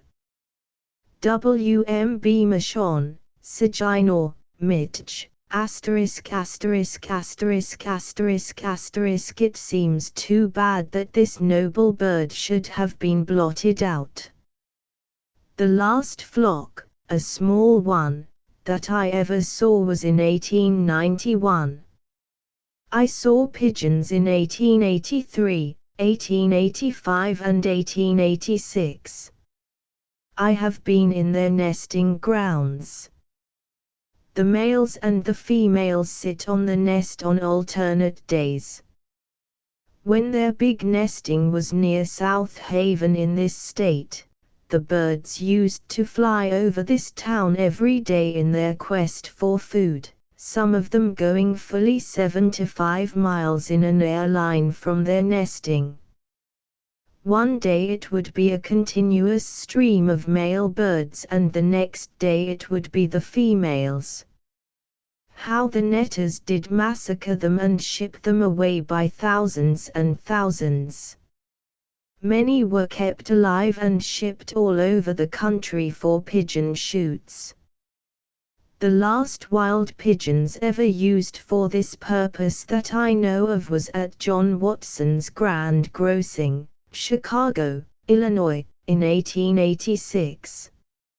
I asked Watson, in February last, where he got those birds, and he said from Indian Territory, so I think the netters finally cleaned up what was left of the big flight that perished from the sleet and fog at their last nesting in Michigan, near Petoskey, in 1881. Their nests were built and eggs laid in late April. A big wind and storm of sleet came up just at dusk and the birds left. There was a big fog on Lake Michigan, and the birds were swallowed up by the storm. Anyhow they disappeared then and there. I have heard tell of the beach being strewn for miles with dead pigeons, and I heard an old woodsman tell of the stench arising from dead pigeons in the woods. It was that storm of ice that surely wiped them out. I was at Petoskey in 1882, and no pigeons showed up that year. What a host of memories of boyhood days are recalled, when one thinks of the wild pigeons.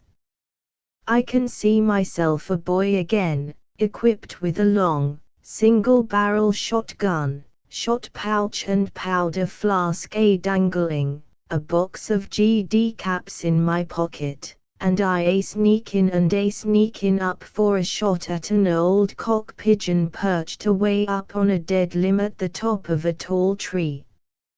How handsome is that old cock with neck outstretched and tail a-streamin', the richness of his coloring, the red of the breast.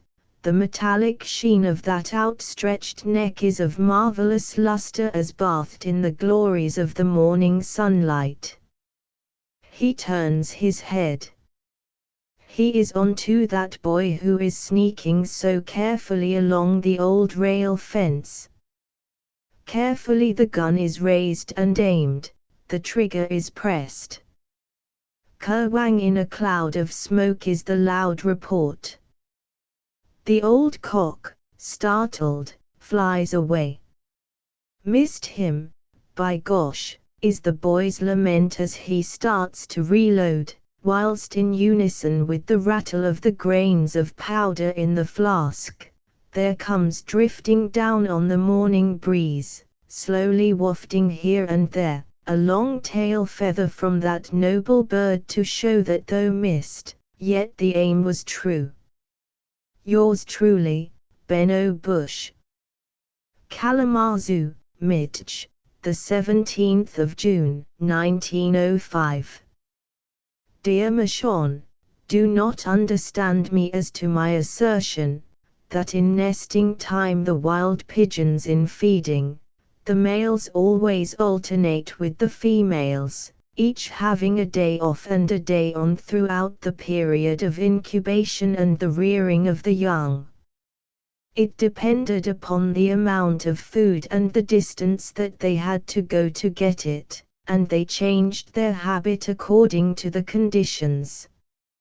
If they had to make a long flight, as was the case when they passed over here, then they alternated, but I will agree with you that their habit in nesting time when food was plenty and not far away, was for the males to sit first in the morning, then the females, and sometimes the males a second time, all in the same day.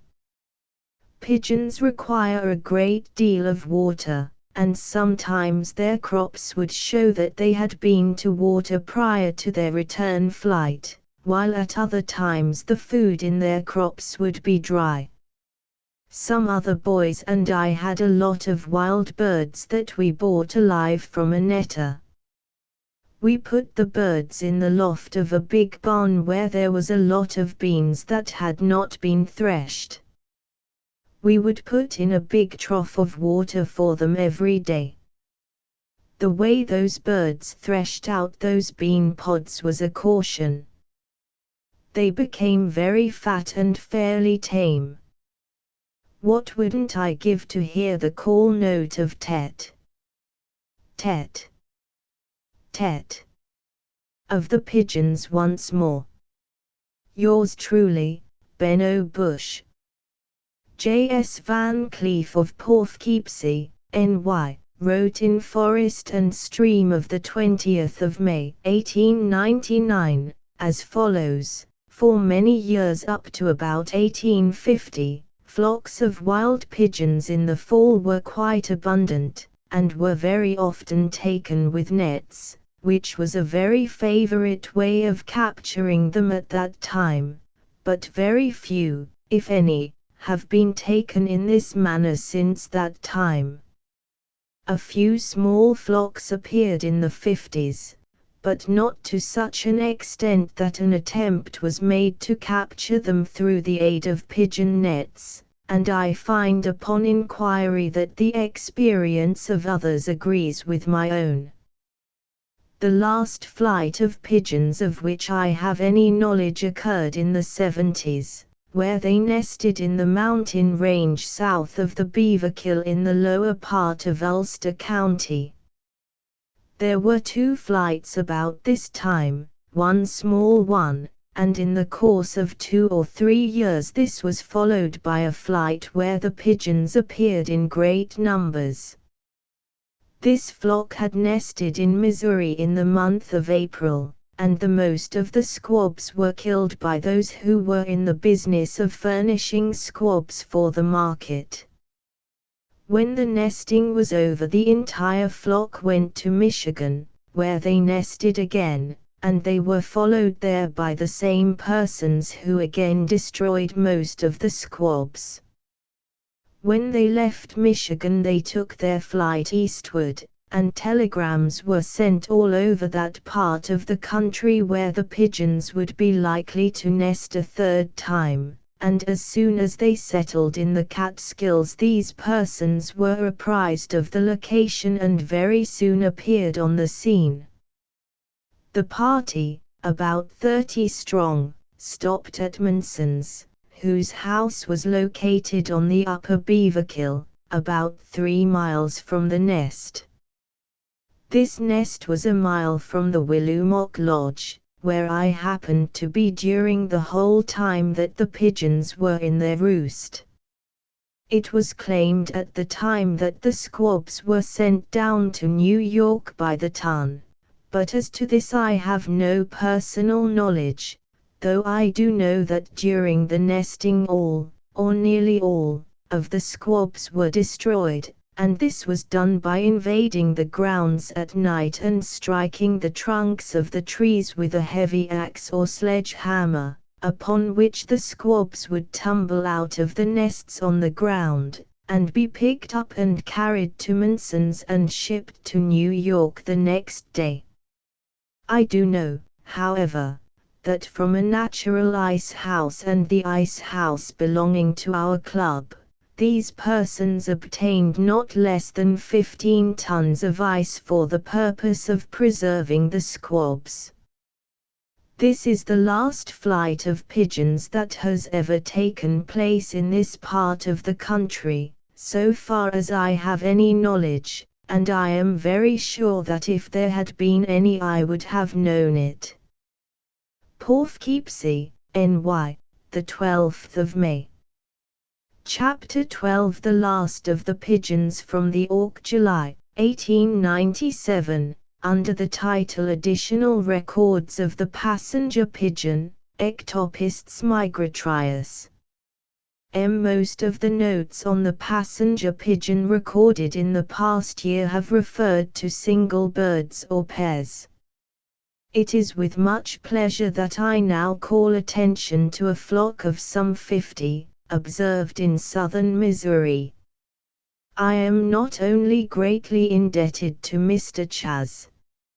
H. Holden, Jr., for this interesting information, but for the present of a beautiful pair which he sent me in the flesh, he having shot them as they flew rapidly overhead. Mr. Holden was, at the time, the 17th of December, 1896, hunting quail in Atty, Oregon County, Mo. The residents of this hamlet had not seen any pigeons there before in some years. Simon Pakagan, chief of the remaining Potawatomi tribe, and probably the best posted man on the wild pigeon in Michigan, writes me under date of the 16th of October, 1896, I am creditably informed that there was a small nesting of pigeons last spring not far from the headwaters of the Ausable River in Michigan.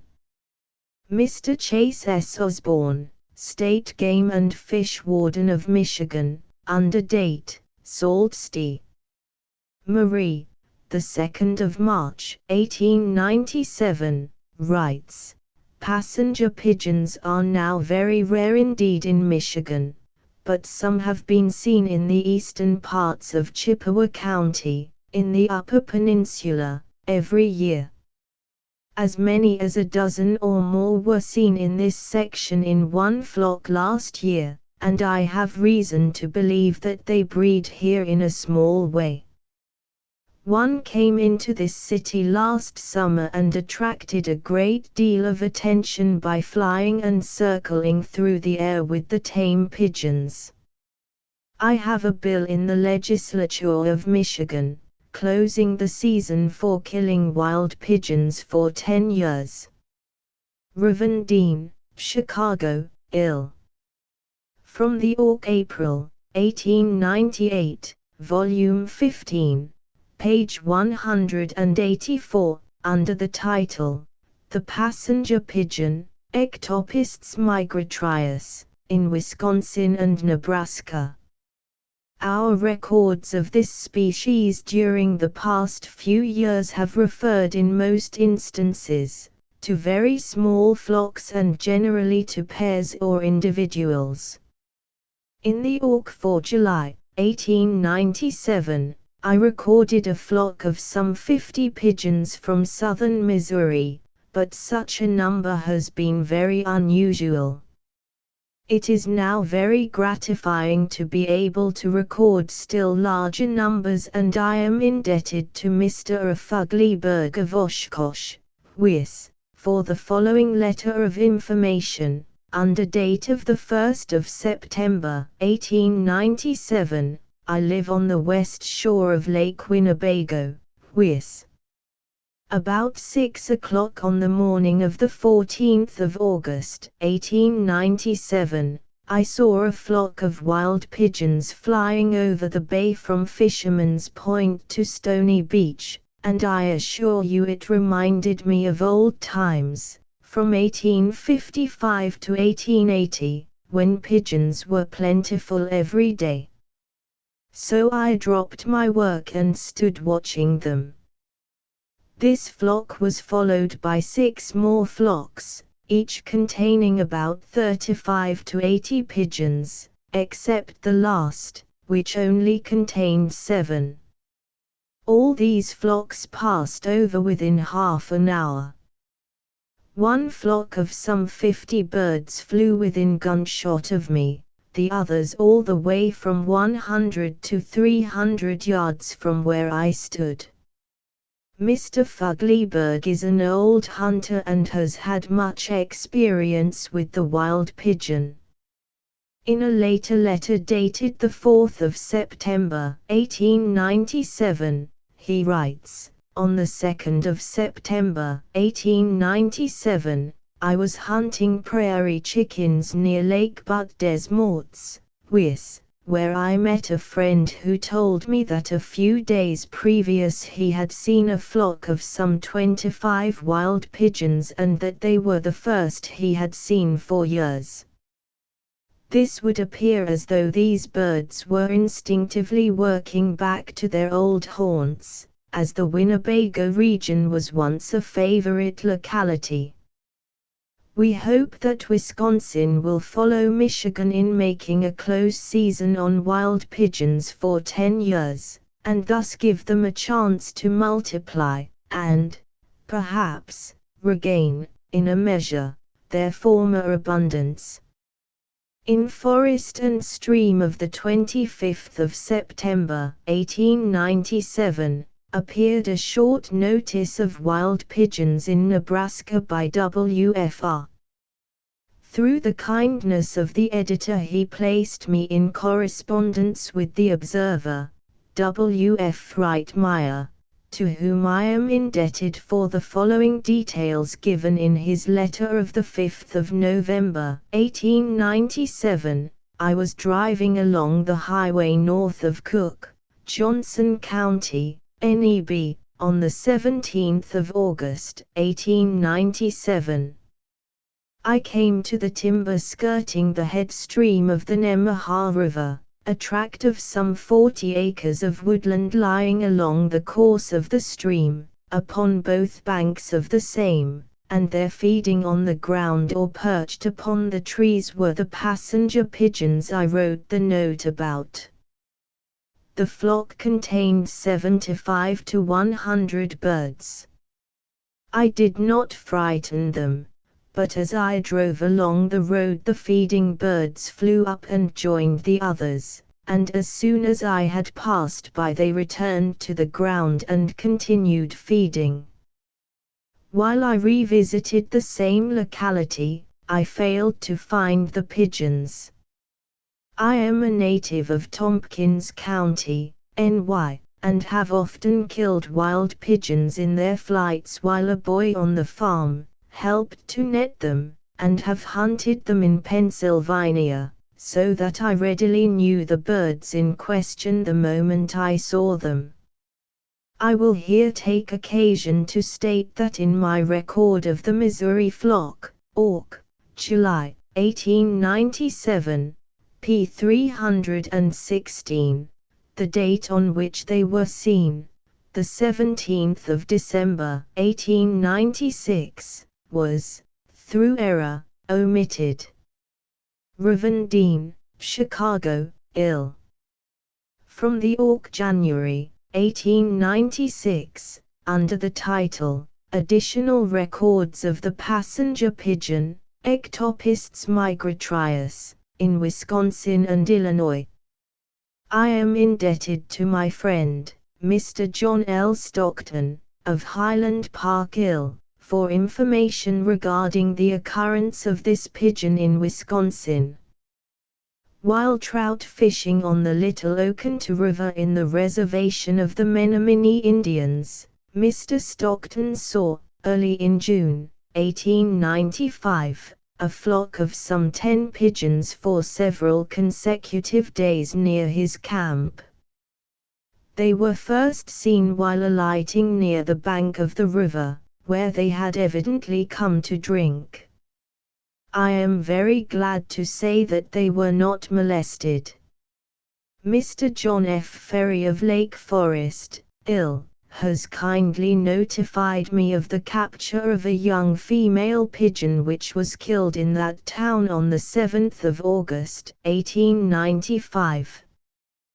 The bird was brought to him by a boy who had shot it with a rifle ball, and although in a mutilated condition he preserved it for his collection.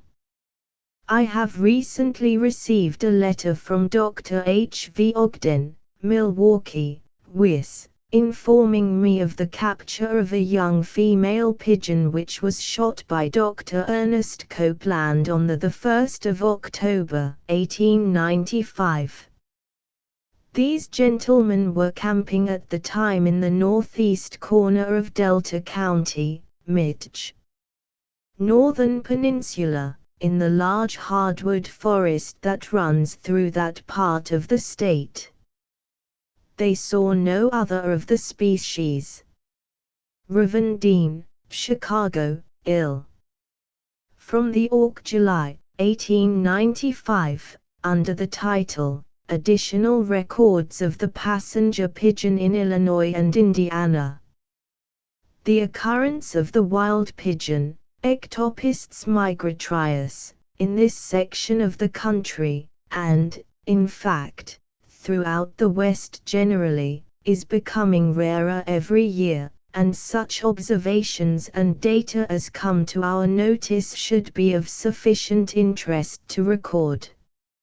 I have, in the past few months, made inquiry of a great many sportsmen who are constantly in the field and in widely distributed localities, regarding any observations on the wild pigeon, and but few of them have seen a specimen in the past 8 or 10 years. N.W. Judy and Company, of St. Louis, Mo., dealers in poultry, and the largest receivers of game in that section, wrote as follows: "We have had no wild pigeons for 2 seasons. The last we received were from Siloam Springs, Ark. We have lost all track of them, and our netters are lying idle. I have made frequent inquiry among the principal game dealers in Chicago and cannot learn of a single specimen that has been received in our markets in several years. I am indebted to the following gentlemen for notes and observations regarding this species, which cover a period of 8 years. I have various other records of the occurrence of the pigeon in Illinois and Indiana, but do not consider them sufficiently authentic to record. As to the casual observer, this species and the Carolina dove are often confounded. A fine male pigeon was killed by my brother, Mr. Chas. E. Dean, the 18th of April, 1887, while shooting snipe on the meadows near English Lake, Ind. The bird was alone and flew directly over him. I have the specimen now in my collection. In September, 1888, while teal shooting on Yellow River, Stark County, Ind., I saw a pigeon fly up the river and alight a short distance off. I secured the bird, which proved to be a young female. On the 17th of September, 1887, Mr. John F. Hazen and his daughter Grace, of Cincinnati, Ohio, while boating on the Kankakee River near English Lake, Ind., observed a small flock of pigeons feeding in a little oak grove bordering the river. They reported the birds as quite tame and succeeded in shooting 8 specimens.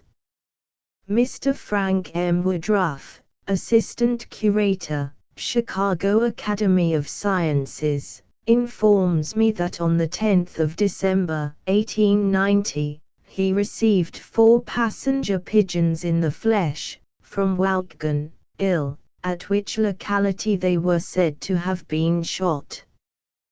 3 of the birds were males and 1 was a female. 1 pair he disposed of, the other 2 I have recently seen in his collection. In the fall of 1891, Mr. Woodruff also shot a pair at Lake Forest, Ill., which he mounted and placed in the collection of the Cook County Normal School, Inglewood, Ill. In the spring of 1893, Mr. C. B. Brown, of Chicago, Ill., collected a nest of the wild pigeon containing 2 eggs at English Lake, Ind., and secured both parent birds. Mr. Brown describes the nest as being placed on the horizontal branch of a bur oak about 10 feet from the trunk and from 40 to 50 feet from the ground. He did not preserve the birds, but the eggs are still in his collection. The locality where this nest was found was a short distance from where the Hazens found their birds 6 years before. Mr. John F. Ferry informs me that 3 pigeons were seen near the Des Plaines River in Lake County, Ill., in September, 1893. One of these was shot by Mr. F. C. Farewell. In an article which appeared in the Chicago Tribune the 25th of November, 1894, entitled Last of His Race, Mr. E. B. Clark related his experience in observing a fine male wild pigeon in Lincoln Park, Chicago, Ill., in April, 1893. I quote from the article, "He was perched on the limb of a soft maple and was facing the rising sun. I have never seen in any cabinet a more perfect specimen. The tree upon which he was resting was at the southeast corner of the park. There were no trees between him and the lake to break from his breast the fullness of the glory of the rising sun. The pigeon allowed me to approach within 20 yards of his resting place, and I watched him through a powerful glass that permitted as minute an examination as if he were in my hand. I was more than astonished to find here, close to the pavements of a great city, the representative of a race which always loved the wild woods, and which I thought had passed away from Illinois forever."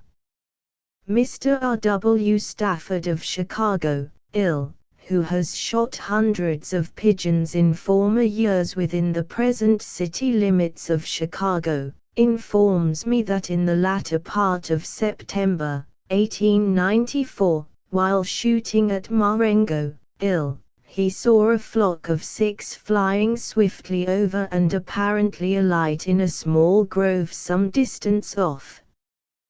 The above records will show that while in this section of the country large flocks of passenger pigeons are a thing of the past, yet they are still occasionally observed in small detachments or single birds. A bee covert of Ann Arbor, Mich., wrote under date of the 27th of October, 1894, "Prior to the spring of 1881 the wild pigeon was everywhere a common bird of passage throughout the southern part of Michigan and nested commonly in the northern part. My home, in 1880, and for a few years after, was at Cadillac, Mich., and there was at that time a nesting place near Muskrat Lake in Missaukee County. Thousands of the birds were killed there. In the spring of 1881 the birds failed to make their appearance, and since then have been very rare. The 23rd of November, 1892, I secured 1 male and 2 young females. These were killed in Scioto, Washtenaw County. The 9th of October, 1893, 1 male near Ypsilanti, Mich. The 27th of September, 1894, 1 female killed at Honey Brook, Scioto, Washtenaw County. There is also a female bird in this city that was killed in Livingston County in October, 1892. In a bulletin of the Michigan Ornithological Club, Volume 2, Number 3-4, July to December, 1898, Mr. B. Covert, the club's president, tells of seeing a flock of about 200 pigeons. On the 1st of October, 1898, in Washtenaw County, Mich, he watched a large number of them all day. Mr. Stuart E. White writes from Ann Arbor under date of the 9th of February, 1894, "My notebooks are not here so I cannot give exact dates, but I can remember distinctly every specimen I ever saw. I observed one flock of about 60 in Kent County in the fall, the last of October or 1st of November, 1890. At Mackinac Island at various times in September of 1889 I saw parts of a large flock, of say 200. My field experience in the western part of Michigan has been quite extensive and thorough, but these two flocks are all I ever recorded." F. M. Falconer of Hillsdale, Mich, on the 3rd of December, 1904, writes to Mr. Warren as follows: "During the last week of March, 1892, one of the students here shot a nice male. There were two together, but only one was secured. That summer I saw a small flock feeding in some thick woods along the banks of a stream in which I was fishing, in Chautauqua County, NY. There were 8 or 10 birds at least, and perhaps many more, as they scattered along in spots." Mr. T. E. Douglas of Grayling, Mich, reports that in the year 1900 he saw 3 passenger pigeons on the east branch of Ausable River, Michigan, and about 5 years previous to that date a flock of 10 was seen around George's Lake, which is 8 miles southwest of West Branch, Michigan. I also have a record of one pigeon taken by Mr. John H. Sage, in Portland, Con., in October, 1889. In May, 1904, Honorable Chase S. Osborne wrote, "Dear Mr. Michon, I haven't much information relating to the pigeons in this section of the country. In fact, the pigeon was practically gone from the north when I first visited the country in 1880. I remember seeing a flock of about 300 in Florence County, which would probably be on a line 50 miles south of here, in 1883. In 1884 I saw a flock in that same section, in the woods northwest of Florence, of about 50. In 1890 I 6 of these birds near the mouth of the Little Munisquong River in this county. This river empties into Munisquong Bay, about 30 miles southeast of here. In 1897 I saw a single wild pigeon, flying with the tame pigeons around this town. It was a remarkable sight and attracted the attention of many local bird lovers. There is no doubt that it was a pigeon, and it was absolutely alone as far as we could discover. Upon inquiry here among old residents, I am told that there was quite a large roost on a beach ridge about 40 miles west of here, which would be at a point north of the present station of Eckerman. I have been unable to learn just when this roosting place was discontinued, but as near as I can make out from comparing statements and records, it must have been in 78, 79, or 80. I have heard of a large roosting place in northern Wisconsin which was used as late as 1874 by vast numbers of birds. It was located to the south and a little west of Lac Vieux Desert. At the head of the Pike River in Wisconsin, a point probably 65 miles south of here, and west into that state, The pigeons were seen in large numbers until 1872. As I understand it, in the early days they were very likely to frequent the same section year after year when not too much disturbed. Mr. Newell Eddy of Bay City, Mitch, under date of the 7th of August, 1905, wrote me as follows: I find that I have but few notes regarding this species.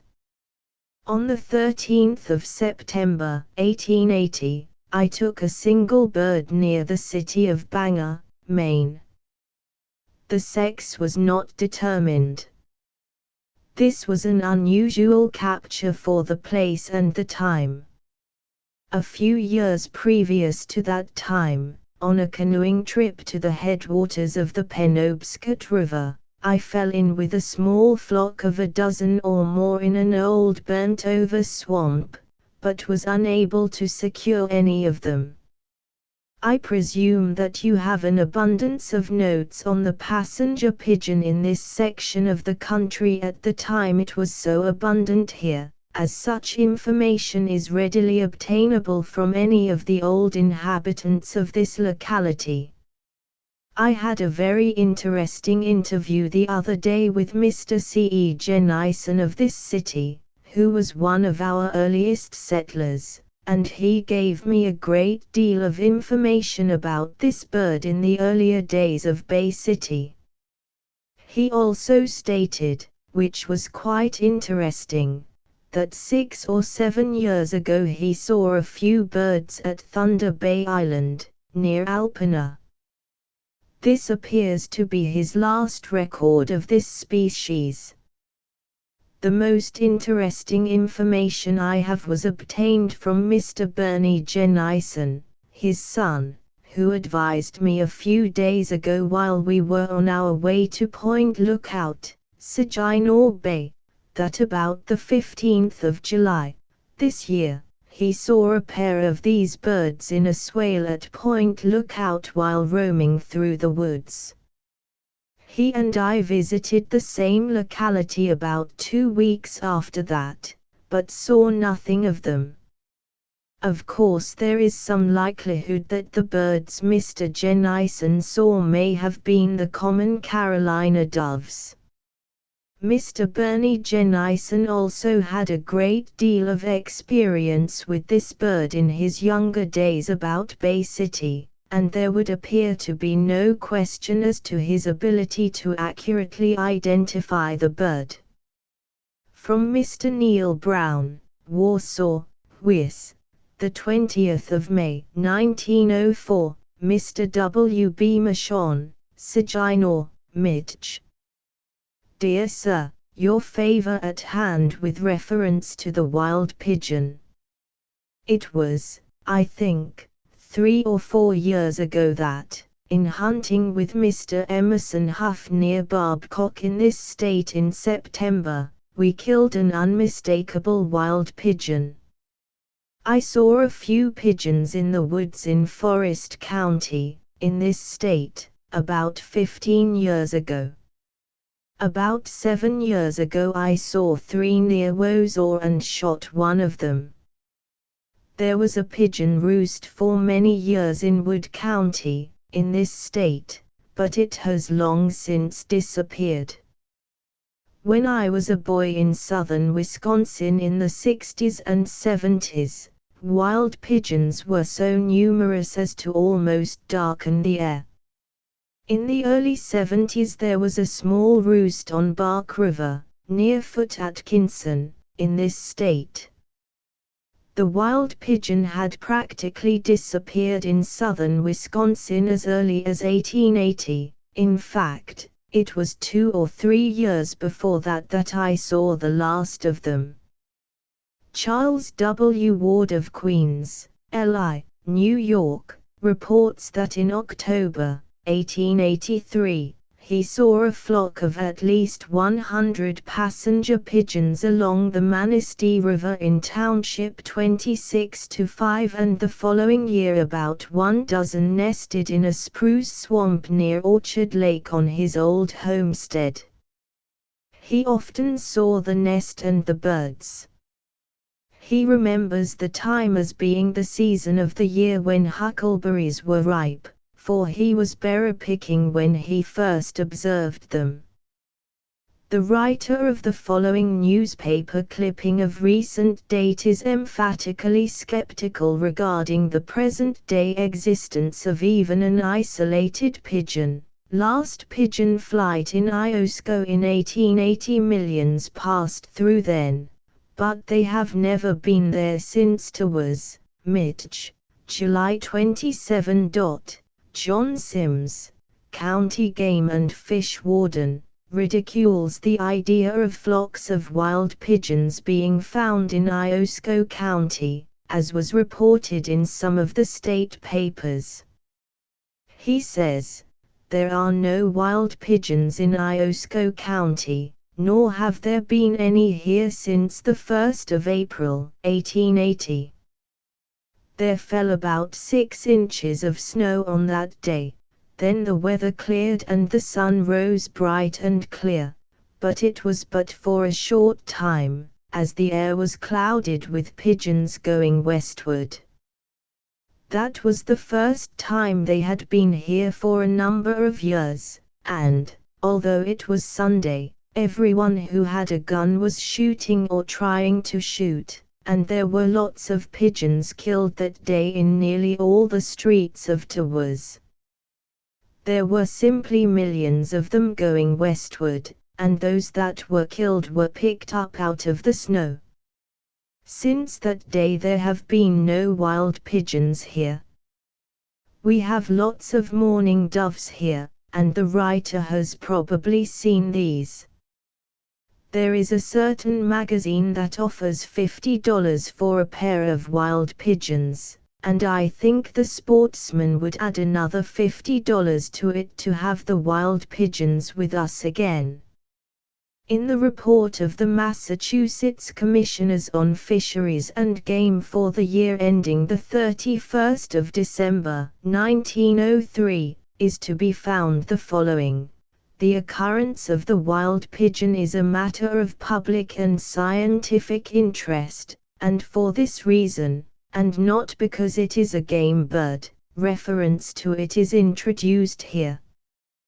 Deputy Samuel Parker, who is perfectly familiar with the wild pigeon, makes mention of its appearance at Wakefield this year as follows: "In September a flock of wild pigeons, 25 or 30 in number, came over Crystal Lake."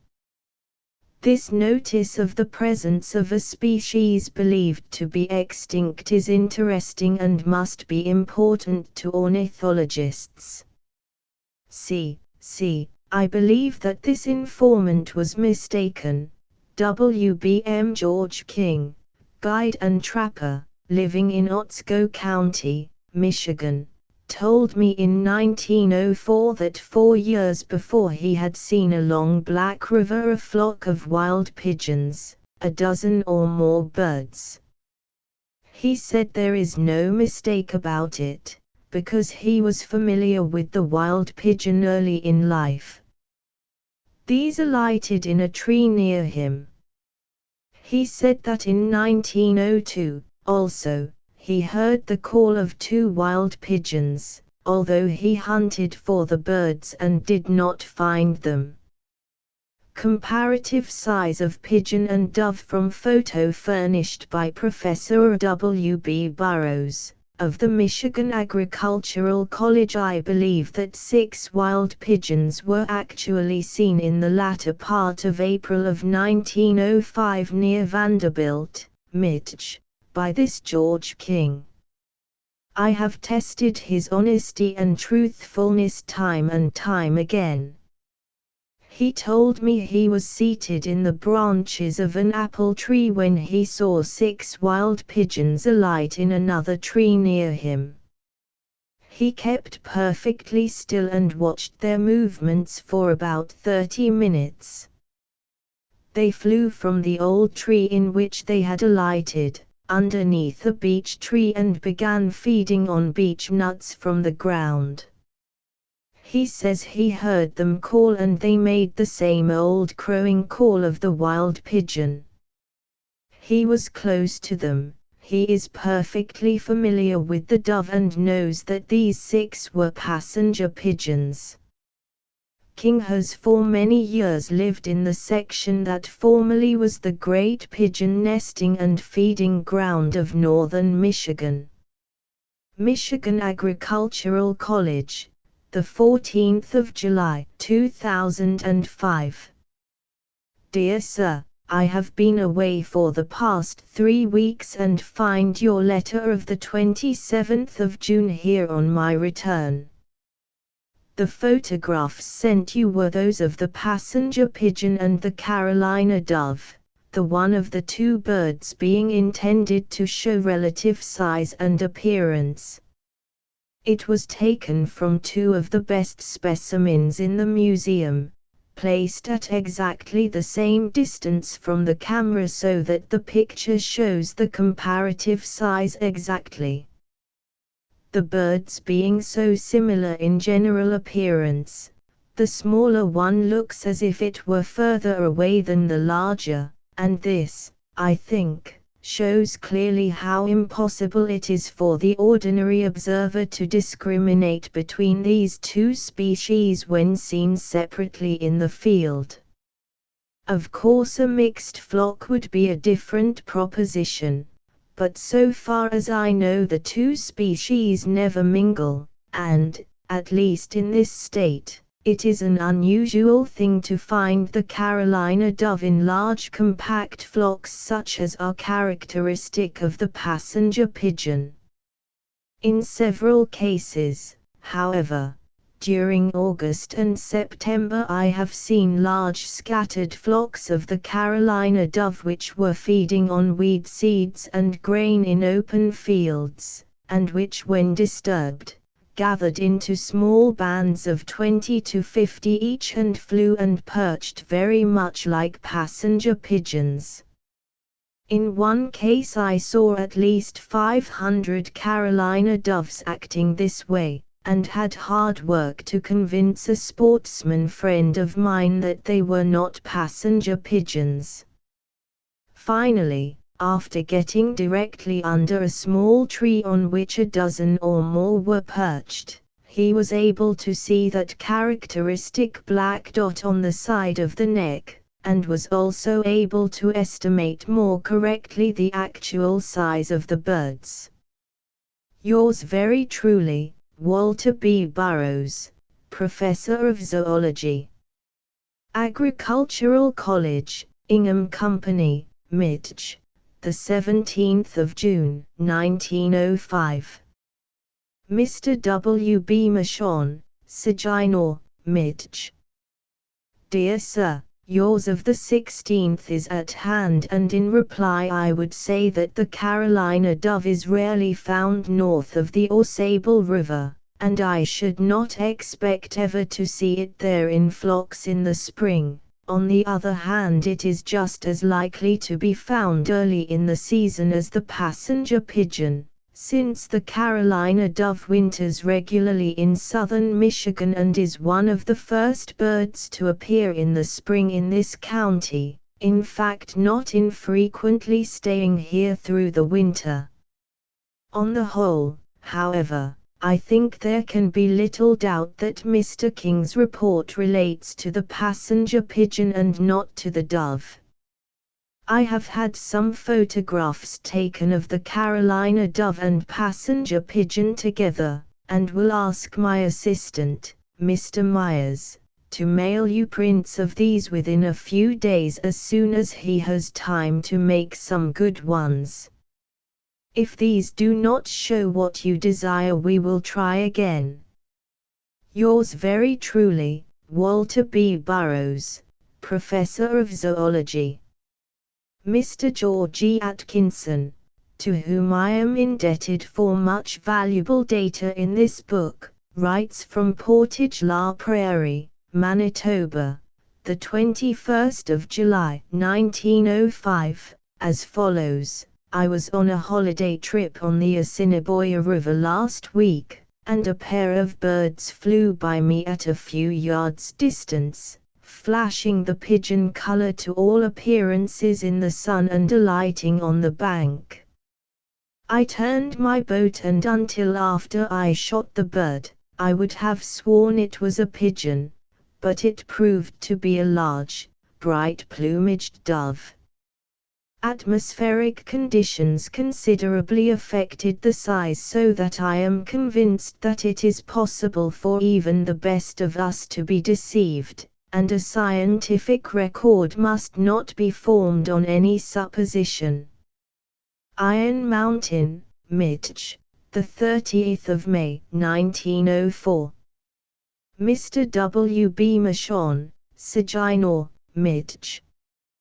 Dear Sir, in reply to your letter of inquiry respecting the passenger pigeon, I will say that my knowledge of it is very limited except from hearsay, but I am credibly informed that it nested at the east end of Deerskin Lake, Sector 30, N44 W31, as late as 1888.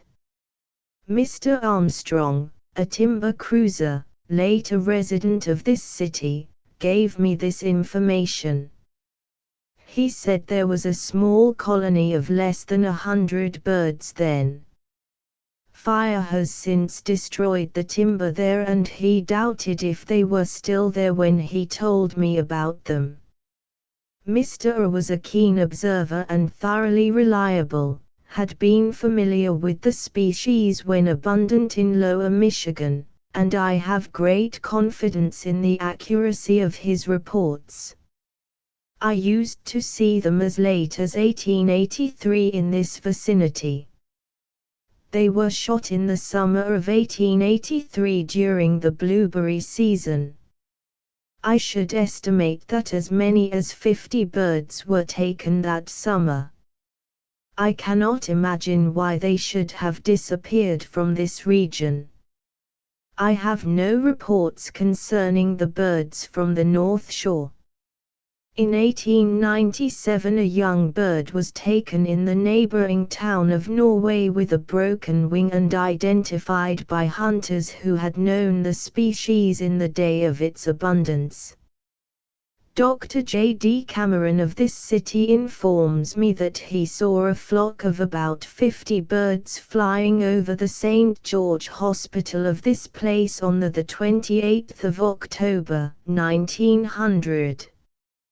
He was positive that he was not mistaken, as the birds were flying low, and he had formerly been well acquainted with the species in Canada. You can take this latter for what it is worth. Dr. C.S. Veracity is beyond question, but whether he could have mistaken some other birds for the pigeons I am not prepared to say. He is not interested in ornithology, and I would not expect him to recognize ordinary birds, but he may have hunted the wild pigeon in his younger days and so be familiar with its manner of flight. I cannot imagine any other birds that he could mistake for them. I have an idea that I may have seen one myself in the summer of 1900. But am not sufficiently well acquainted with it to recognize it at sight. I fired at it with a .22 rifle, and the peculiar maneuvers which it executed in the air as the bullet passed, attracted my attention. I was afterward told that the wild pigeon tumbled in the air that way when fired at. I thought at first that it was hit. Yours truly, E. E. Brewster. Chapter 13 What Became of the Wild Pigeon? By Sullivan Cook, from Forest and Stream, 14 March, 1903. D. I think that anyone who reads this article will be, like myself, satisfied that the destruction of the pigeons was wrought to gratify the avarice and love of gain of a few men who slaughtered them until they were virtually exterminated.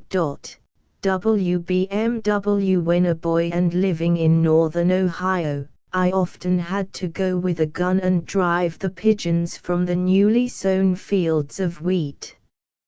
At that time wheat was sown broadcast, and pigeons would come by the thousands and pick up the wheat before it could be covered with the drag. My father would say, "Get the gun and shoot at every pigeon you see," and often I would see them coming from the woods and alighting on the newly sowed field. They would alight until the ground was fairly blue with these beautiful birds. I would secrete myself in a fence corner, and as these birds would alight on the ground they would form themselves in a long row, canvassing the field for grain, and as the rear birds raised up and flew over those in front, they reminded one of the little breakers on the ocean beach, and as they came along in this form, they resembled a windrow of hay rolling across the field. I would wait until the end of this wave was opposite my hiding place and then arise and fire into this windrow of living, animated beauty, and I have picked up as many as 27 dead birds killed at a single shot with an old flintlock smoothbore. Later in the fall these birds would come in countless millions to feed on the wild mast of beech nuts and acorns, and every evening they would pass over our home, going west of our place to what was known as Loddy Swamp. Many and many a time have I seen clouds of birds that extended as far as the eye could reach, and the sound of their wings was like the roar of a tempest. And for those who are not acquainted with the habits and flight of these birds, I wish to say that once in the month of November, while these pigeons were going from their feeding grounds to this roost in the Loddy Swamp, they were met with a storm of sleet and snow. The wind blew so hard that they could not breast it and were compelled to alight in a sugar orchard near our place.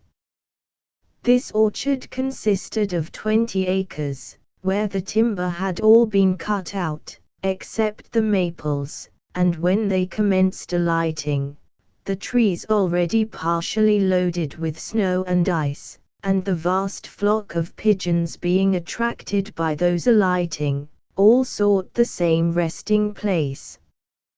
Such vast numbers alighted that in a short time the branches of the trees were broken, and as fast as one tree gave way those birds would alight on the already loaded tree adjoining, and that, too, was stripped of its long and limber branches.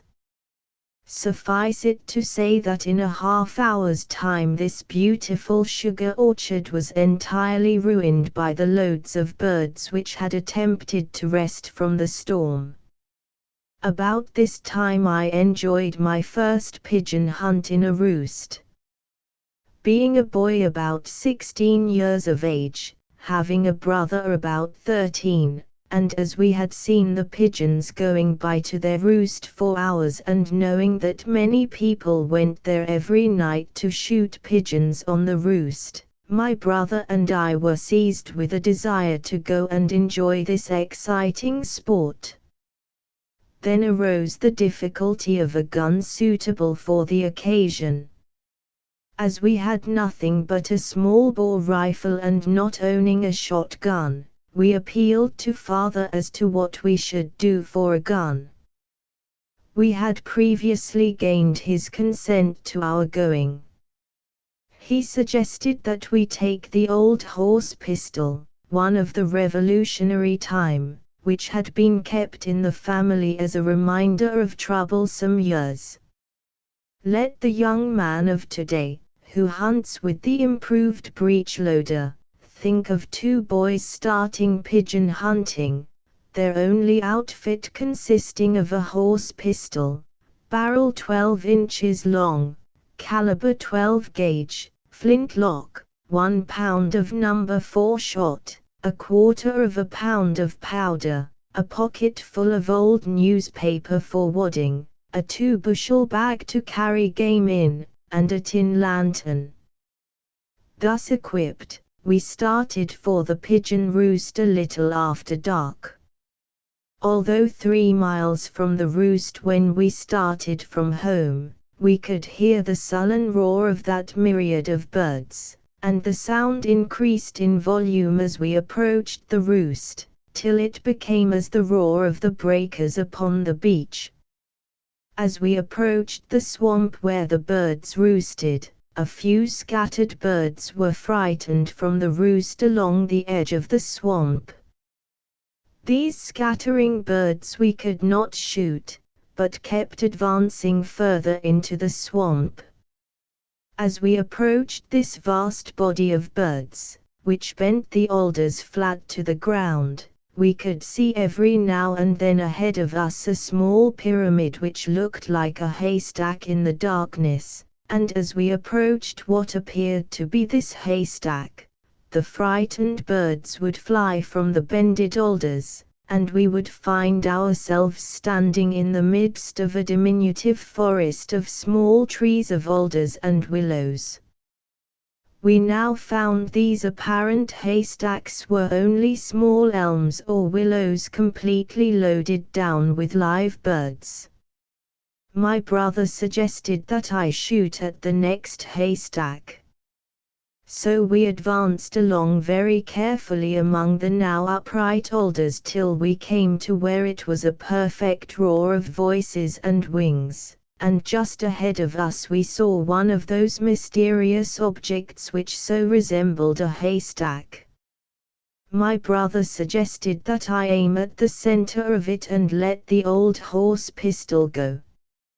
I instantly obeyed his suggestion, pointing as best I could in the dim light at the center of that form, and pulled. There was a flash and a roar, and the very atmosphere seemed to be alive with flying, chattering birds. The old tin lantern was lighted.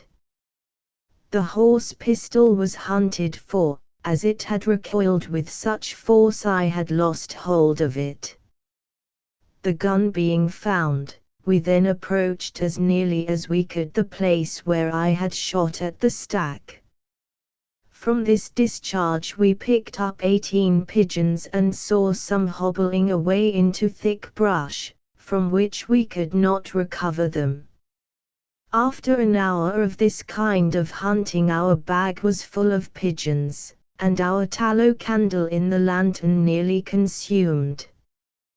We retraced our steps out of the swamp, and about 11 o'clock at night arrived home well satisfied with the night's hunt in the Pigeon Roost.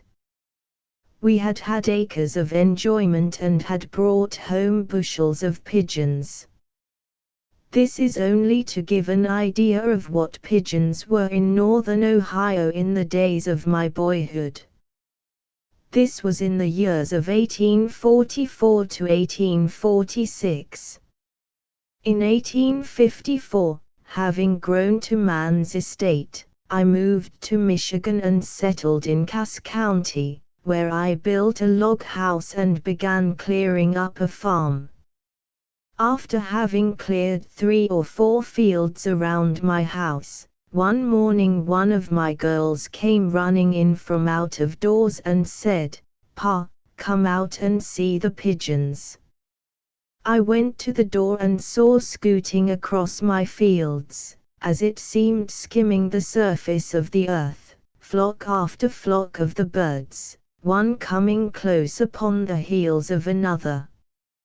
I hastened into the house and grasped my double-barreled shotgun, powder flask and shot pouch, my little girl, then a miss of 12 summers, following me. I took a stand on a slight rise in the middle of a 5-acre field and commenced shooting, you might say, at wads of pigeons, so closely huddled were they as they went by. letting the birds get opposite me and firing across the flock. I was enabled to kill from 3 to 15 pigeons at a shot. And my girl was wildly excited, picking up the dead birds and catching the winged ones and bringing them to me. You never saw two mortals more busy than we were for a half hour. At this time my wife called for breakfast, as we were near the house, and I found my stock of ammunition nearly exhausted. We went into the house for our breakfast, and when we came out the birds were flying as thickly as ever. She says, "Let us count the pigeons and see how many we have." We found we had killed and picked up in this short time 23 dozen. My wife said I had better take them to Three Rivers, which was our nearest town, and sell them. And as my ammunition was about exhausted, I hitched up my team, took 20 dozen of the birds and drove 10 miles to the station, sold my birds for 6 to 5 cents a dozen and returned home well satisfied with my day's work, and having on hand a good supply of ammunition for the next morning's flight. Now I wish to pass along, the lapse of time being about 16 years. During this time I had removed from Cass County to Van Buren County, where I had located in the beautiful village of Hartford. In the year 1869 or 1870, the Pigeoners, a class of men who lived in Hartford, made a business of netting pigeons, and they are living here yet, and not one of them feels any pride in the part he took in the destruction of these beautiful birds. In March 1869, word was received that a large flight of pigeons were coming north through the state of Indiana. These men, who had followed the pigeons for years, said, "As we have snow on the ground they will be sure to nest near here, and as we have had a big crop of beech nuts and acorns last fall they will be sure to stop to get the benefit of this mast."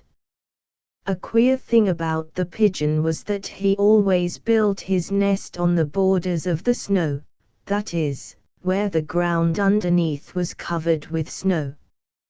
Sure enough, as predicted, in 2 days after receiving notice of the flight of the birds from Indiana, myriads of pigeons were passing north along the east shore of Lake Michigan, and soon scattering flocks were seen going south towards the bare ground. In a few days word was received that pigeons had gone to nesting in what was then called Deerfield Township, a vast body of hardwood and hemlock timber. Then it was that the pigeon killers, with their nets, stool birds and flyers commenced making preparations for the slaughter of the beautiful birds when they began laying their eggs. This takes place only 3 or 4 days after they commence nesting, as a pigeon's nest is the simplest nest ever built by a bird seen in a tree. It consists of a few little twigs laid crosswise, without moss or lining of any kind, and the lay of eggs is but one. As soon as one egg is laid, they commence sitting, and the male pigeon is quite a gentleman in his way, taking his turn and sitting one half of the time. In about 12 or 14 days, some claim 20, the young pigeon is hatched. As soon as hatched the male and female birds commence feeding on what is known as marsh feed, that is, on low, springy ground. And from this feed is supplied to both the male and female bird what is known as pigeon's milk, forming inside of the crop a sort of curd, on which the young pigeon is fed by both father and mother, who supply this food. The young bird is gorged with this food, and in a few days becomes as heavy as the parent bird. Another singular thing about the wild pigeon is that as the snow melts and the ground is left bare where the nesting is, the old birds never eat the nuts in the nesting, but leave them for the benefit of the young one, and so when he comes off the nest he always finds an abundance of food at his very door, as it were. As soon as the young birds are able to leave the nest and begin feeding on the ground in the nesting, the old birds immediately forsake them, move again onto the borders of the snow and start another nesting. In 5 or 10 days the young birds will follow in the direction of the old birds. When the young birds first come off the nest and commence feeding on the ground, they are fat as balls of butter, but in 10 days from this time, when they start on their northern flight to follow their mother bird, they are poor as snakes, and almost unfit to eat, while, when they first leave the nest they are the most palatable morsel man ever tasted. However, in about 40 days from the time they began nesting to the time they took their northern flight, there were shipped from Hartford and vicinity 3 carloads a day of these beautiful meteors of the sky.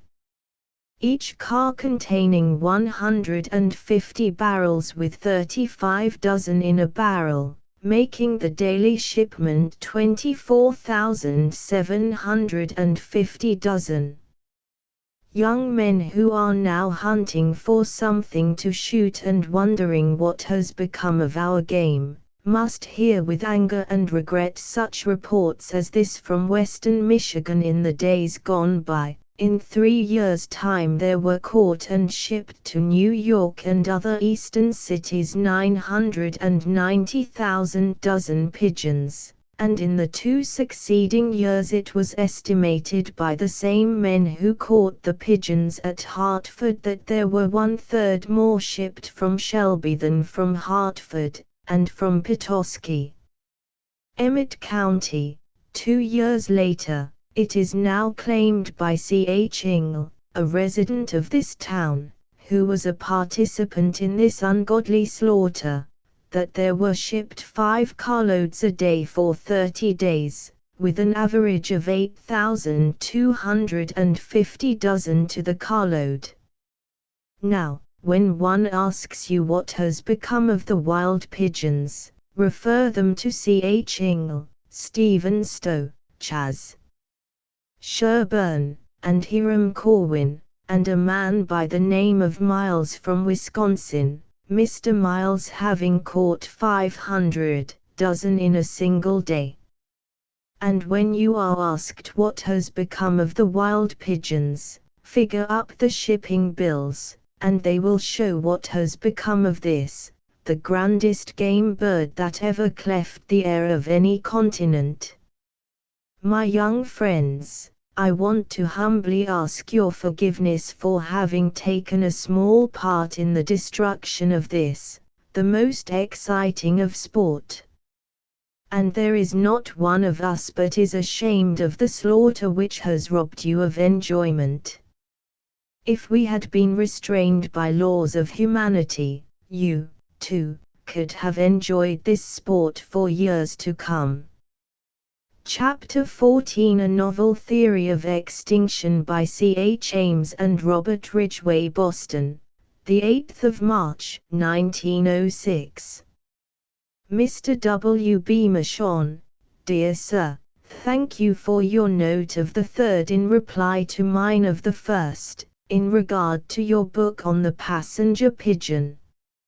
I note that you say, there is room to make additions if you think you have something that would be interesting, and would like to submit it to me for my consideration.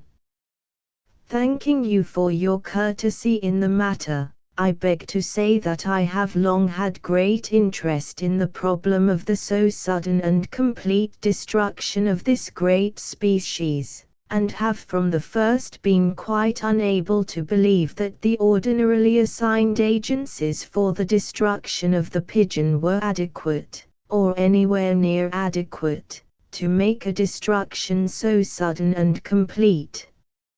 Several accounts which have come to my notice have strengthened my view. I know well that the attack of man and beast upon the pigeons in their rookeries, or breeding places, was fierce, persistent and enormously destructive, and that at these breeding places the destroyers gathered in great numbers, but, with my vivid recollection of the tremendous flights of pigeons which I myself saw in the 60s in northern Illinois, the wide distribution of the bird, and what I know of its migratory habits, I wish I knew very much more about these habits. I cannot think that in so few years the practical destruction of the species could be effected by the means referred to. Years ago, I cannot tell how many, but I am confident it must have been at about the time of the disappearance of the great pigeon flights. I read an account, either in or quoted from a New Orleans newspaper, giving the stories of several ship captains and sailors who had arrived in New Orleans from the Gulf of Mexico. They stated that they had, in crossing the Gulf, sailed over leagues and leagues of water covered thickly, with dead pigeons. The supposition was that an enormous flight of the pigeons crossing the waters of the Gulf had been overwhelmed by a cyclone, or some such atmospheric disturbance, and that the birds had been whirled into the surf and drowned. I have been told by competent ornithologists connected with the Boston Society of Natural History that Pigeon Cove, a well-known and much frequented extremity of Cape Ann, near Gloucester, Mass., received its name from the fact that a large flight of pigeons was similarly overwhelmed in flying along the Atlantic near that place, and that their bodies covered the shore in windrows. Not more than 2 years ago, if so long, I read a lengthy and signed account in a Montreal paper of a similar catastrophe to a great flight of pigeons in attempting to cross Lake Michigan, and similar statement was made that 4 miles the beach above Milwaukee was heaped and piled with windrows of dead pigeons. Within 2 or 3 years several accounts have reached us, bearing every mark of believability, that considerable flights of geese, swans and ducks have been drowned in the surf off the New Jersey and Maryland shores. These flights of birds have been overwhelmed in a sudden storm or gale of wind, which beat them down into the surf where they were drowned, their bodies drifting about, and some of them being thrown up on the shore. These accounts have come from fishermen, sportsmen and others, and I see no reason whatever to doubt that a flight of birds of any species known could easily be destroyed if caught offshore in some of the wind storms of which we have so many instances. I have frequently in forest and stream propounded my theory and asked for information about it before it became too late. The whole theory stands or falls, as it seems to me, with the ascertainment of the southern limit of the migration of the great pigeon flight. If the birds did not cross the Gulf of Mexico, there is far less likelihood of my theory being the correct one, though my inquiries in forest and stream elicited one very circumstantial account of an enormous destruction of pigeons on the Gulf coast, the birds being blown into the Gulf and destroyed by a fierce norther which beat down the coast for 2 or 3 days.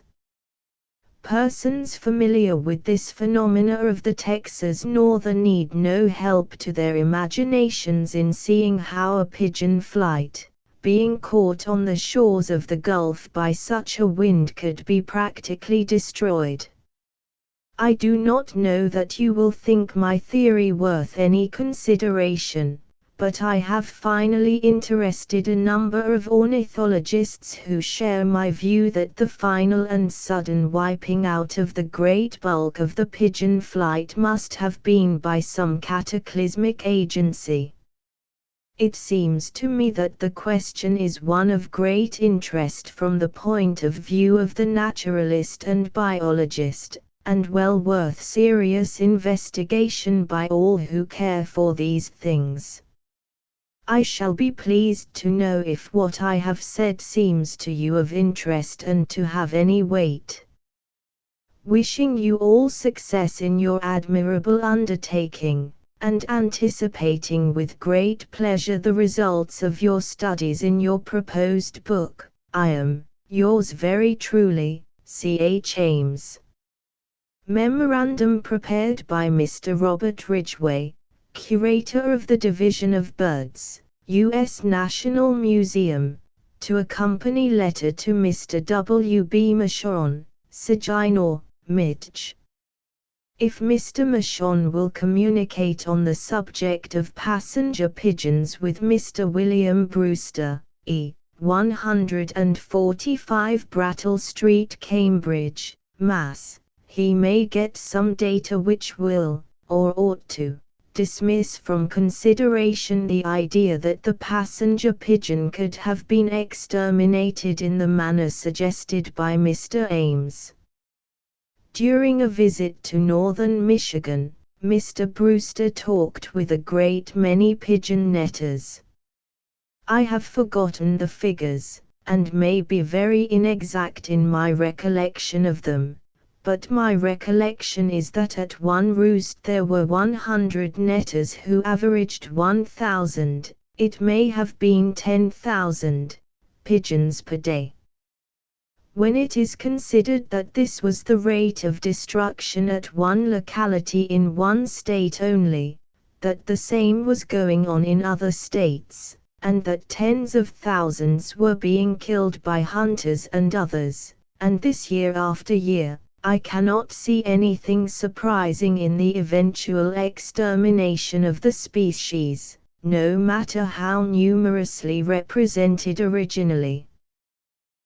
See Chapter 7, Netting the Pigeon by W. M. Brewster. Nothing in the history of the passenger pigeon is more certainly known than the fact that its range to the southward did not extend beyond the United States. There is a single Cuban record, but the occurrence was purely accidental. The migrations of the passenger pigeon were wholly different in their character from those of true emigrants, that is to say, they were influenced or controlled purely by the matter of food supply, as in the case of the robin and some other birds, and the flights were as often from west to east and vice versa as from south to north or north to south. In short, the flocks moved about in various directions in their search for food or nesting places. For myself, I do not believe in the story of drowning in the Gulf of Mexico for two reasons. In the first place, the birds are extremely unlikely to have been there, a hurricane from the northward being absolutely necessary to explain their presence in that quarter, and, in the second place, no such explanation is needed in view of what is known to be the facts concerning their wholesale destruction by human agency alone. The range of the passenger pigeon was limited to the mixed hardwood forest region of the eastern United States and Canada, and any that occurred beyond were stragglers, pure and simple. Consequently, it was not found, except as stragglers, in the longleaf pine belt of the Gulf Coast, but only on the uplands from northern or middle Alabama, Mississippi, and Louisiana, northward. Chapter 15 News from John Burroughs W. When the following report from so high an authority as John Burroughs appeared in Forest and Stream, it seemed too important to be overlooked. I therefore ventured to open a correspondence with this famous naturalist, even suggesting that his informants might have mistaken some other species of migratory bird for a flight of wild pigeons. I had once made a similar mistake in Texas when the northern migration of the curlews was in full flight. Countless flocks of them were streaming past at a considerable distance from me, and I could have sworn they were wild pigeons until I was lucky enough to see them at much closer range. Even now the newspapers East and West contain an annual crop of wild pigeon reports, most of which are to be found fake reports upon careful investigation. It has happened often that hunters and woodsmen mistake the wild dove for the pigeon, and refuse to believe otherwise. The correspondence explains itself, however, and is a valuable contribution to the subject in hand. WBM. A flock of wild pigeons, F. From Forest and Stream, the 19th of May, 1906. West Park, NY, the 11th of May. Editor Forest and Stream, I have received evidence which is to me entirely convincing that a large flock of passenger pigeons was seen to pass over the village of Prattsville, Greene County, this state, late one afternoon about the middle of April. The fact was first reported in the local paper, the Prattsville News. An old boyhood schoolmate of mine, Charles W. Benton, was, with others, reported to have seen them. I have corresponded with Mr. Benton and have no doubt the pigeons were seen as stated. Mr. Benton saw pigeons, clouds of them, in his boyhood, and could not well be mistaken. He says it was about 5 o'clock, and that the flock stretched out across the valley about 1/2 mile and must have contained many hundreds. It came from the southeast, and went northwest. Mr. Benton says that a large flock was reported last year as having passed over the village of Catskill, and that a wild pigeon was shot near Prattsville last fall. A friend of mine saw 2 pigeons in the woods at West Point a year or so ago. I have no doubt, therefore, that the wild pigeon is still with us, and that if protected we may yet see them in something like their numbers of 30 years ago. John Burroughs. West Park, NY, the 27th of May, 1906. To W. B. Michon, Dear Sir, I can give you no more definite information about that flock of pigeons than I reported to Forest and Stream. I have no doubt about the fact. If you will write to C. W. Benton, Prattsville, NY, he can put you in communication with several people who saw the flock. I am just about to write to Forest and Stream of another very large flock of pigeons that was seen to pass over the city of Kingston, NY, on the morning of the 15th.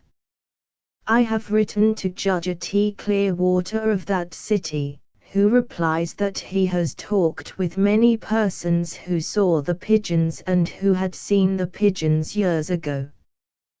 The flock is described as a mile long. I am going up to Kingston soon to question the persons who saw the flock. If I learn anything to discredit the story, I will let you know. We never have a flight of any birds here that could be mistaken for pigeons by anyone who had ever seen the latter. If these flocks were pigeons, where have they been hiding all these years? Very sincerely yours, John Burroughs.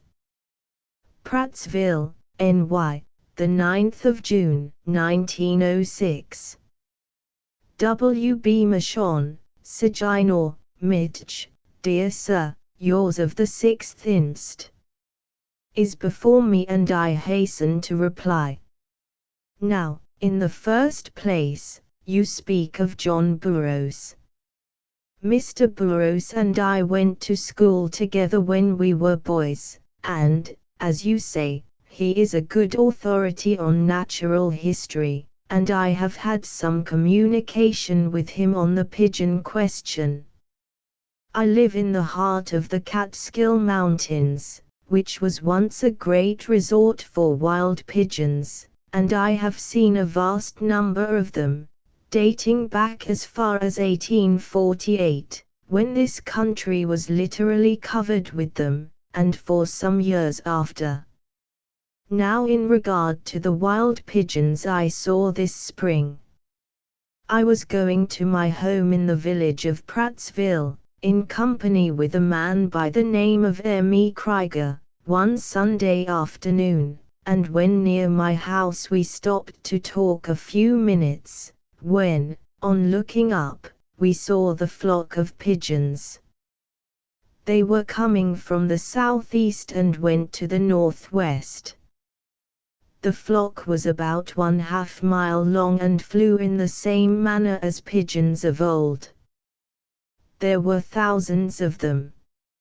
Now, in regard to ducks, teal and plover, we never see any of them here in the mountains, though once in a while a few ducks, but only in small flocks of 7 or 8 in a bunch, and there are no birds that gather in flocks here but crows in the fall, but never at any other time.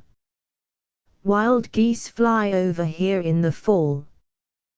The Daily Leader, a daily paper published in Kingston, Ulster County, NY, contained an item a few weeks since stating that a flock of wild pigeons passed over the city a short time ago. The flock was about 1 mile long and contained many thousands. And in the spring of 1905, the Catskill Recorder, a newspaper published in this county, reported seeing a flock similar to the one seen at Kingston. Wishing you success on your fishing trip, I am, yours truly, C.W. Benton. The Sullivan County Pigeons, West Park, NY, the 30th of June. Editor Forest and Stream, since I wrote you a few weeks ago, I have been looking up the men who were reported to have seen wild pigeons recently. I have seen 6 men who are positive they have seen flocks of wild pigeons, some of them 2 years ago, and some of them this past spring. As these men were all past middle age and had been familiar with the pigeon 30 and 40 years ago and were, moreover, men reported truthful and sober by their neighbors, and who impressed me as being entirely reliable, I feel bound to credit their several statements. At De Bruce, Sullivan County, Mr. Cooper, the postmaster and village blacksmith, said he had seen a large flock of pigeons in the fall 2 years ago. They were about a buckwheat field. He pointed out the hill about which they were flying. Mr. Cooper had shot and trapped a great many pigeons years ago, and was sure he could not mistake any other bird for a pigeon. A farmer, whose name I do not now remember and who heard Mr. Cooper's statement, said he saw a large flock last fall about a buckwheat field, in the same town. This man was reported to me as perfectly reliable, and he gave me that impression. At Port Ewan, I met a Hudson River shad fisherman, Mr. Van Vliet, who said he had seen early one morning in April or May, 2 years ago, a flock of wild pigeons over the Hudson. He estimated the flock as containing 70 or 80 birds. Mr. Van Vliet is a man nearly 70 years old, and one cannot look into his face and have him speak and doubt for a moment the truth of what he is saying. When I asked him if he knew the wild pigeon, he smiled good-humoredly and said he knew them as well as he knew anything. He had lived in the time of pigeons, and had killed hundreds of them. Another man, one of the leading grocerymen of Port Ewan, said he had seen a very large flock of pigeons between 4 and 5 o'clock on the 15th of May last, flying over as he was on his way to open his store. His hired man, who was with him, also saw them. Mr. Van Leuven had also seen pigeons in his youth and described to me accurately their manner of flight and the form of the flock against the sky. A neighbor of his told me he had seen a flock of 15 or 20 pigeons on a foggy morning only a few days before. The rush of their wings overhead first attracted his attention to them. But he had never seen wild pigeons, and might have been deceived, though he was sure they were pigeons by their speed and general look. None of these men could have had any motive in trying to deceive me, and I feel bound to credit their stories. Their statements, taken in connection with the statement of my old schoolfellow at Prattsville, NY, of whom I wrote you, makes me believe that there is a large flock of wild pigeons that still at times frequents this part of the state, and perhaps breeds somewhere in the wilds of Sullivan or Ulster County. But they ought to be heard from elsewhere, from the south or southwest in winter. John Burroughs. P.S. Just as I finished the above, I came upon the following in the Poughkeepsie Sunday Courier. We noticed recently an item asking whether wild pigeons are returning. Sullivan County people seem to be taking the lead in answering the question, but a Dutchess County farmer named David Roselle, living near Fishkill Plains, who was familiar with the aforesaid birds in old days, reports having seen a flock of about 30 feeding on his buckwheat patch one morning last week, which gives evidence that the birds are not extinct as supposed, but a flock may merely be taking a tour around the world like Magellan of old. Mr. Roselle stated that he had not seen any before in about 40 years. At first sight, he could hardly believe his eyes, but he was not long in becoming convinced of their identity. Chapter 16 The Pigeon in Manitoba, G. by Georgie Atkinson, G. This paper was read at a meeting of the Manitoba Historical and Scientific Society at Winnipeg in 1905, by the author, a naturalist, residing at Portage la Prairie. While the biological history of any country records the decrease and disappearance of many forms of life due to just or unjust circumstances, it remains for the historical records of North America to reveal a career of human selfishness which may be considered the paragon. Within 4 centuries of North American civilization, or modified barbarism, we can be credited with the wiping into the past of at least 3 species of animal life originally so phenomenally abundant and so strikingly characteristic in themselves as to evoke the wonder and amazement of the entire world. And, sad to relate, so effectual has been the extermination, that it is doubtful if our descendants a few generations hence will be able to learn anything whatever about them save through the medium of books. While herein again we shall be just subjects of their censure for having manifestly failed to preserve in history's archives any material amount of specific information. The early settlers landing upon the Atlantic coast between Newfoundland and the Carolinas found them in possession of armies of great auks, and the few scraps of authenticated history which we now possess disclose a most iniquitous course of wanton slaughter and destruction which ended in the complete extinction of the bird over 60 years ago. Yet in the face of this destruction there remain but 4 mounted specimens and 2 eggs in the collections of North America today, while but 70 skins remain in the collections of the entire world. If possible, more ruthless and inhuman was the carnage waged against the noble buffalo, the countless thousands of which roaming over virgin prairies excited the wonder and amazement of the entire sporting and scientific world, and which, today, are represented only in the zoological parks, where all individuality will eventually be lost in domestication.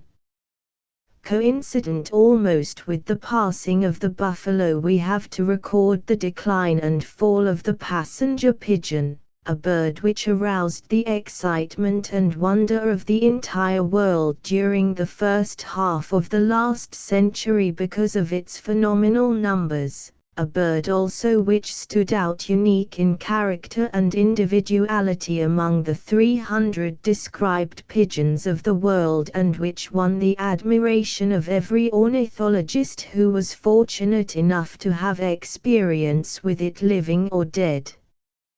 Yet it was not exempt from the oppression of its human foe, who has been instrumental, through interference with the breeding and feeding grounds and through a continued persecution and ruthless slaughter for the market, in reducing the species almost beyond the hope of salvation.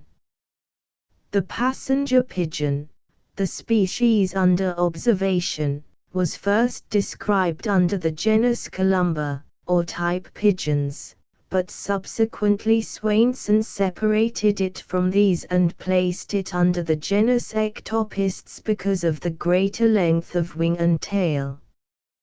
Generically named Ectopists, meaning moving about or wandering, and specifically named Migratoria, meaning migratory, we have a technical name implying not only a species of migrating annually to and from their breeding ground, but one given to moving about from season to season, selecting the most congenial environment for both breeding and feeding. With all the knowledge we have possessed of the inestimable multitudes which existed during the early part of the last century, and with their decline, begun and noted generally in the later 60s and early 70s, we still find that no steps whatever were taken to prevent their possible depletion, and few records of any value are made of the continuance or speed of this decrease, and not until the last decade of the century do we awake to the fact that the pigeons are gone beyond the possibility of a return in any numbers. When a few years later reports are made that pigeons still exist and are again increasing, scientific investigation shows that the mourning dove has been mistaken for the pigeon or that the band-tailed pigeon of California is taken for the old passenger pigeon, And so we have continued since the early 90s investigating rumors of their appearance from all over America, North and South, and the West India Islands. But all reports point us to the past for the pigeon and some other species. Under suspicion. I doubt very much if the historian desirous of compiling any historical work would find himself confronted with such a decided blank in historical records during an important period as that confronted in the compilation of a historical record of the passenger pigeon within any district which it formerly frequented during the period from about 1870. When the decline was first noticed, to 1890, when the birds had practically passed away. In this matter, Mr. J. H. Fleming of Toronto, in writing me, says, the pigeons seem to have gone off like dynamite. Nobody expected it and nobody prepared a series of skins. And to this I can add that no one seems to have made any series of records of the birds from year to year. Since their disappearance, however, things have changed. Everybody is alert for pigeons, and everybody has a theory, but beyond offering subject of social conversation, or awakening a recital of old pigeon experiences from the old-timers, these rumors and theories seem to return to the winds from whence they came. The latest theory advanced to me by a correspondent is the possibility of some disturbance of the elements in the shape of a cyclone, or a storm striking a migrating host in crossing the Gulf of Mexico and destroying them almost completely. This is a plausible theory, but I am unable to conceive how such immense hosts of pigeons as are recorded up to 1865 could possibly have met with sudden disaster in this manner, even in the center of the Gulf, without leaving some wreckage to tell the story, and such is not recorded. While again I do not think that the entire host would cross the Gulf, but that a large portion of the migrating birds would take an overland route through Mexico and Central America to the southern boundary of their flight. Personally, I am inclined to cherish my original contentions that the continued disturbance of the breeding and feeding grounds, both by the slaughter of the birds for market and by the dissipating of the original immense colonies by the clearing of the hardwood and pine forests of the United States and eastern Canada, compelling these sections of the main column to travel farther in search of congenial environment, curtailing the breeding season, and, I have no doubt, frequently preventing many from breeding for several seasons. While the persistent persecution and destruction for the market was in no way proportionately lessened in the vicinity of these smaller colonies as long as a sufficient number of the birds remained to make the traffic profitable, it can at once be seen that this continued drain upon these smaller colonies, when other conditions were becoming more difficult for the birds to contend with, would be instrumental in depleting the entire former main column to a point when netting and shooting were no longer profitable, and, the remnant of these colonies having to run a gauntlet of persecution over their entire course of migration to and from winter quarters, there could be but one result to such proceeding, and that one we now face, extermination. Of these records made during the pigeon's day, as we might call it, the earliest we have are those made by a Mr. T. Hutchins, who was a Hudson's Bay Company trader, operating for some 25 years in the district adjacent to Hudson's Bay. during which time he made copious notes of the birds frequenting that district, which were afterwards published by Pennant in his Arctic Zoology in 1875. He says in part, "The first pigeon I shall take note of is one I received at Severn in 1771, and, having sent it home to Mr. Pennant, he informed me that it was the migratoria species. They are very numerous inland and visit our settlement in the summer. They are plentiful about Moose Factory and inland, where they breed, choosing an arboreous situation. The gentlemen number them among the many delicacies the Hudson's Bay affords our tables. It is a hardy bird, continuing with us until December. In summer their food is berries, but after these are covered with snow, they feed upon the juniper buds. They lay 2 eggs and are gregarious. About 1756 these birds migrated as far north as York Factory, but remained only 2 days. In a report issued in 1795, Samuel Hearn also reports the birds being abundant inland from the southern portion of Hudson's Bay, but states that, though good eating, they were seldom fat. The first provincial record is that made by Sir John Richardson in 1827, in which he says, "A few hordes of Indians who frequent the low floods districts at the south end of Lake Winnipeg subsist principally on the pigeons during the period when the sturgeon fishing is unproductive and the wild rice is still unripened, but farther north the birds are too few in numbers to furnish material diet." I presume that he means farther up the Lake Winnipeg shores, since Hutchins and Hearn both reported them common nearer Hudson's Bay.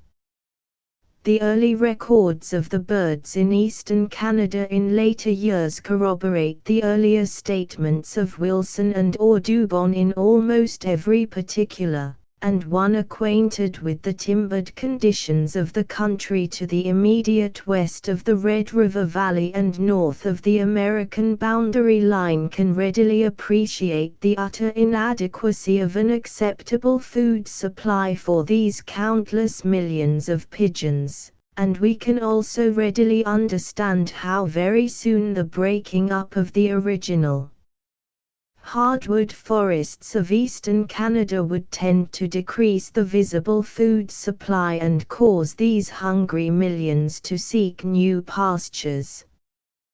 The breaking of these feeding grounds would first be instrumental in scattering or breaking up the largest flocks, and even the very long distances the bird was able to fly from breeding to feeding ground would be exceeded, necessitating next the nesting in smaller colonies, where careless nesting habits with continued changing conditions would tend to continue to decline their numbers, while the tenacity with which even the smaller roosts were clung to by man, like leeches to a frog, and the hapless victim shot, netted and stolen from the nest before maturity, was but another effectual and not the least responsible agent in the relegation of the pigeon to that past from which none return. When I decided to attempt the preparation of a review history of the pigeon in Manitoba, I felt that, having had practically no experience with the bird myself, I should have to depend upon the reports of representative pioneers of the country for my facts as to the numbers of the birds formerly found here, and the period of their decline and disappearance. I accordingly drafted a series of questions which I submitted to these gentlemen, and I have to tender them all my sincere thanks, as well as that of the scientific world, for the ready responses and the conciseness of the information received. One of the earliest residents of Portage la Prairie, Mr. George Agariash, informs me, I was born in Manitoba and came to Portage la Prairie about 1853. I was then only about 6 years old, and as far back as I can remember pigeons were very numerous. They passed over every spring, usually during the mornings, in very large flocks, following each other in rapid succession. I do not think they bred in any numbers in the province, as I only remember seeing one nest. This contained 2 eggs. The birds, to my recollection, were most numerous in the 50s, and the decline was noticed in the later 60s and continued until the early 80s, when they disappeared. I have observed none since until last year, when I am positive I saw a single male bird south of the town of Portage la Prairie. Mr. Angus Sutherland of Winnipeg, in reply to my interrogation, states, I was born in the present city of Winnipeg and have lived here over 50 years. The wild pigeons were very numerous in my boyhood. They frequented the mixed woods about the city, and while undoubtedly many birds bred here, I remember no extensive breeding colonies in the province, and believe the great majority passed farther north to breed. About 1870 the decrease in their numbers was most pronouncedly manifest, this decline continuing until the early 80s, when they had apparently all disappeared, and I have seen only occasional birds since, and none of late years. Mr. W. J. McLean, formerly of the Hudson's Bay Company and at present a resident of Winnipeg, sends me some valuable information, which supports my contention regarding the influence of food supply. He writes, I came to the Red River settlement in 1860 and found the pigeons very plentiful on my arrival. The birds came in many thousands, and great numbers of them bred in the northeastern portion of the province through the district north of the Lake of the Woods and Rainy Lake, where the cranberry and blueberry are abundant.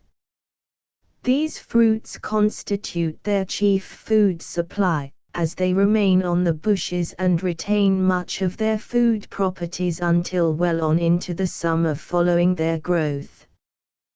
They also feed largely on acorns wherever they abound.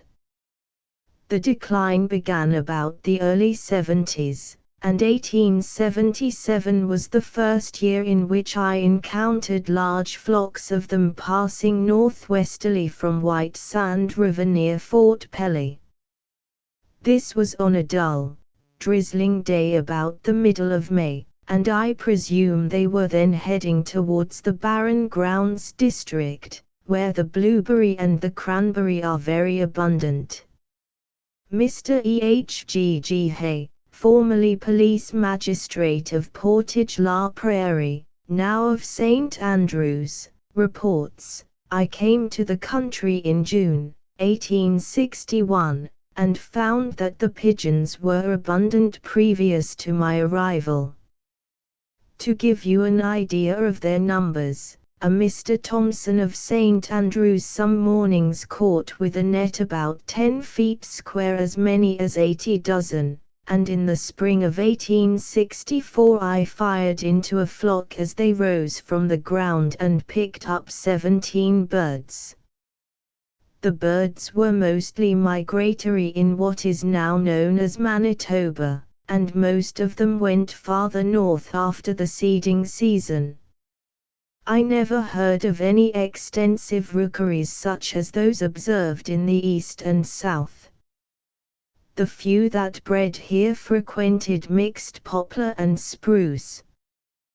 They seemed most numerous in the 60s and began to show signs of decreasing about 1869 or 1870, and by 1875 they had all disappeared, and I have only seen an occasional bird since. Mr. William Clark of the Hudson's Bay Company, Winnipeg, informs me, the first place I remember having seen pigeons in Manitoba was at White Horse Plains, Saint François Xavier, in 1865, where they were very numerous, breeding in the oak trees in that district. 2 years after this I went to Oak Point on Lake Manitoba, but do not remember the birds there then nor since. Mr. Charles Abold Bay of McGregor, Man, replies as follows: I have resided in Manitoba since 1872, and have taken pigeons as far north as Fort Pelly in the fall of 1874, but know nothing of them previously. In our district they usually made their appearance in the fall and fed upon the grain. They continued fairly numerous until about 1882, at which time we had to drive them from the grain stocks, but they then disappeared and only stragglers have been noted since. There is no doubt that many other reports could have been secured, but, as all seem to tend toward the one conclusion, I shall save time and space by summarizing the information at hand. Some months ago I made a statement in an article, written for local interest, to the effect that Manitoba had never been the home of the wild pigeon. By this I meant that, because of unfavorable breeding and feeding conditions within the province, only the smallest percentage of the enormous flocks recorded for the south and east could possibly exist here. The records here collected support me in this contention so far as that portion of the province west of the Red River is concerned, but the record of Sir John Richardson tends to show that favorable conditions must have existed immediately south of Lake Winnipeg, through what he calls a low-lying district, and where we can assume that the cranberry and blueberry were abundant, as they were through the district subsequently reported by Mr. McLean to the east and northeast of this district. There is no doubt that the difference in the character of the country east of the Red River from that of the west would present more favorable conditions for the birds, but not in one case has it been shown that the birds nested in colonies approaching the size of the famous eastern and southern roosts. Reports seem rather to show that those which bred within the province were more generally scattered over the country, at the same time being numerous enough to permit the shooter and the netter to make a profitable business of killing the birds. All evidence seems to show that large numbers passed through the province to and from a northern breeding ground, possibly that recorded by Hutchins near Hudson's Bay and to the westward, and that they were excessively numerous up to about 1870, when they began to decrease.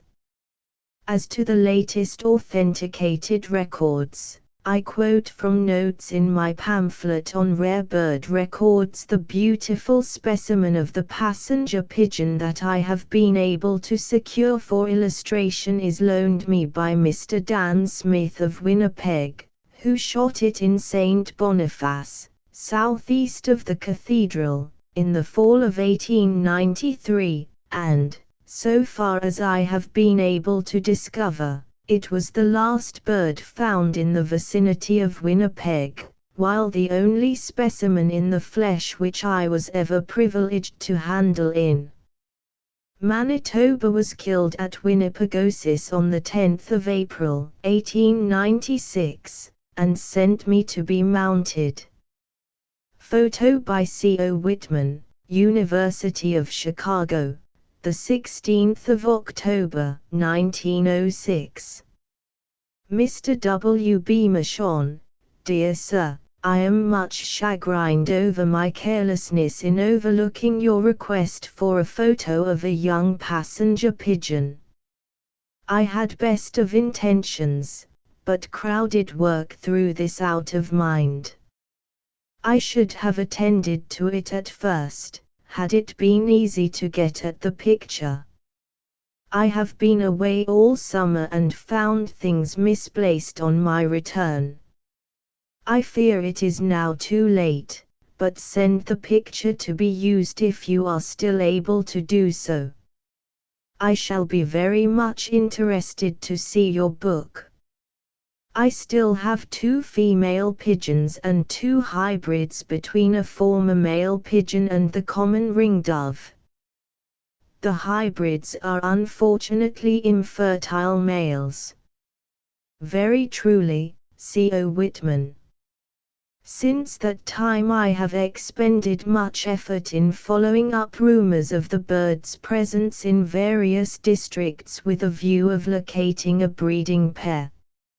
Not only have I sought to secure a bird to mount, but also to get a live pair, or the eggs while fresh, to assist in the preservation of the pigeon in a partially domesticated state, since the only specimens now living in captivity are those owned by Professor Whitman of the University of Chicago, who, in writing me, says, "My stock seems to have come to a complete standstill, having raised no young for the last 4 years.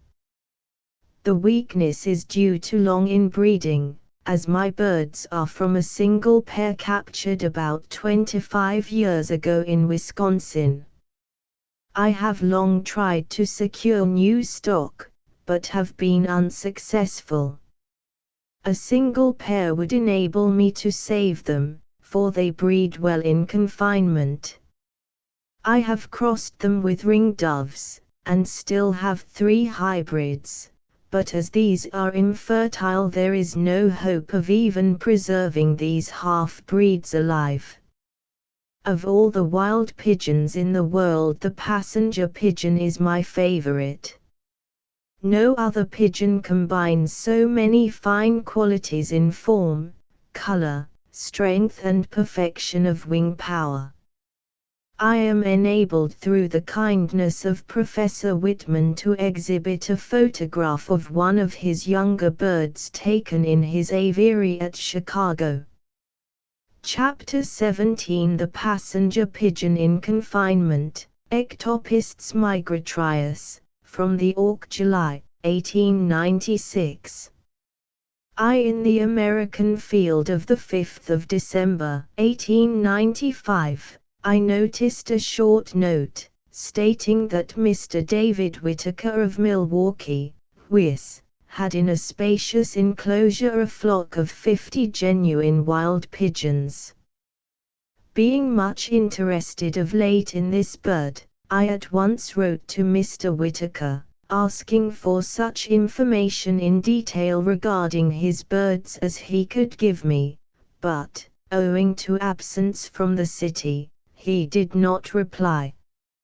Still being anxious to learn something further regarding this interesting subject, I recently wrote to a correspondent in Milwaukee, asking him to investigate the matter.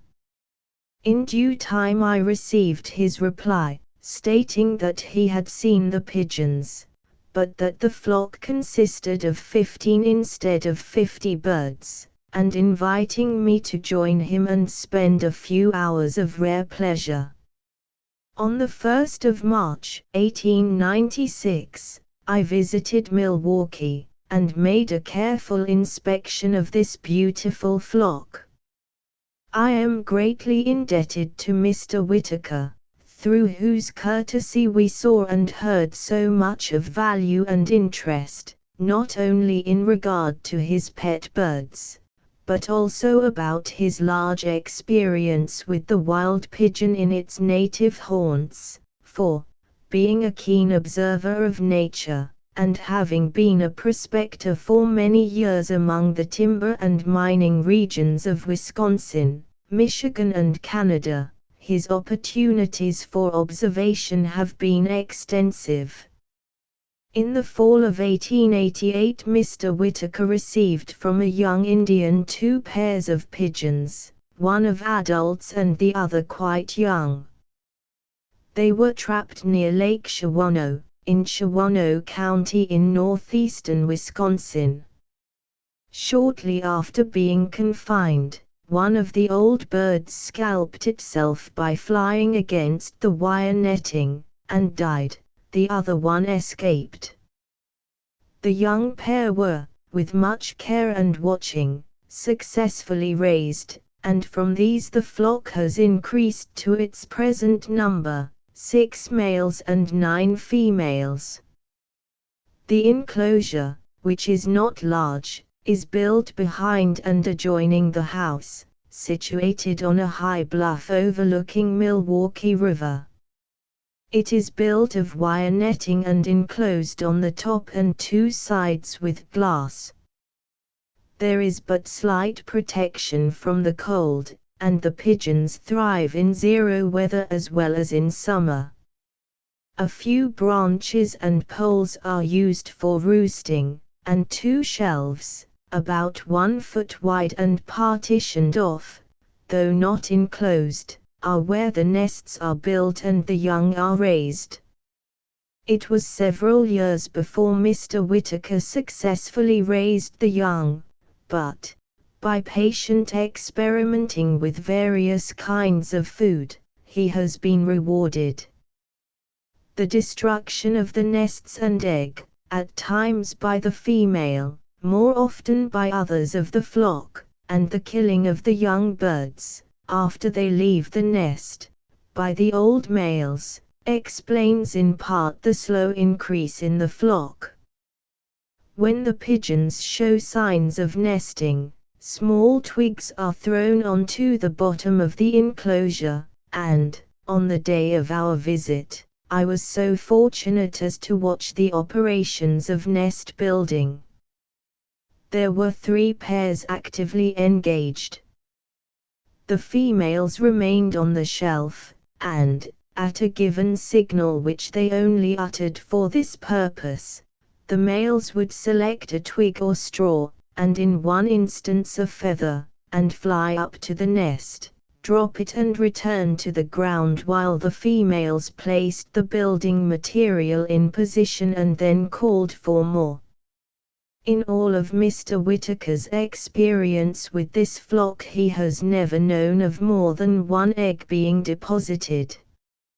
Audubon, in his article on the passenger pigeon, says, "A curious change of habits has taken place in England in those pigeons which I presented to the Earl of Kirby in 1830, that nobleman having assured me that, ever since they began breeding in his aviaries, they have laid only 1 egg. The eggs are usually laid from the middle of February to the middle of September, some females laying as many as 7 or 8 during the season, though 3 or 4 is the average. The period of incubation is 14 days, almost to a day, and, if the egg is not hatched in that time, the birds desert it. As in the wild state, both parents assist in incubation, the females sitting all night, and the males by day. As soon as the young are hatched, the parents are fed on earthworms, beetles, grubs, etc., which are placed in a box of earth, from which they greedily feed, afterwards nourishing the young, in the usual way, by disgorging the contents from the crop. At times the earth in the enclosure is moistened with water and a handful of worms thrown in, which soon find their way under the surface. The pigeons are so fond of these tidbits they will often pick and scratch holes in their search, large enough to almost hide themselves. When the birds are sitting during cold weather, the egg is tucked up under the feathers, as though to support the egg in its position. At such times the pigeon rests on the side of the folded wing, instead of squatting on the nest. During the first few days, after the young is hatched, to guard against the cold, it is, like the egg, concealed under the feathers of the abdomen, the head always pointing forward. In this attitude, the parents, without changing the sitting position or reclining on the side, feed the squab by arching the head and neck down, and administering the food. The young leave the nest in about 14 days, and then feed on small seeds, and later, with the old birds, subsist on grains, beech nuts, acorns, etc. The adults usually commence to molt in September and are but a few weeks in assuming their new dress, but the young in the first molt are much longer. At the time of my visit the birds were all in perfect plumage. The young in the downy state are a dark slate color. The pigeons are always timid, and ever on the alert when being watched, and the observer must approach them cautiously to prevent a commotion.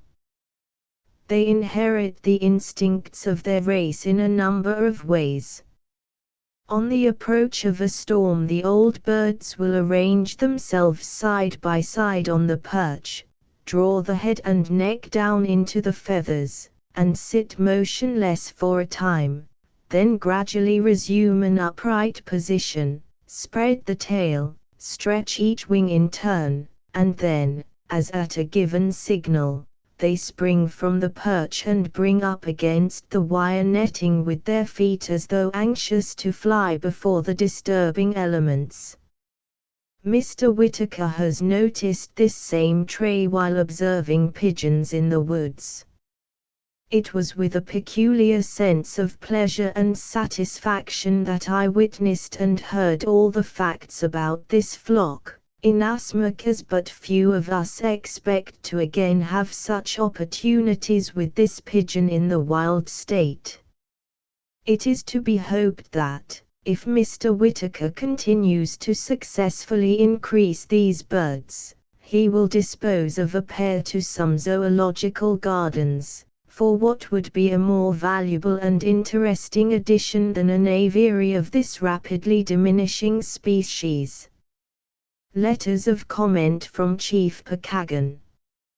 Hartford, Midge, the 17th of December, 1896. Ravendine, Chicago, Ill. Dear Sir, your article on wild pigeons, O Mimeo, received and just read with much interest. I am now satisfied you are deeply interested in those strange birds, or you would not have gone to Milwaukee to see them. I would like to have Whitaker's full name and address so I can learn the come out of that little flock. You note his flock stands 0 weather. Many times in my life I have known O Mimeo, while nesting, to be obliged to search for food in from 4 to 6 inches of snow, and have seen the snow at such times upturned and intermixed with forest leaves for miles and miles. They would move out of the nesting grounds in vast columns, flying one over the other. I have seen them at such times reminding me of a vast flood of water rolling over a rocky bottom, sending the water in curved lines upwards and falling farther down the stream. I have seen them many times building nests by the thousand within sight, both male and female assisting in building the nest. I have counted the number of sticks used many times. They number from 70 to 110, sometimes so frail I have plainly seen the eggs from the ground. I visited a nesting north of Kilburn City, Wis, about 25 years ago, and I there counted as high as 40 nests in scrub oaks not over 25 feet high. In many places I could pick the eggs out of the nests, being not over 5 or 6 feet from the ground.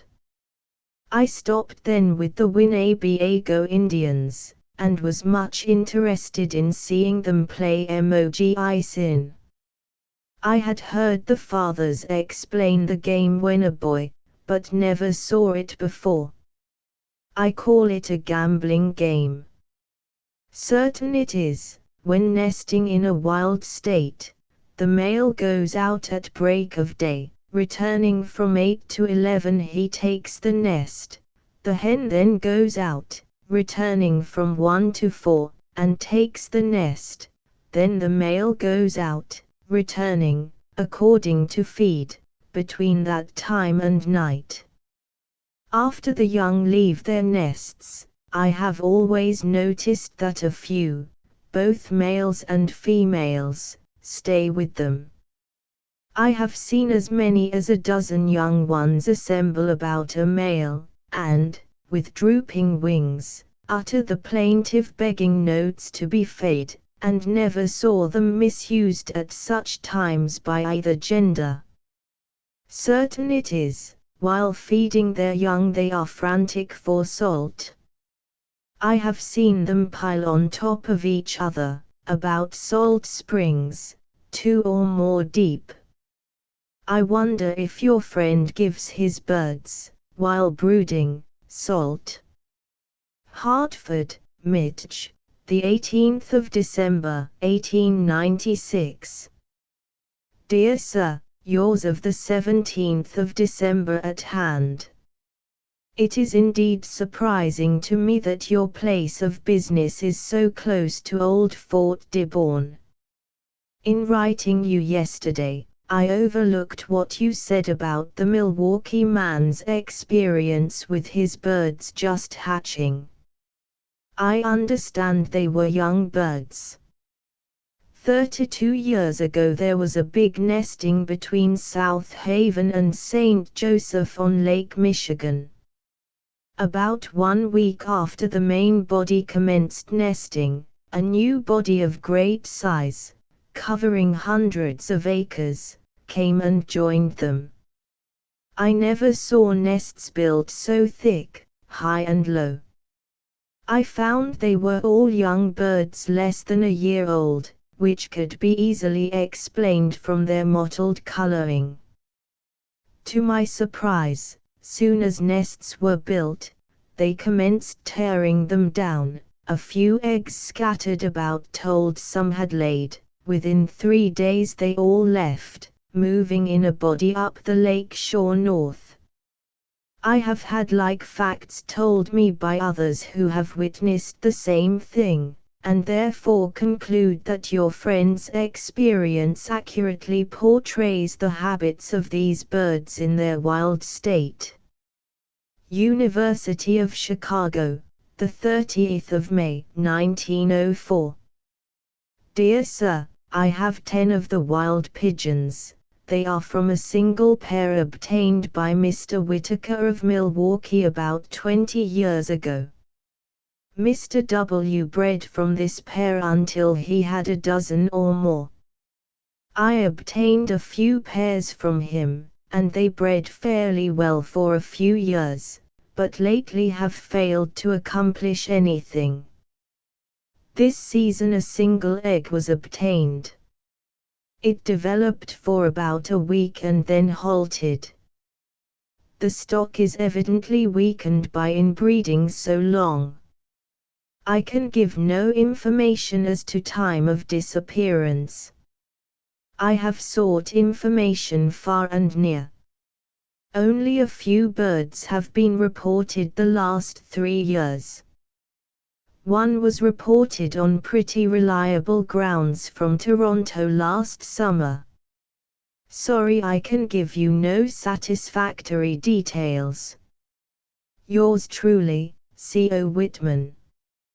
Under date of 6 June 1905, Professor Whitman of the University of Chicago wrote to me that his flock had been reduced from 10 to 4 since he last wrote.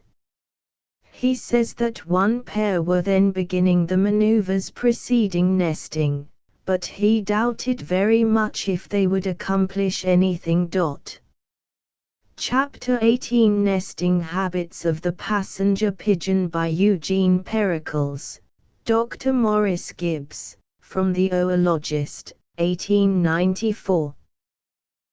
There are hundreds and perhaps thousands of the younger readers of the Oologist who have never seen a passenger pigeon alive.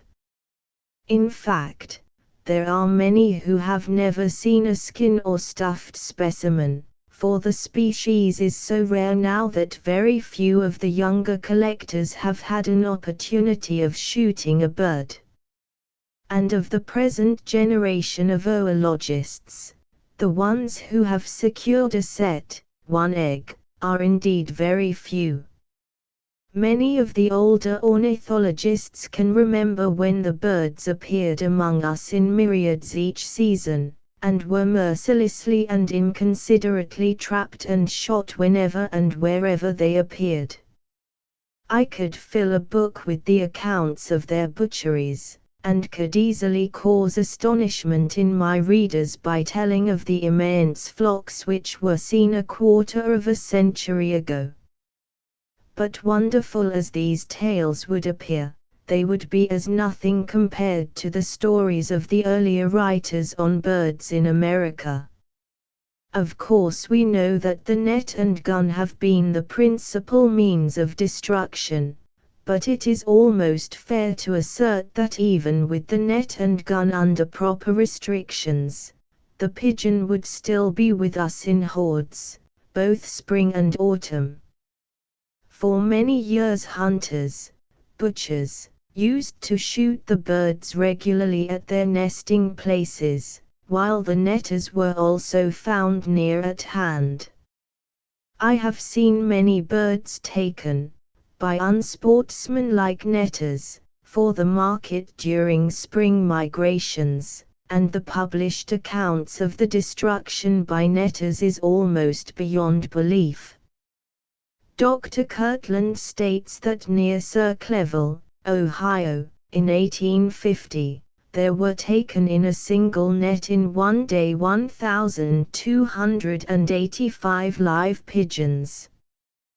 The passenger pigeon was in the habit of crossing the Ohio River by March 1 in the spring migrations, and I have noted the birds several times in Michigan in February. But this was not usually the case, for the birds were not abundant generally before April 1, although no set rule could be laid down regarding their appearance or departure either in spring or fall. They usually came with a mighty rush. Sometimes they did not appear, or, at least, only very sparingly. Their nesting sites would remain the same for years if the birds were unmolested, but they generally had to change every year or two, or as soon as the roost was discovered by the despicable market netter. Where the mighty numbers went to when they left for the south is not accurately stated, and, of course, this will now never be known, but they were found to continue in flocks in Virginia, Kentucky and even Tennessee. In the latter part of April or early May the birds began nesting. The nest building beginning as soon as the birds had selected a woods for a rookery, the scene was one of great activity. Birds were flying in every direction in search of twigs for their platform nests, and it did seem that each pair was intent on securing materials at a distance from the structure. Many twigs were dropped in flying, or at the nest, and these were never reclaimed by their bearers, but were often picked up by other birds from another part of the rookery. This peculiarity in so many species of birds in nest building I could never understand. It takes a pair of pigeons from 4 to 6 days to complete a nest, and any basket maker could do 100% better job with the same materials in a couple of hours. In the nest of the pigeon, man could certainly give the birds points for their benefit, for it is one of the most shiftless structures placed in trees that I have met with. The nest is always composed of slender dead twigs, so far as I have observed, or ever learned from others, and in comparison, though smaller, much resembles some of the heron's structures. In some nests I have observed the materials are so loosely put together that the egg or young bird can be seen through the latticed bottom. In fact, it has been my custom to always thus examine the nests before climbing the tree.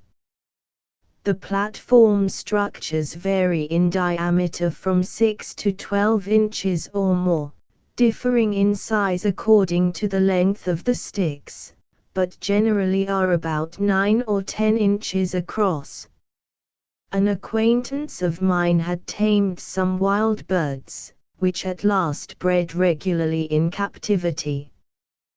These birds were well supplied with an abundance of material for their nests and always selected in confinement such as described above, and making a nest about 9 inches in diameter. The breeding places are generally found in oak woods, but the great nesting sites in Michigan were often in timbered lands, I am informed. The height of the nest varies. It may be as low as 6 feet or all of 6 to 5 feet from the ground. Passenger pigeons are always gregarious when unmolested, and hundreds of thousands sometimes breed in a neighborhood at one time. It is impossible to say how many nests were the most found in one tree, but there are authenticated instances of 100. One man, on whose veracity I rely, informs me that he counted 110 nests in one tree in Emmett County, the Lower Peninsula.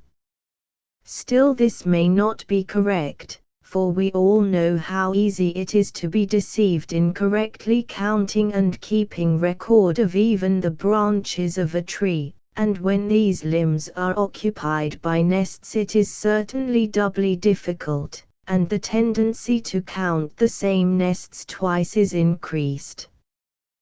The first nests that I found were in large white oak trees at the edge of a pond. The date was the 17th of May, 1873. The nests were few in number and only one nest in a tree. There was but a single egg in a nest. In fact, this is all I have found at any time. The last nest that I have met with south of the 43rd parallel was 40 feet up in a tamarack tree in a swamp near the river, the 1st of June, 1884. This nest was alone and would not have been discovered had not the birds flown to it. I have found several instances of pairs of pigeons building isolated nests, and cannot help but think that if all birds had followed this custom that the pigeons would still be with us in vast numbers. As late as the 9th of May, 1880, my lamented friend, the late C.W. Gunn, found a rookery in a cedar woods in Cheboygan County. These nests contained a single egg each, and he secured about 50 fresh eggs. He did not think their number excessive, as the netters were killing the birds in every direction. But now we can look upon such a trip almost as devastation because the birds are so scarce. In 1885 I met with the pigeon on Mackinac Island, and have found a few isolated flocks in the Lower Peninsula since then, generally in the fall, but it is safe to say that the birds will never again appear in 1,000th part of the number of former years. The places where the birds are nesting are interesting spots to visit. Both parents incubate and the scene is animated as the birds fly about in all directions. However, as the bulk of the birds must fly to quite a distance from an immense rookery to find food, it necessarily follows that the main flocks arrive and depart evening and morning. Then the crush is often terrific and the air is fairly alive with birds. The rush of their thousands of wings makes a mighty noise like the sound of a stiff breeze through the trees. Often when the large flocks settle at the roost, the birds crowd so closely on the slender limbs that they bend down and sometimes crack, and the sound of the dead branches falling from their weight adds an additional likeness to a storm. Sometimes the returning birds will settle on a limb which holds nests and then many eggs are dashed to the ground, and beneath the trees of a rookery one may always find a lot of smashed eggs. Later in the season young birds may be seen perched all over the trees or on the ground, while big squabs with pin feathers on are seen in, or rather on, the frail nests, or lying dead or injured on the ground. The frightful destruction that is sure to accompany the nesting of a rookery of passenger pigeons is bound to attract the observer's eye. And we cannot but understand how it is that these unprolific birds with many natural enemies, in addition to that unnatural enemy, man, fail to increase. If the pigeon deposited 10 to 20 eggs like the quail, the unequal battle of equal survival might be kept up. But even this is to be doubted if the bird continues to nest in colonies. Many ornithological writers have written that the wild pigeon lays 2 eggs as a rule, but these men were evidently not accurate observers, and probably took their records at second hand. There is no doubt that 2 eggs are quite often found in a nest, and sometimes these eggs are both fresh, or else equally advanced in incubation. But these instances, I think, are evidences alone that 2 females have deposited in the same nest, a supposition which is not improbable with the gregarious species. That the wild pigeon may rear 2 or 3 young in a season, I do not doubt, and an old trapper and observer has offered this theory to explain the condition where there are found both egg and young in the same nest, or squabs of widely varied ages.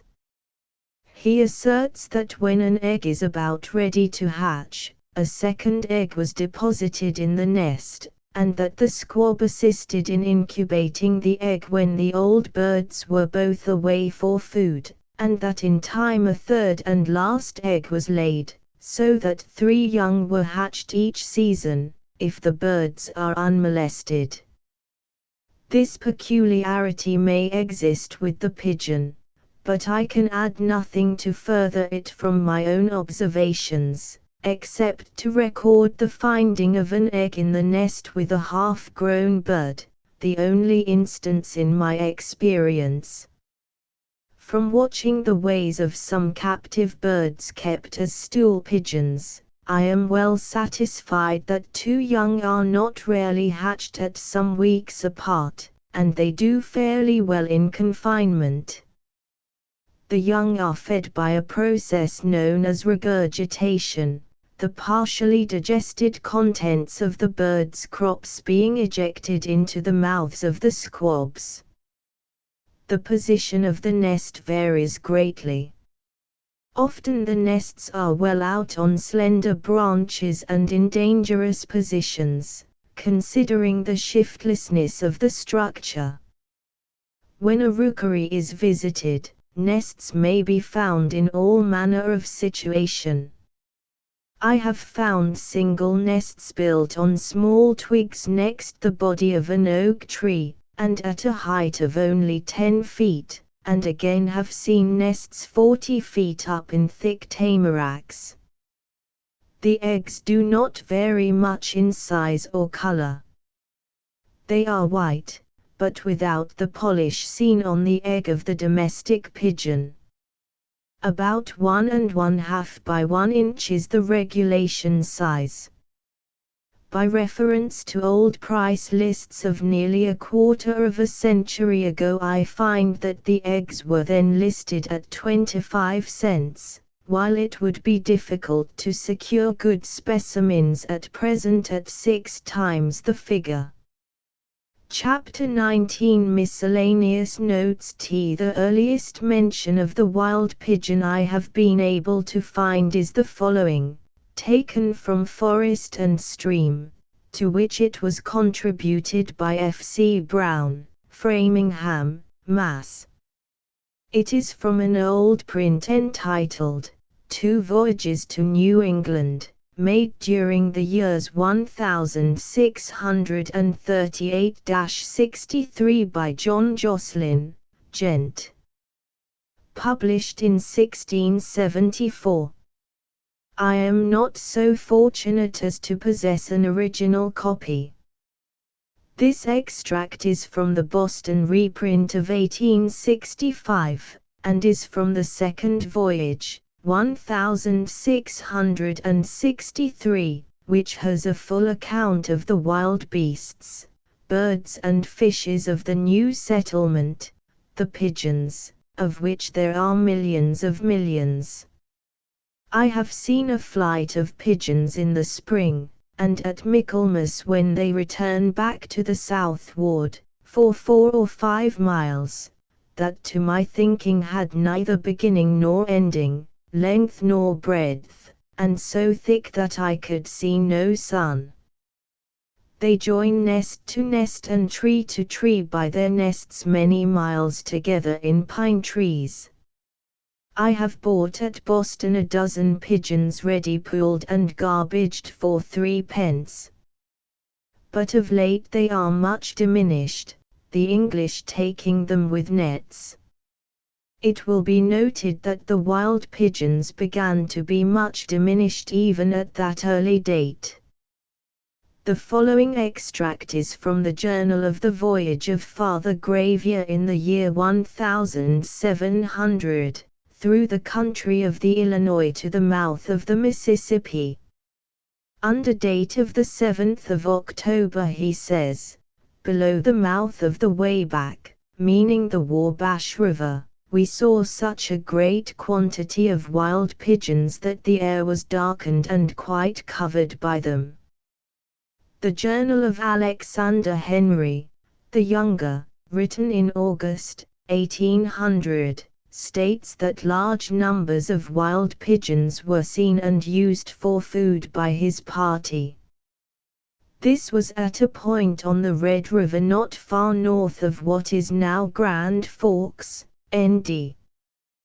The passenger pigeon found a place in a book called Quebec and its Environments, being a picturesque guide to the stranger. Printed by Thomas Carey and Company, Freemasons Hall, Wade Street 1831. A rare copy was found in the library of the late Charles Dean, having been purchased by him while visiting Quebec in 1841. It is now in the possession of Rev. Dean of Chicago. I quote from this old guidebook as follows. Pigeon net taken from an old etching. At one period of the year numerous and immense flights of pigeons visit Canada, when the population make a furious war against them both by guns and nets. They supply the inhabitants with a material part of their subsistence, and are sold in the market at Quebec remarkably cheap, often as low as a shilling per dozen, and sometimes even at a less rate. It appears that the pigeon prefers the loftiest and most leafless tree to settle on. In addition to the natural beauty of Saint Anne and its environs, the process by which the inhabitants take the pigeons is worth remarking. Upon the loftiest tree, long bare poles are slantingly fixed. Small pieces of wood are placed transversely across this pole, upon which the birds crowd. Below, in ambush, the sportsman with a long gun enfilades the whole length of the pole, and, when he fires, few if any escape. Innumerable poles are prepared at Saint Anne for this purpose. The other method they have of taking them is by nets, by which means they are enabled to preserve them alive, and kill them occasionally for their own use or for the market, when it has ceased to be glutted with them. Behind Madame Fontaine's this sport may be seen in perfection. The nets, which are very large, are placed at the end of an avenue of trees, for it appears the pigeons choose an avenue to fly down. Opposite a large tree, upon erect poles 2 nets are suspended, one facing the avenue, the other the tree, another is placed over them, which is fixed at one end, and supported by pulleys and 2 perpendicular poles at the opposite. A man is hid in a small covered house under the tree, with a rope leading from the pulleys in his hand. Directly the pigeons fly against the perpendicular nets, he pulls the rope, when the top net immediately falls and encloses the whole flock. By this process vast numbers are taken. Tanner's narrative, a story, authentic, of 30 years among the Indians, published in 1830, refers frequently to great numbers of pigeons, and gives their range from the Kentucky, Big Miami and Ohio rivers to Lake Winnipeg, or the Lake of Dirty Waters. Mr. Osborne further adds, Tanner was a United States Indian interpreter at the Sioux. William Glazier made a trip to the headwaters of the Mississippi River in 1881 and wrote a book entitled Down the Mississippi River. In 3 different places in this book he mentions seeing wild pigeons. In one place he says that a small flock of pigeons dropped down in the tops of some tall pines near him. In Hayden's survey report, Interior Department, as given in Cause Birds of the Northwest 1874, it is mentioned that wild pigeons were found on the Pacific coast, and Cooper reports them in the Rocky Mountains. High authority, but it must have referred to the band-tailed pigeon. WBM. From the foregoing chapters I have summarized the latest reports of the presence of the wild pigeon in its former haunts. These instances have been reported as follows: N.W. Judy and Company, St. Louis, Mo., the largest dealers in poultry and game in that section, said, in 1895, they had had no wild pigeons for 2 years. The last they received were from Siloam Springs, Ark. This would mean that they were on the market during the season of 1893. Until 1890 frequent reports were recorded of pigeons seen singly, in pairs and in small flocks. In 1891 Mr. F. M. Woodruff, assistant curator of the Chicago Academy of Sciences, secured a pair at Lake Forest, Ill.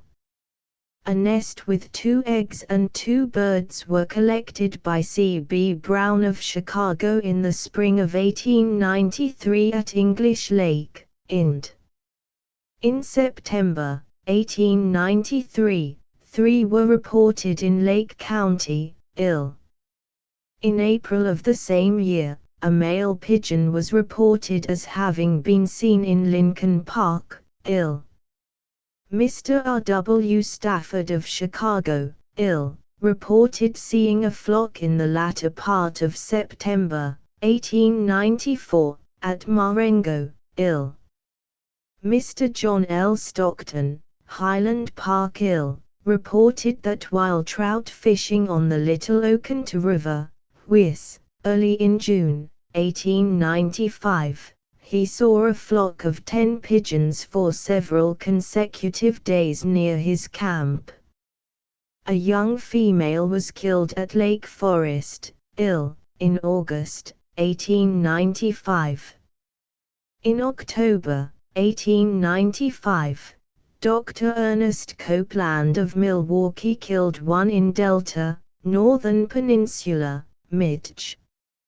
On the 17th of December 1896, C.N. Holden, Jr., while hunting quail in Oregon County, Mo., observed a flock of about 50 birds. Chief Picagon reports there was a small nesting of pigeons near the headwaters of the Ausable River in Michigan, during the spring of 1896. A fugly bird of Oshkosh, Wis, reports that on the morning of the 14th of August 1897, he saw a flock of pigeons flying over Lake Winnebago from Fisherman's Island to Stony Brook. This flock was followed by 6 more flocks containing from 35 to 80 pigeons each. The same observer reports that on the 2nd of September 1897, a friend of his reported having seen a flock of about 25 near Lake Butte des Morts, Wis. W. F. Wright Meyer reports that while driving along the highway north of Cook, Johnson County, NEB, the 18th of August 1897, he saw a flock of 75 to 100 birds, some feeding on the ground, others perched in the trees. A bee covert of Ann Arbor, president at one time of the Michigan Ornithological Club, reports seeing stray birds during 1892 and 1894, and states also that on the 1st of October 1898, he saw a flock of 200 and watched them nearly all day. T. E. Douglas of Grayling reports seeing a flock of 10 near West Branch, Midge, in 1895, and in 1900 he saw 3 on one of the branches of the Ausable River in Michigan. In 1897 C.S. Osborne of Sault Ste. Marie reported having seen a single wild bird flying with the tame pigeons around the town. In 1897 or 1898 C.E. Jennison of Bay City saw 6 or 7 at Thunder Bay Island near Alpena, Midge. In 1900 Neil Brown of Wosaw, Wis, killed 1 near Babcock, Wis, in September.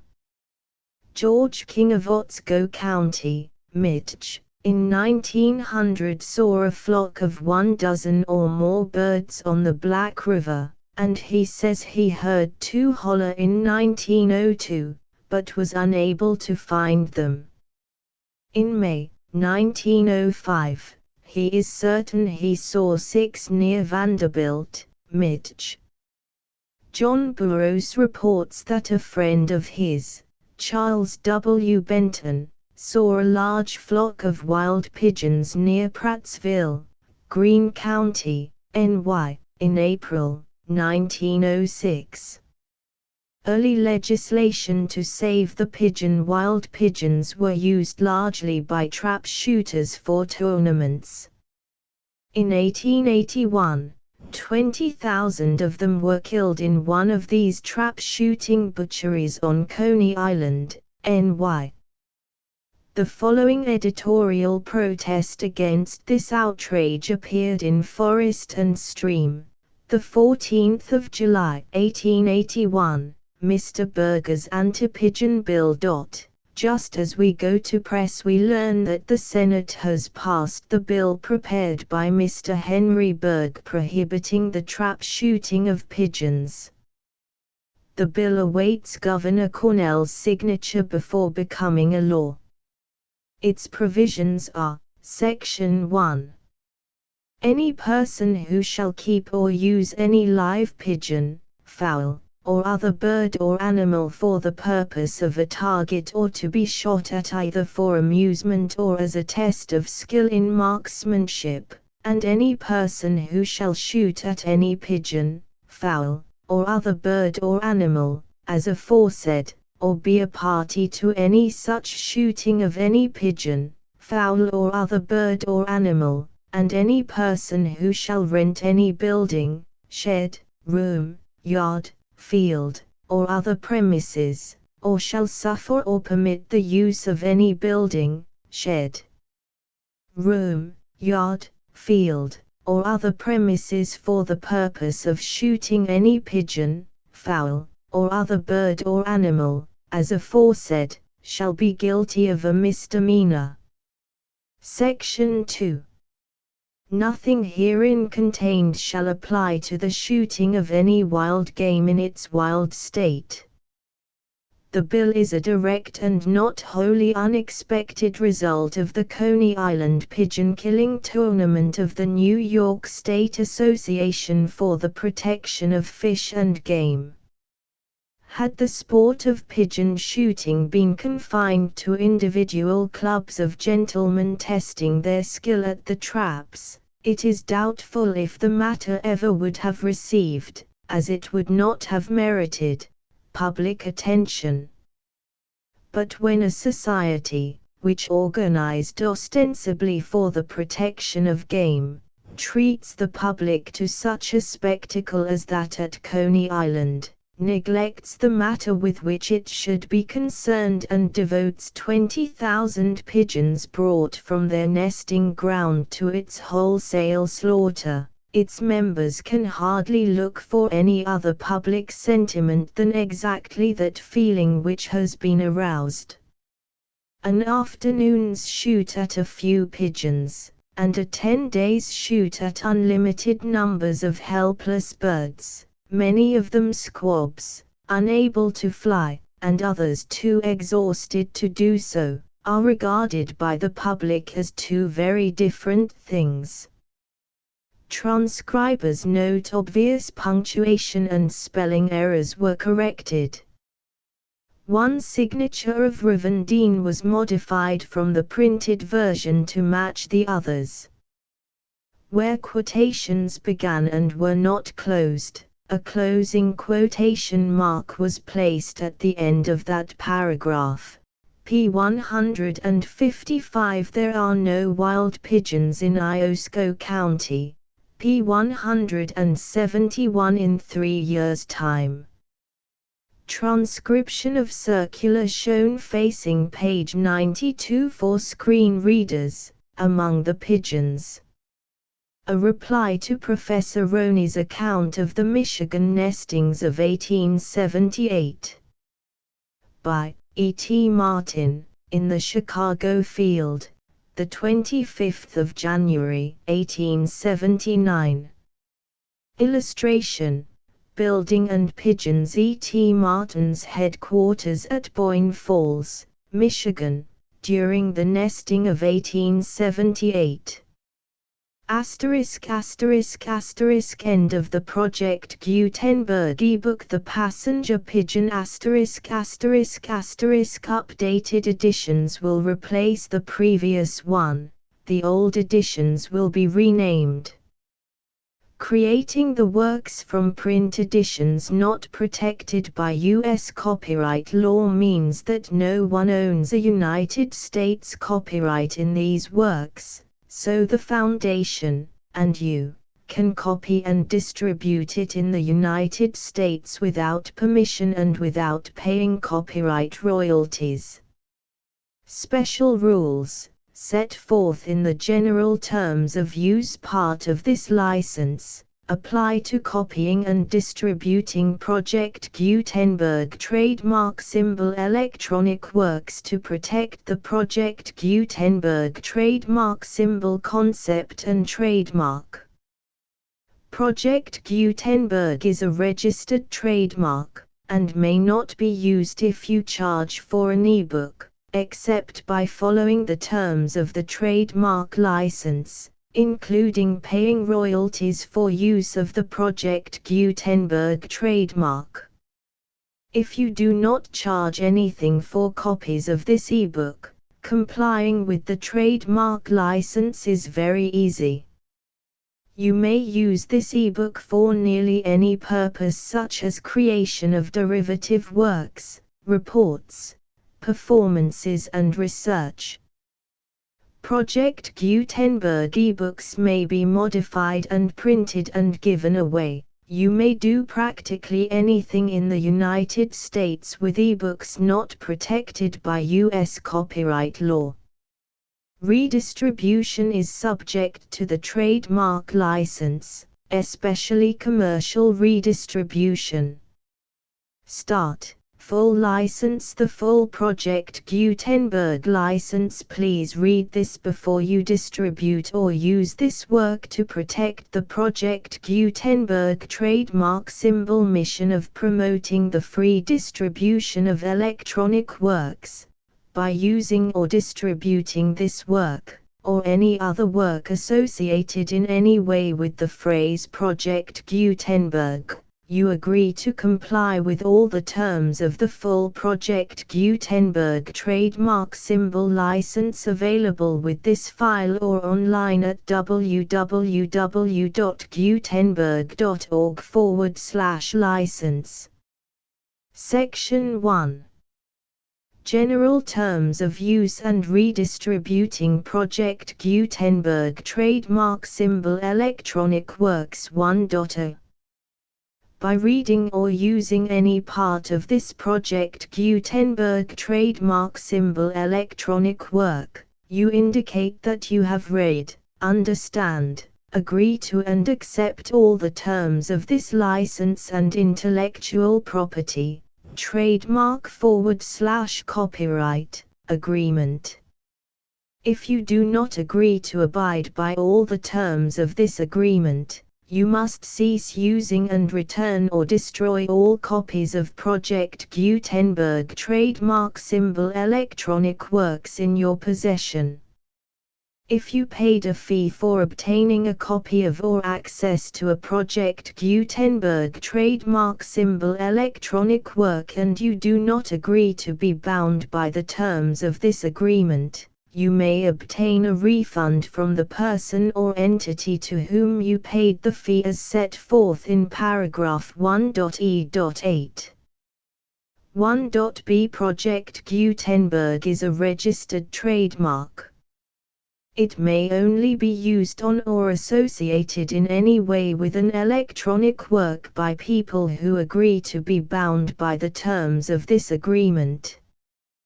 There are a few things that you can do with most Project Gutenberg trademark symbol electronic works even without complying with the full terms of this agreement. See paragraph 1.c below. There are a lot of things you can do with Project Gutenberg trademark symbol electronic works if you follow the terms of this agreement and help preserve free future access to Project Gutenberg trademark symbol electronic works. See paragraph 1.e below. 1.c. The Project Gutenberg Literary Archive Foundation, the Foundation or PGLAF, owns a compilation copyright in the collection of Project Gutenberg trademark symbol electronic works. Nearly all the individual works in the collection are in the public domain in the United States. If an individual work is unprotected by copyright law in the United States and you are located in the United States, we do not claim a right to prevent you from copying, distributing, performing, displaying or creating derivative works based on the work as long as all references to Project Gutenberg are removed. Of course, we hope that you will support the Project Gutenberg trademark symbol mission of promoting free access to electronic works by freely sharing Project Gutenberg trademark symbol works in compliance with the terms of this agreement for keeping the Project Gutenberg trademark symbol name associated with the work. You can easily comply with the terms of this agreement by keeping this work in the same format with its attached full Project Gutenberg trademark symbol license when you share it without charge with others. 1.d. The copyright laws of the place where you are located also govern what you can do with this work.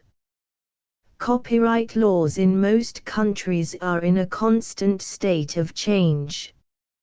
If you are outside the United States, check the laws of your country in addition to the terms of this agreement before downloading, copying, displaying, performing, distributing or creating derivative works based on this work or any other Project Gutenberg trademark symbol work. The Foundation makes no representations concerning the copyright status of any work in any country other than the United States. 1.e Unless you have removed all references to Project Gutenberg, 1.e.1. The following sentence, with active links to, or other immediate access to, the full Project Gutenberg trademark symbol license must appear prominently whenever any copy of a Project Gutenberg trademark symbol work, any work on which the phrase Project Gutenberg appears, or with which the phrase Project Gutenberg is associated, is accessed, displayed, performed, viewed, copied or distributed.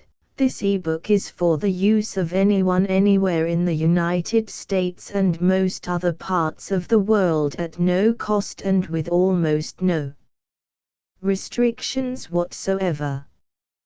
You may copy it, give it away or reuse it under the terms of the Project Gutenberg license included with this ebook or online at www.gutenberg.org. If you are not located in the United States, you will have to check the laws of the country where you are located before using this ebook. 1.e.2. If an individual Project Gutenberg trademark symbol electronic work is derived from texts not protected by U.S. copyright law, does not contain a notice indicating that it is posted with permission of the copyright holder, the work can be copied and distributed to anyone in the United States without paying any fees or charges. If you are redistributing or providing access to a work with the phrase Project Gutenberg associated with or appearing on the work, you must comply either with the requirements of paragraphs 1.e.1 through 1.e.7 or obtain permission for the use of the work and the Project Gutenberg trademark symbol trademark as set forth in paragraphs 1.e.8 or 1.e.9. 1.e.3. If an individual Project Gutenberg trademark symbol electronic work is posted with the permission of the copyright holder, your use and distribution must comply with both paragraphs 1.e.1 through 1.e.7 and any additional terms imposed by the copyright holder. Additional terms will be linked to the Project Gutenberg trademark symbol license for all works posted with the permission of the copyright holder found at the beginning of this work. 1.e.4. Do not unlink or detach or remove the full Project Gutenberg trademark symbol license terms from this work, or any files containing a part of this work or any other work associated with Project Gutenberg trademark symbol. 1.e.5. Do not copy, display, perform, distribute or redistribute this electronic work, or any part of this electronic work, without prominently displaying the sentence set forth in paragraph 1.e.1 with active links or immediate access to the full terms of the Project Gutenberg trademark symbol license. 1.e.6. You may convert to and distribute this work in any binary, compressed, marked up, non-proprietary or proprietary form, including any word processing or hypertext form. However, if you provide access to or distribute copies of a Project Gutenberg trademark symbol work in a format other than plain vanilla ASCII or other format used in the official version posted on the official Project Gutenberg trademark symbol website, www.gutenberg.org, you must, at no additional cost, fee or expense to the user, provide a copy, a means of exporting a copy, or a means of obtaining a copy upon request, of the work in its original plain vanilla ASCII or other form. Any alternate format must include the full Project Gutenberg trademark symbol license as specified in paragraph 1.e.1. 1.e.7.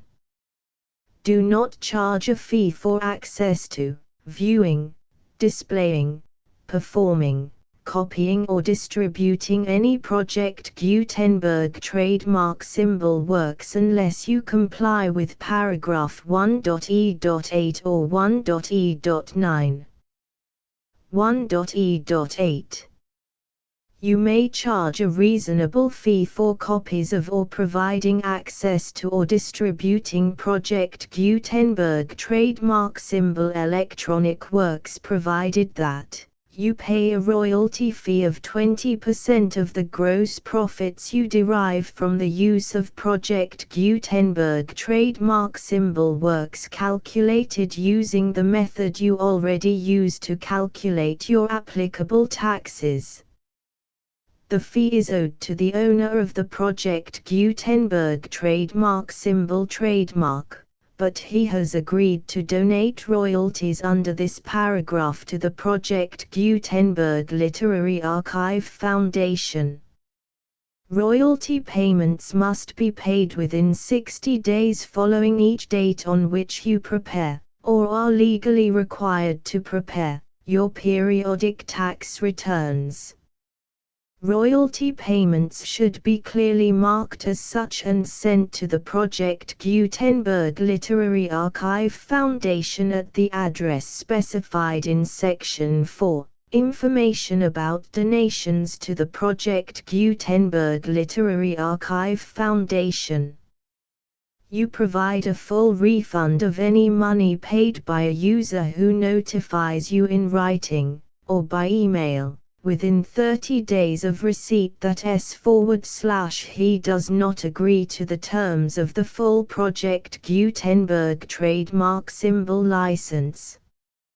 You must require such a user to return or destroy all copies of the works possessed in a physical medium and discontinue all use of and all access to other copies of Project Gutenberg trademark symbol works.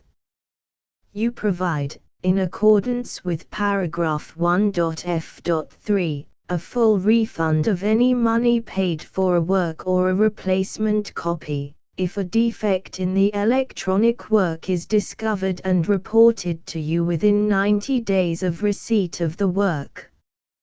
You comply with all other terms of this agreement for free distribution of Project Gutenberg trademark symbol works.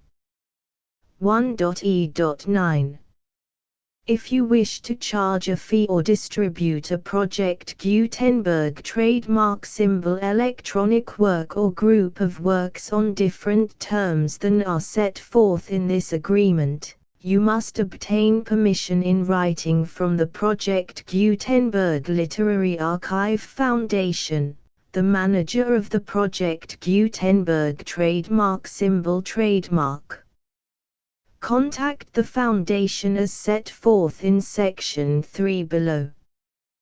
1.f1.f.1 Project Gutenberg volunteers and employees expend considerable effort to identify, do copyright research on, transcribe and proofread works not protected by U.S. copyright law in creating the Project Gutenberg trademark symbol collection. Despite these efforts, Project Gutenberg trademark symbol electronic works, and the medium on which they may be stored, may contain defects such as, but not limited to, incomplete, inaccurate or corrupt data, transcription errors, a copyright or other intellectual property infringement, a defective or damaged disk or other medium, a computer virus, or computer codes that damage or cannot be read by your equipment. 1.f.2 Limited warranty, disclaimer of damages, except for the right of replacement or refund described in paragraph 1.f.3, the Project Gutenberg Literary Archive Foundation, the owner of the Project Gutenberg trademark symbol trademark, and any other party distributing a Project Gutenberg trademark symbol electronic work under this agreement, disclaim all liability to you for damages, costs and expenses, including legal fees. You agree that you have no remedies for negligence, strict liability, breach of warranty or breach of contract except those provided in paragraph 1.f.3. You agree that the Foundation, the trademark owner, and any distributor under this agreement will not be liable to you for actual, direct, indirect, consequential, punitive or incidental damages even if you give notice of the possibility of such damage. 1.f.3 Limited right of replacement or refund. If you discover a defect in this electronic work within 90 days of receiving it, you can receive a refund of the money, if any, you paid for it by sending a written explanation to the person you received the work from. If you received the work on a physical medium, you must return the medium with your written explanation. The person or entity that provided you with the defective work may elect to provide a replacement copy in lieu of a refund. If you received the work electronically, the person or entity providing it to you may choose to give you a second opportunity to receive the work electronically in lieu of a refund. If the second copy is also defective, you may demand a refund in writing without further opportunities to fix the problem. 1.f.4 except for the limited right of replacement or refund set forth in paragraph 1.f.3. This work is provided to you as is, with no other warranties of any kind, express or implied, including but not limited to warranties of merchantability or fitness for any purpose. 1.f.5. Some states do not allow disclaimers of certain implied warranties or the exclusion or limitation of certain types of damages. If any disclaimer or limitation set forth in this agreement violates the law of the state applicable to this agreement, the agreement shall be interpreted to make the maximum disclaimer or limitation permitted by the applicable state law. The invalidity or unenforceability of any provision of this agreement shall not void the remaining provisions. 1.f.6. Indemnity. You agree to indemnify and hold the foundation, the trademark owner, any agent or employee of the foundation, anyone providing copies of Project Gutenberg trademark symbol electronic works in accordance with this agreement, and any volunteers associated with the production, promotion and distribution of Project Gutenberg trademark symbol electronic works, harmless from all liability, costs and expenses, including legal fees, that arise directly or indirectly from any of the following which you do or cause to occur. A. Distribution of this or any Project Gutenberg trademark symbol work. B. Alteration, modification, or additions or deletions to any Project Gutenberg trademark symbol work, and C. Any defect you cause. Section 2. Information about the mission of Project Gutenberg trademark symbol. Project Gutenberg trademark symbol is synonymous with the free distribution of electronic works in formats readable by the widest variety of computers, including obsolete, old, middle-aged and new computers. It exists because of the efforts of hundreds of volunteers and donations from people in all walks of life. Volunteers and financial support to provide volunteers with the assistance they need are critical to reaching Project Gutenberg trademark symbol's goals and ensuring that the Project Gutenberg trademark symbol collection will remain freely available for generations to come. In 2001, the Project Gutenberg Literary Archive Foundation was created to provide a secure and permanent future for Project Gutenberg trademark symbol and future generations. To learn more about the Project Gutenberg Literary Archive Foundation and how your efforts and donations can help, see sections 3 and 4 and the Foundation information page at www.gutenberg.org. Section 3. Information about the Project Gutenberg Literary Archive Foundation. The Project Gutenberg Literary Archive Foundation is a non-profit 501(c)(3) educational corporation organized under the laws of the state of Mississippi and granted tax-exempt status by the Internal Revenue Service.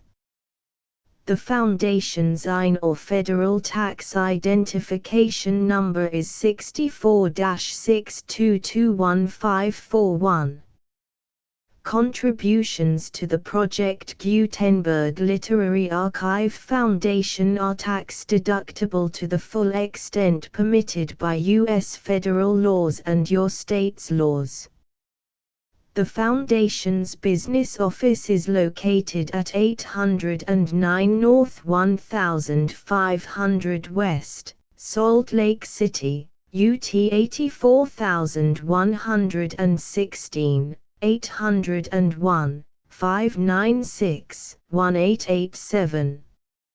Email contact links and up-to-date contact information can be found at the Foundation's website and official page at www.gutenberg.org/contact section 4. Information about donations to the Project Gutenberg Literary Archive Foundation. Project Gutenberg trademark symbol depends upon and cannot survive without widespread public support and donations to carry out its mission of increasing the number of public domain and licensed works that can be freely distributed in machine-readable form accessible by the widest array of equipment, including outdated equipment. Many small donations, $1 to $5,000, are particularly important to maintaining tax-exempt status with the IRS. The Foundation is committed to complying with the laws regulating charities and charitable donations in all 50 states of the United States. Compliance requirements are not uniform and it takes a considerable effort, much paperwork and many fees to meet and keep up with these requirements. We do not solicit donations in locations where we have not received written confirmation of compliance. To send donations or determine the status of compliance for any particular state, visit www.gutenberg.org/donate. While we cannot and do not solicit contributions from states where we have not met the solicitation requirements, we know of no prohibition against accepting unsolicited donations from donors in such states who approach us with offers to donate. International donations are gratefully accepted, but we cannot make any statements concerning tax treatment of donations received from outside the United States. U.S. laws alone swamp our small staff. Please check the Project Gutenberg web pages for current donation methods and addresses.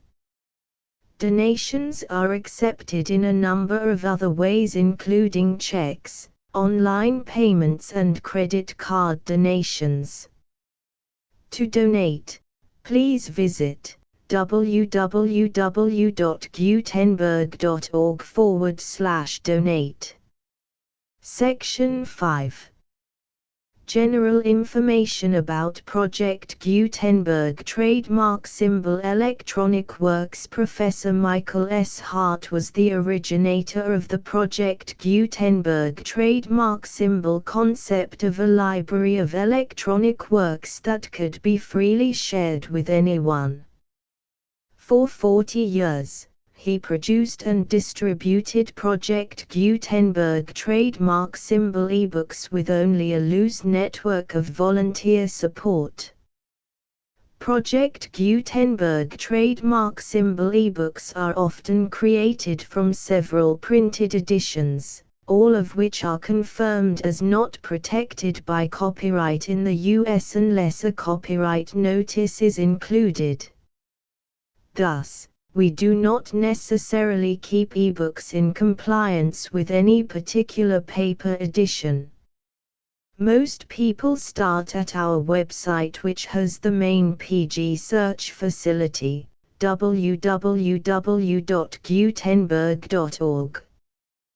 This website includes information about Project Gutenberg trademark symbol, including how to make donations to the Project Gutenberg Literary Archive Foundation, how to help produce our new ebooks, and how to subscribe to our email newsletter to hear about new ebooks.